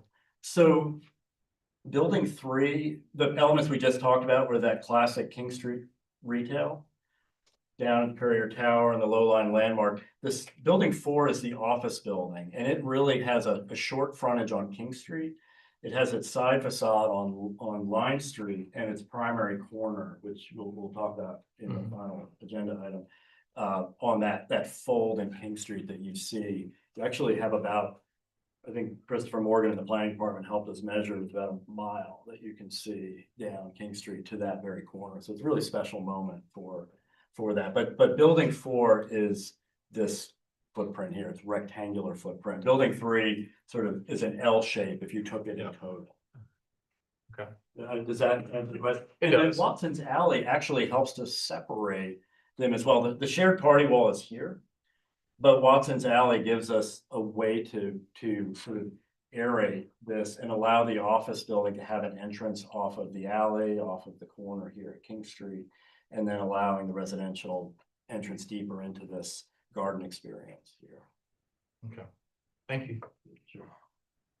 So, We never asked you about the parking on the ground, where you enter. Great question. Where We never you- talked about that. It's great. We've been here for hours and we haven't talked about parking. This is Where is really the- exciting. It's actually building 4. Yeah, so let me answer. At the master plan level, there are 2 parking strategies. There's the truly public parking, which is below grade. You actually enter here That's off what I of thought. Line Street. That goes down to the parking garage. There is another ramp back up to Columbus here. So the lower level, which is in with the entire block, which is this, has an entry at Line and Columbus, basically both side streets. The other parking that's sort of tucked away above the retail takes its entry here behind the office building. So you go up there and that's really a bit more private. We imagine that's going to be shared between office and residential users, because it's a very complementary use when a resident is gone during the day and office user can use that spot. So that's meant to be a little more of a secret, that that's there where the public experience is going to be most notable on that line street. And So on Columbus, I don't remember on elevation, the exit or entrance, is it there? Yeah. yeah, that's how well they design. Okay, well, you will have to ramp it and all that. What about service? Is it in the parking level or it's somewhere outside or? Oh, thank you. Let me put up the ground floor plan. So there is a service area off of Lime Street, which is adjacent to the parking entrance. So because we really could not have service on the low line as a public space, we've taken some of the bays on Lime Street. So And it's part it of the would all be office. concealed behind doors, but we have a service core happening here. And then on building 1, they similarly have a service core. It's covered in this image, but they have a similar service core adjacent to the parking entrance on Columbus. So there is some necessary service, but finding the part of the block that is the least impacted by it and then treating it architecturally as a fully concealed. Okay, thank you. I have a question about that site plan too. Just looking at the Watson Alley, and I know I brought that up earlier, but just wanted. Watson Alley basically terminates in the residential lobby, and then from there it just becomes non-public space. That's right. Is there a way in the plan, because it looks like if that element were to shift back, it could have a connection to Market Hall or maybe another public space that people other than in residences, or is that an element that is in brown in that hallway, doesn't allow for any sort of public connection, to a retail or commercial space? I'm just curious. Yeah, I guess our thinking, theoretically, it could connect, programmatically. But the thought was that, we have a number, quite a significant number of residences here, and having, a King Street address is very wonderful, but you're not like walking out into the hustle and bustle of King Street. So having kind of this semi-public, semi-private garden is a great way to do that, and that becomes the lobby. I think for the intuitive use of the Market Hall, this key entrance here, without question, is the main one, but we've also looked to create, a rhythm every 20 feet of individual retail areas. That's not to say that internally, programmatically, there might not be a backdoor way to get into the market. I ate at a lot of different restaurants downtown, and there's a lot of interesting ways to connect back through and experience a great space. Yeah. And always having an ability to terminate in a public space if it is a public access, what's Watson's Alley, but it's really having an ability to then move to something that's useful. A lot of those public alleys, even if they're short block, allow for those. Sort of a secret connection. Yeah, it's a nice idea. So the parking. It will be mechanically ventilating that. Yes. Is that will Yeah, be it's completely. internal towers, spaces, or? That's gonna be a question for preliminary.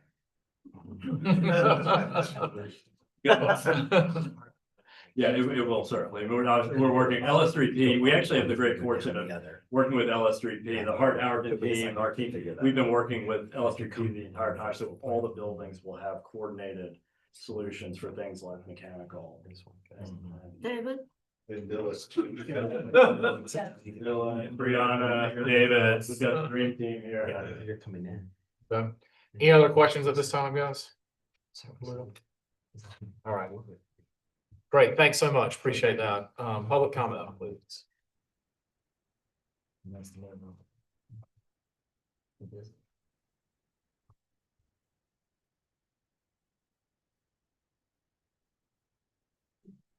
Hi, Lisa Jones, Historic Charleston Foundation. Building 3, I'm sleepy. The Building 3 complex includes the residential fabric building, Courier Tower, and the low line landmark, right? Yes. Again, we're going to focus our comments on the design from the perspective of the skyline and the ground plane pedestrian realm. Historic Charleston Foundation would like the applicants to sculpt the Courier Tower using setbacks and erosion and mass at the top floors to create more depth and visual interest where the tower terminates at the sky. We encourage the design to reflect the inspiration photos and to be restudied. Since it's the tallest building in the complex, it should be the focus of quality form and design, and should also include the sculpting similar to the clock tower at the Guild. Along Line Street, we feel that the low-line landmark Center Bay needs to be made more vertically prominent, adding to the skyline by slightly differentiating it from the primary mass. Finally, we understand that the residential fabric building is intentionally simple, but we do look forward to seeing more details that add visual interest at preliminary BAR review. HCF respectfully recommends deferral for further study of Courier Tower as well as the Center Bay below line landmark. Thank you. Thank you. Anna Catherine Alexander with the Preservation Society of Charleston. While we recognize this is the largest footprint in the development, we would like to take a moment to highlight a few things we think this building does really well.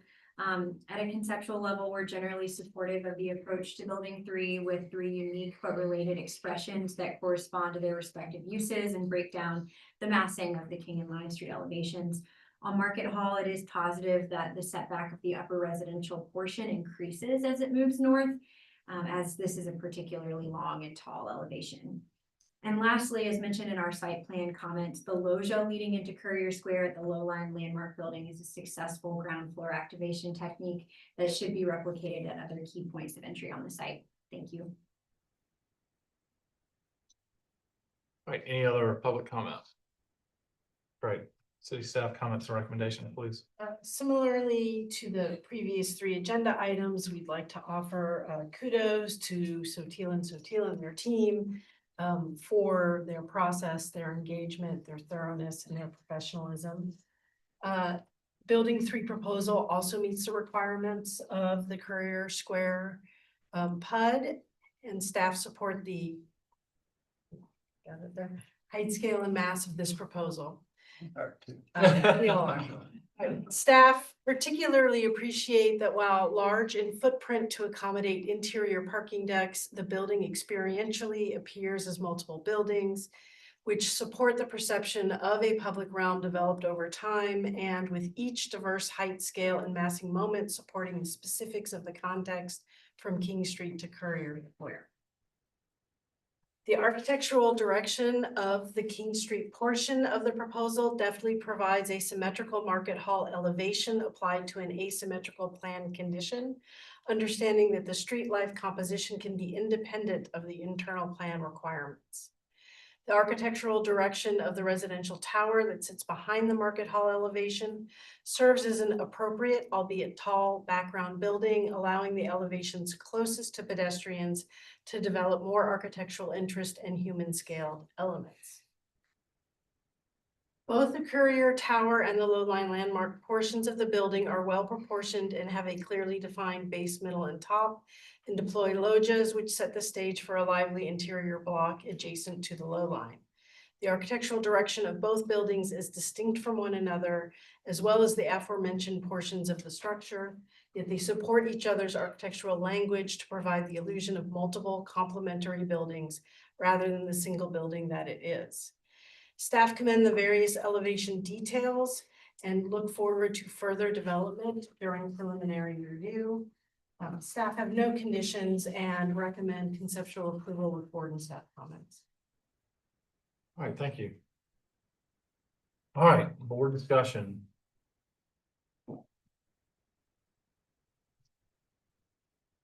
So Christian, the drawings are enticing. I can feel the moments that you're talking about. I feel like I'm voting on we use the term general, but the drawings are enticing. They're drawing me in, but I think that preliminary is going to be really telling for us. For me, excuse me, I keep feet, I think that's gonna be. I think I'll feel much more prepared after reviewing your drawings for preliminary and looking at the plans and. Almost feel.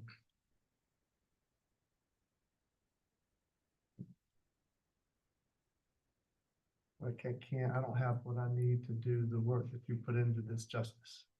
So then I just can't completely see it, but I know it's coming. And there's 56 pages left. I was wondering about that. I mean, in presentation.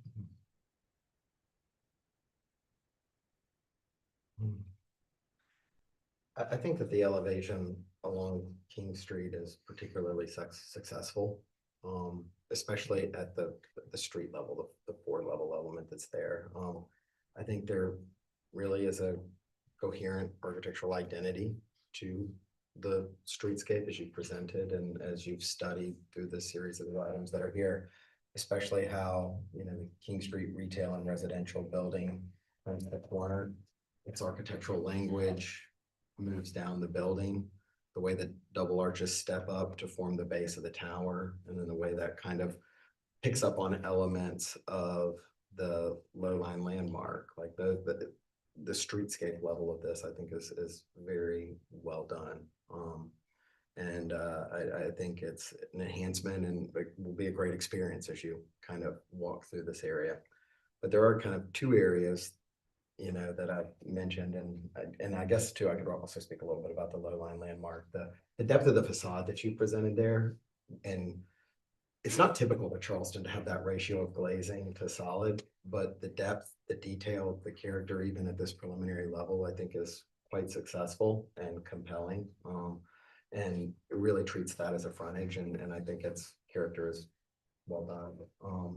But when I step to the tower and the residential skyline, that's where, especially above that 4-story level, I have questions about the architectural character and the massing.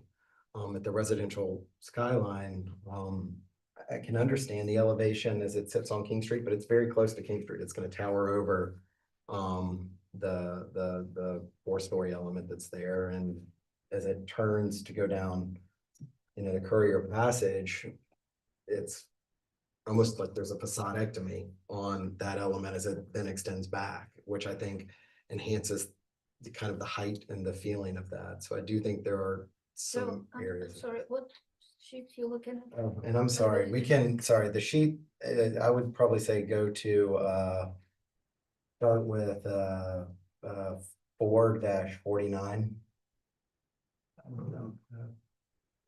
It's in the bottom Yeah, corner, in the the bottom bottom corner. corner, it's 4-49. Oh, yeah, there we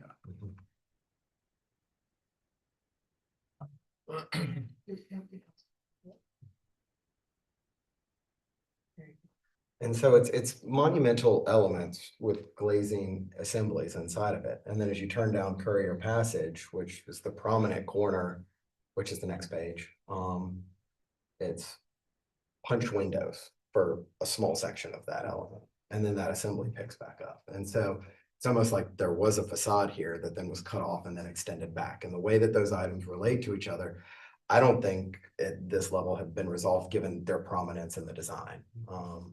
And then the low-line landmark really resolves itself well into the tower at the levels, and they connect, but how the skyline resolves into the tower and then some of the characters of the tower, I think, is illuminated by staff's comments, I'd still have questions about. And so I guess those are my basic, I mean, I think that's kind of where I'm sitting at this and I think there's some incredibly successful, good moments, but I am having a hard time jumping past the conceptual approval given some of those significant elements.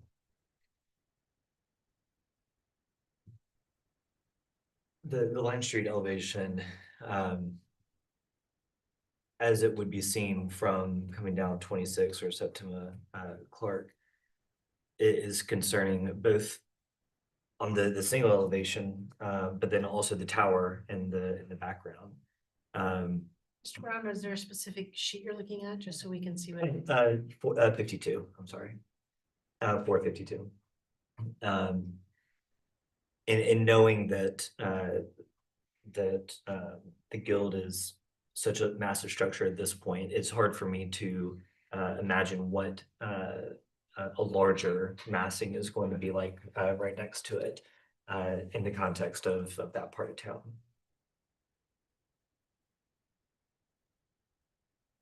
No, it's not. It's gonna be huge. It's not hard for you to imagine, but I think it's gonna be successful. Maybe I'll be dead.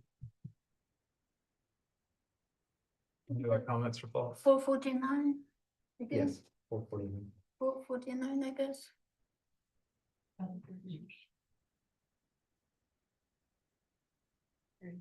Yeah. So I guess there is a question, why is such a big jump?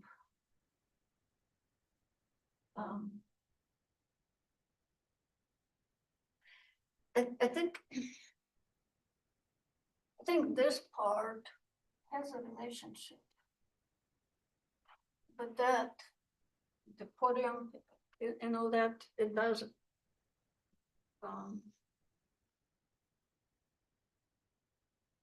kind of more relates, I guess, to the clock tower. So yeah, that's a question. There's on the King Street, that central entrance is, and it remind me of some of the, actually my hometown, railroad station. It's 19th century, very typical glazing with metal framing, ornate and things like that. But also, well, anyway, that one is really nice. I hope it can be built.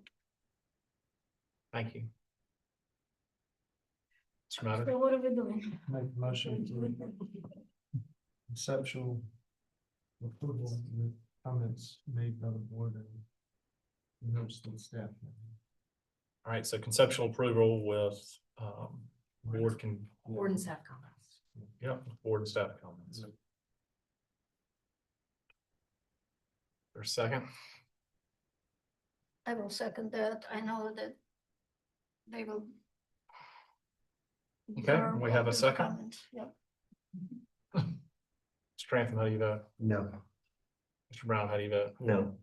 Mr. Matters, how do you vote? Yay in favor. Ms. Sobchak, how do you Yeah, vote? in favor. I'm also yay in favor. Passes 3-2.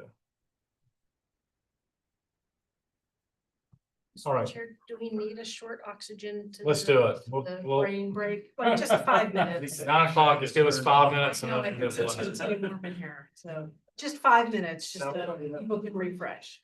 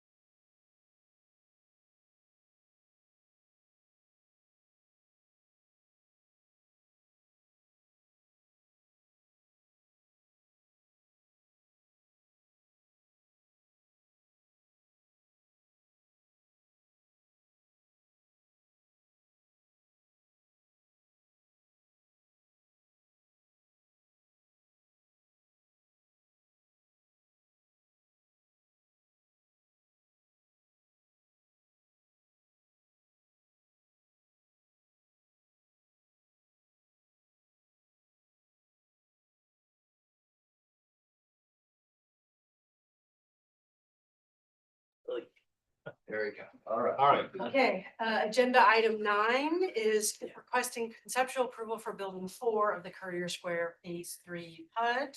And we welcome the applicant's presentation. Thank you very much. Okay. Again, we're gonna run through these preliminaries and get right to it. Building 4, as we're calling it, the office building, is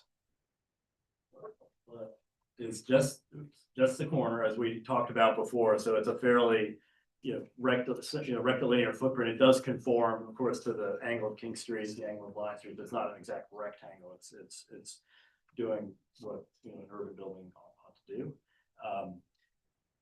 It's component within this composition of multiple identities that form this side of the block is this what's shaded in blue here, and it does have one expression. It's meant to be read as one building, which has different events within it.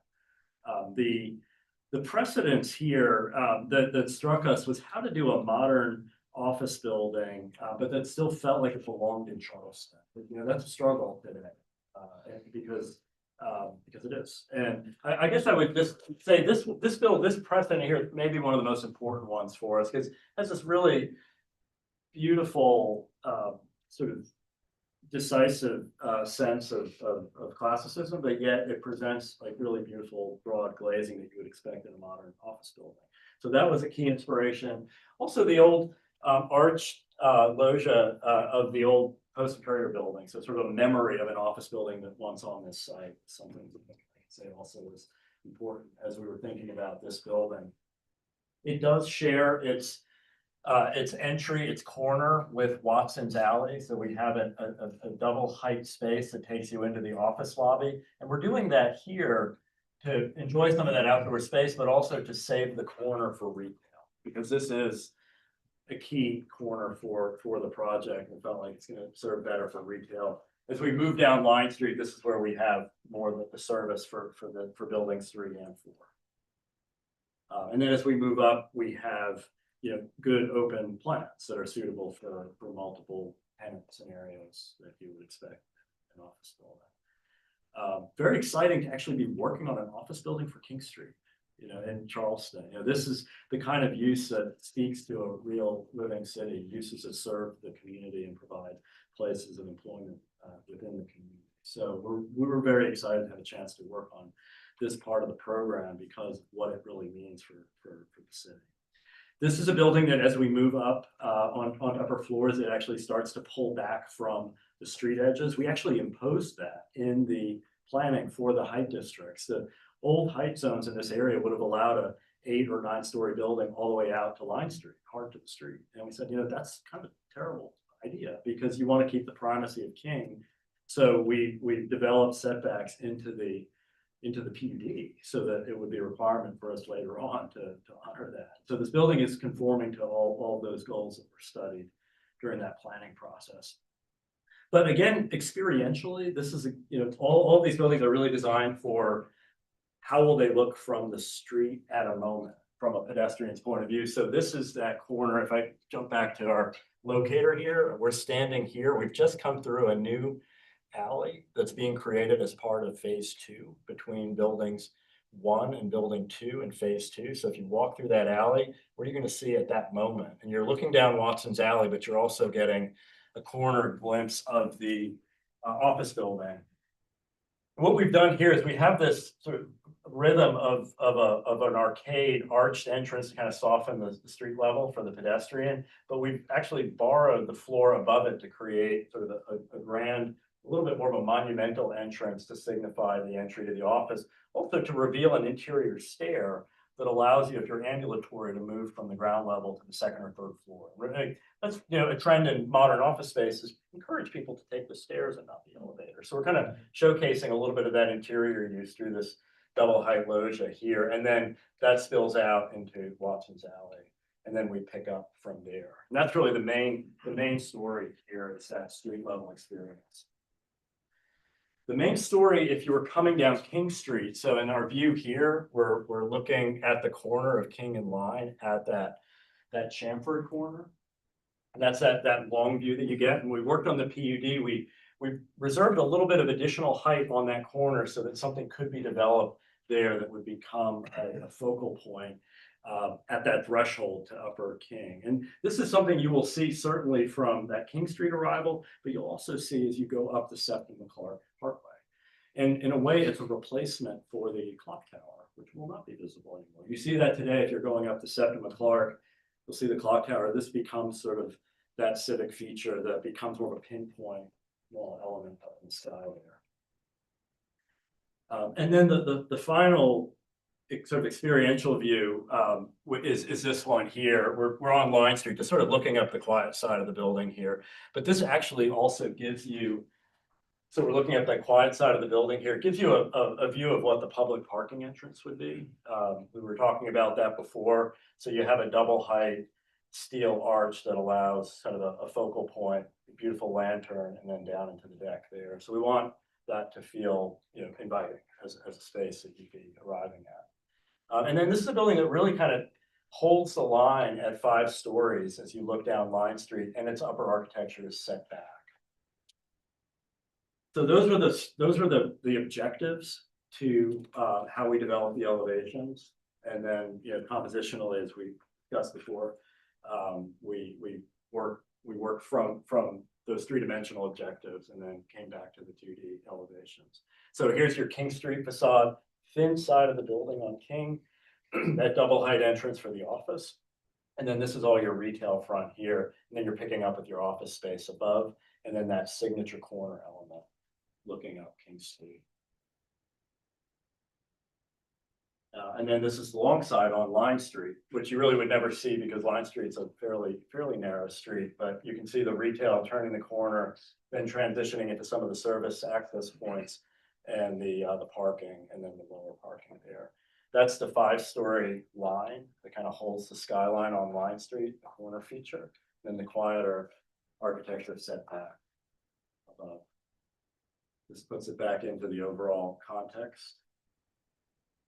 And similarly, we've presented in these sepia-toned elevations, floor-to-floor material strategies. We see this as a brick masonry building, as you can see, and then provided some additional details for this building, just capturing key elements here at the street, the idea of the double projecting piers with a stone base and more of an inviting kind of human scale geometry to the lower level of the building.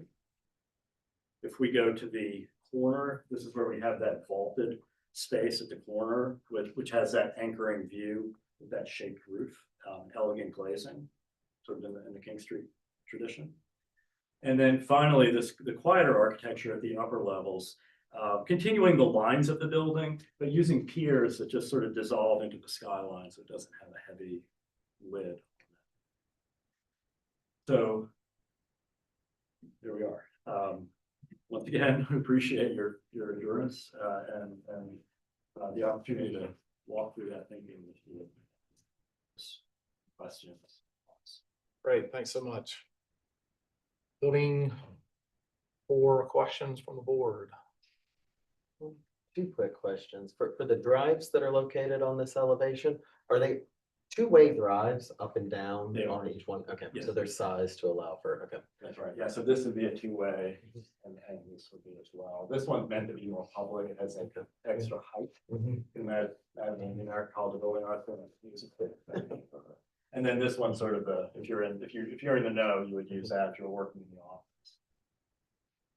And then the setback between the kind of lower section and the upper section, is there a setback? There is, between yeah, those there's a elements? 6-foot setback between the lower architecture, and there's an express cornice at the lower architecture. So when you look up from the street, you've got a decisive skyline here, where here we soften that to the building. It doesn't try to end twice. It ends definitively here, sets back 6 feet, and then continues above that. Of course, it's all related. This is not, we're not pretending this is a different building, but we're just letting the upper part quieter and letting the lower part. That was the thought there. But the 6-foot setback, that was actually the zoning calls for 5. And we, as we did it, we said, well, it's going to be a bit of a better terrace at that level. Interestingly, without all this work on the master plan, the old zoning would have allowed a building all the way out to the street at 9 or 8 or maybe 8+1. And so we felt like this was an improvement, but we did both on Columbus, the work that Paul and Nicole and the Hart Hurricane team did similarly was to kind of retain guidelines that were more manageable on these side streets. I think that's a weakness in height map, is it allows full height out to the side streets. It's not. Now, one clarification, you said that you weren't trying to hide that the building is not the same, but they are different buildings. 3 and 4, correct? Oh, no, in what I'm sorry, in building 4, the upper architecture and the lower architecture read as one. This is in fact. Right, okay, Yeah, sorry. Any other questions? All right, thank you very much. We'll move into public comment.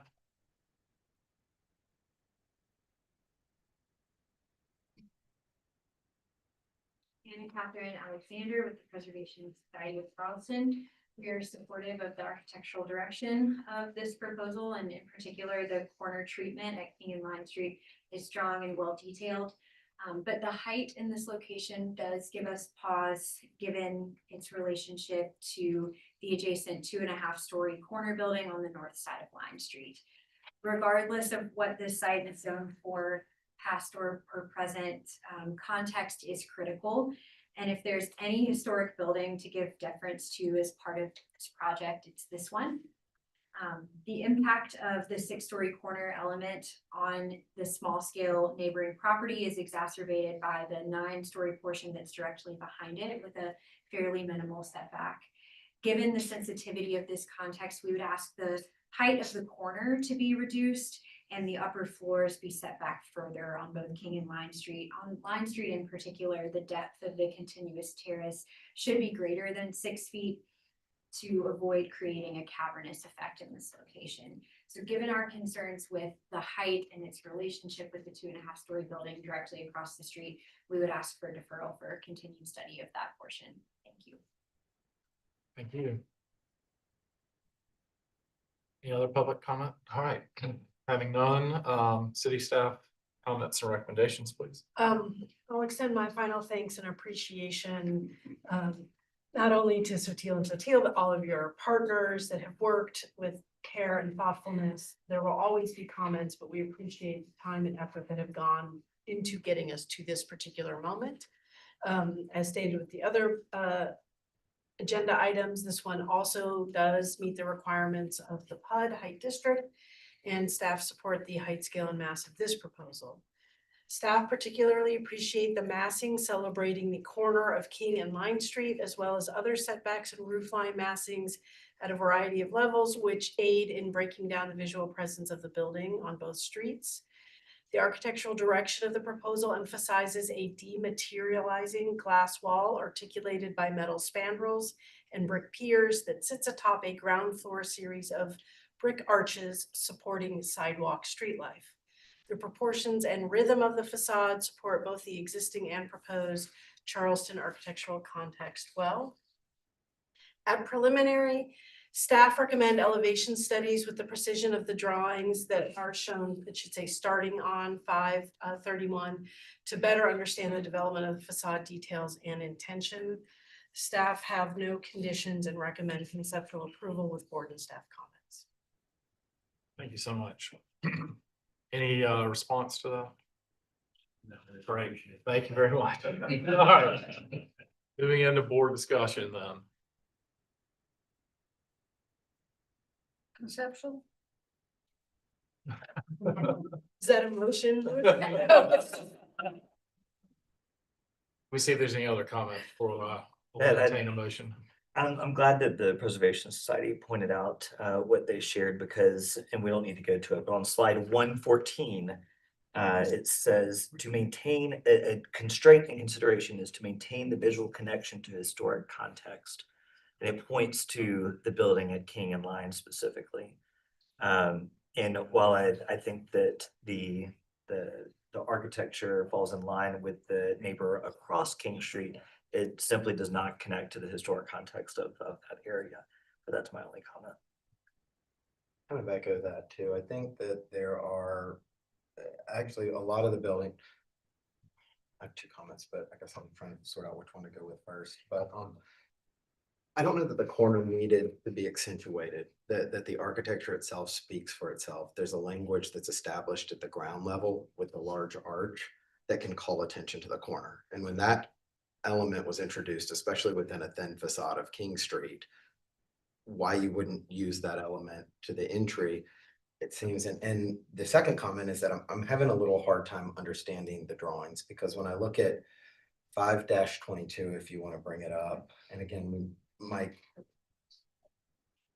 bring up the kind of corner entry. It's almost sorry.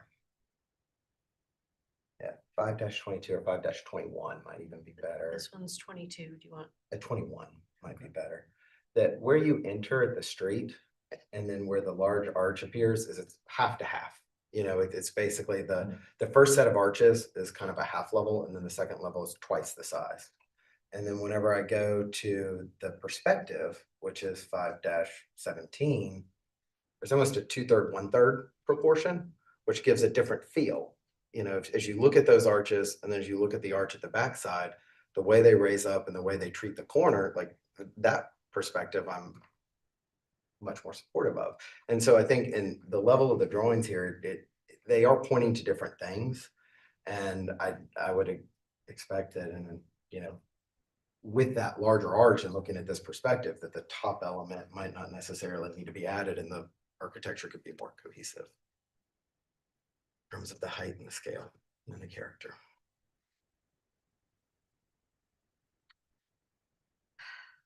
But I think at the same time, with building one has a tower. And this concludes that tower. Mhm. And it has a tower and an arch. I think it goes back a little bit to the just distillation of the images, you know, elements as they move forward, that there's a lot that are here. And there's a lot that I love in these images. There's like, especially the way that you commented about how do you build a glass tower that's appropriate on King Street? And the images that were shown, I think, are perfectly in line with how you create the architecture of a glass facade on King Street. And there's a lot of elements that are there that I feel contribute to that. But as we're looking at height, scale, and mass, and especially as that steps to the corner, there's language in the architectural character that can be used that within that slender, it is the thinnest facade on King Street, using one on one corner and one on the other corner, I think it could have some connection that would make it stronger. That's my opinion. Thank you. Any other comments or discussion points? Do we have a streetscape of all of them, right? And I don't know what. Do you know what? Somebody from the team give us the number. The streetscape of the whole. On King Street, yeah. King Street elevation. It's in the site. Yeah, it would be in the, you know, the overall facade that you see in the context elevation. Yeah. 454.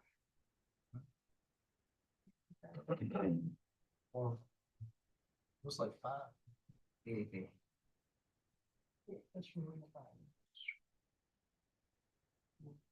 Do you have one there, Jane?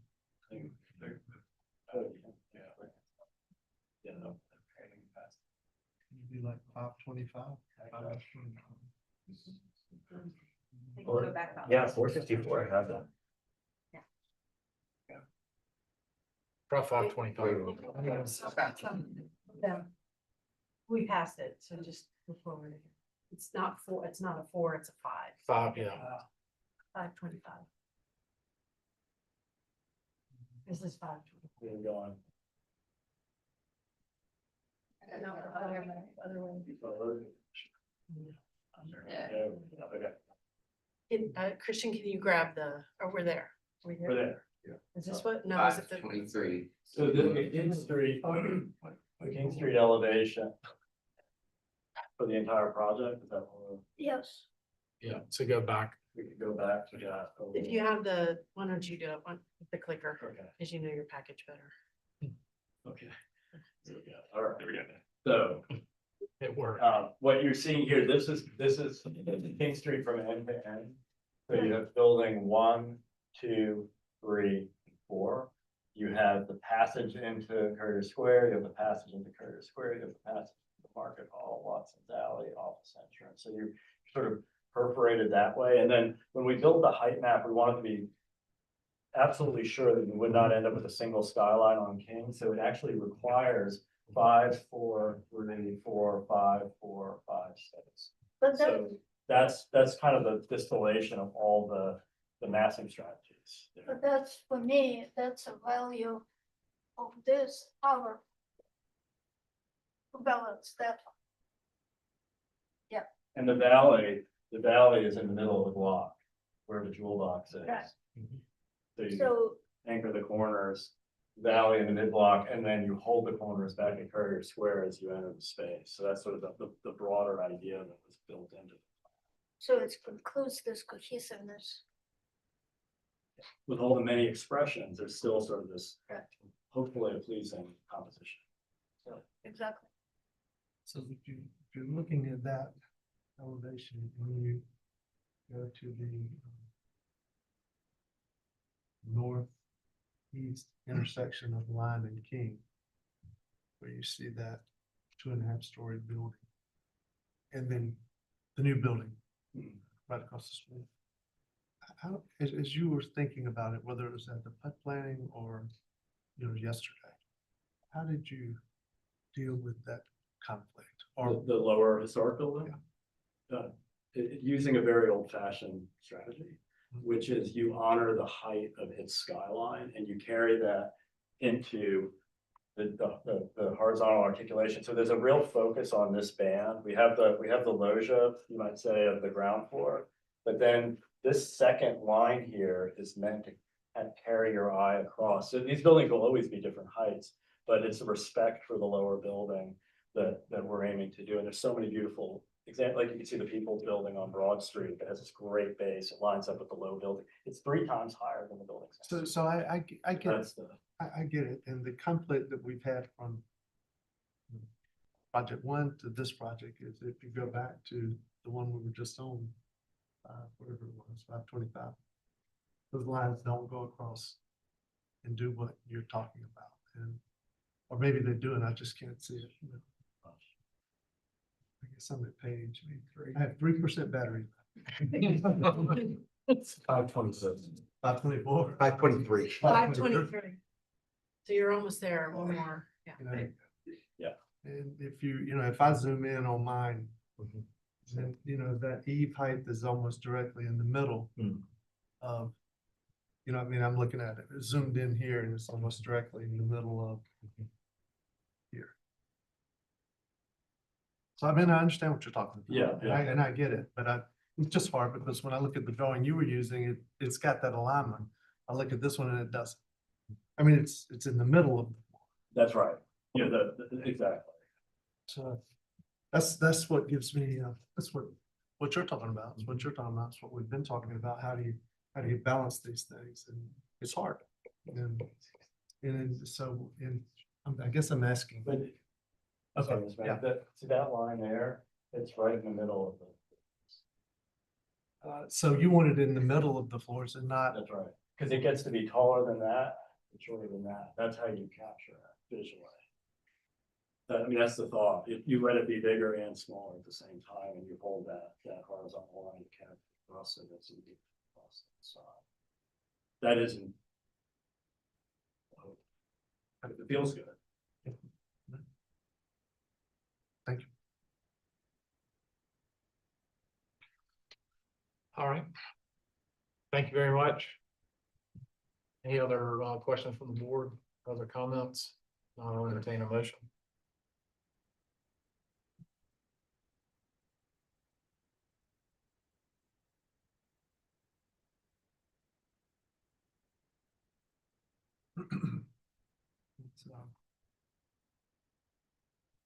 I mean, I want to be consistent with my position the whole night.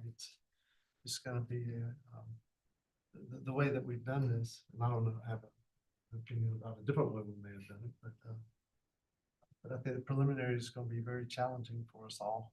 And, But I'd make a motion for conceptual approval with board staff comments. Okay, is there a second? Ms. Subject seconded. Mr. Trantham, how do you vote? No, Mr. Brown, no, not in favor. Mr. Metters, Yay. and Subject, also yay in favor, it also passes 3-2. Thanks. All right. All right.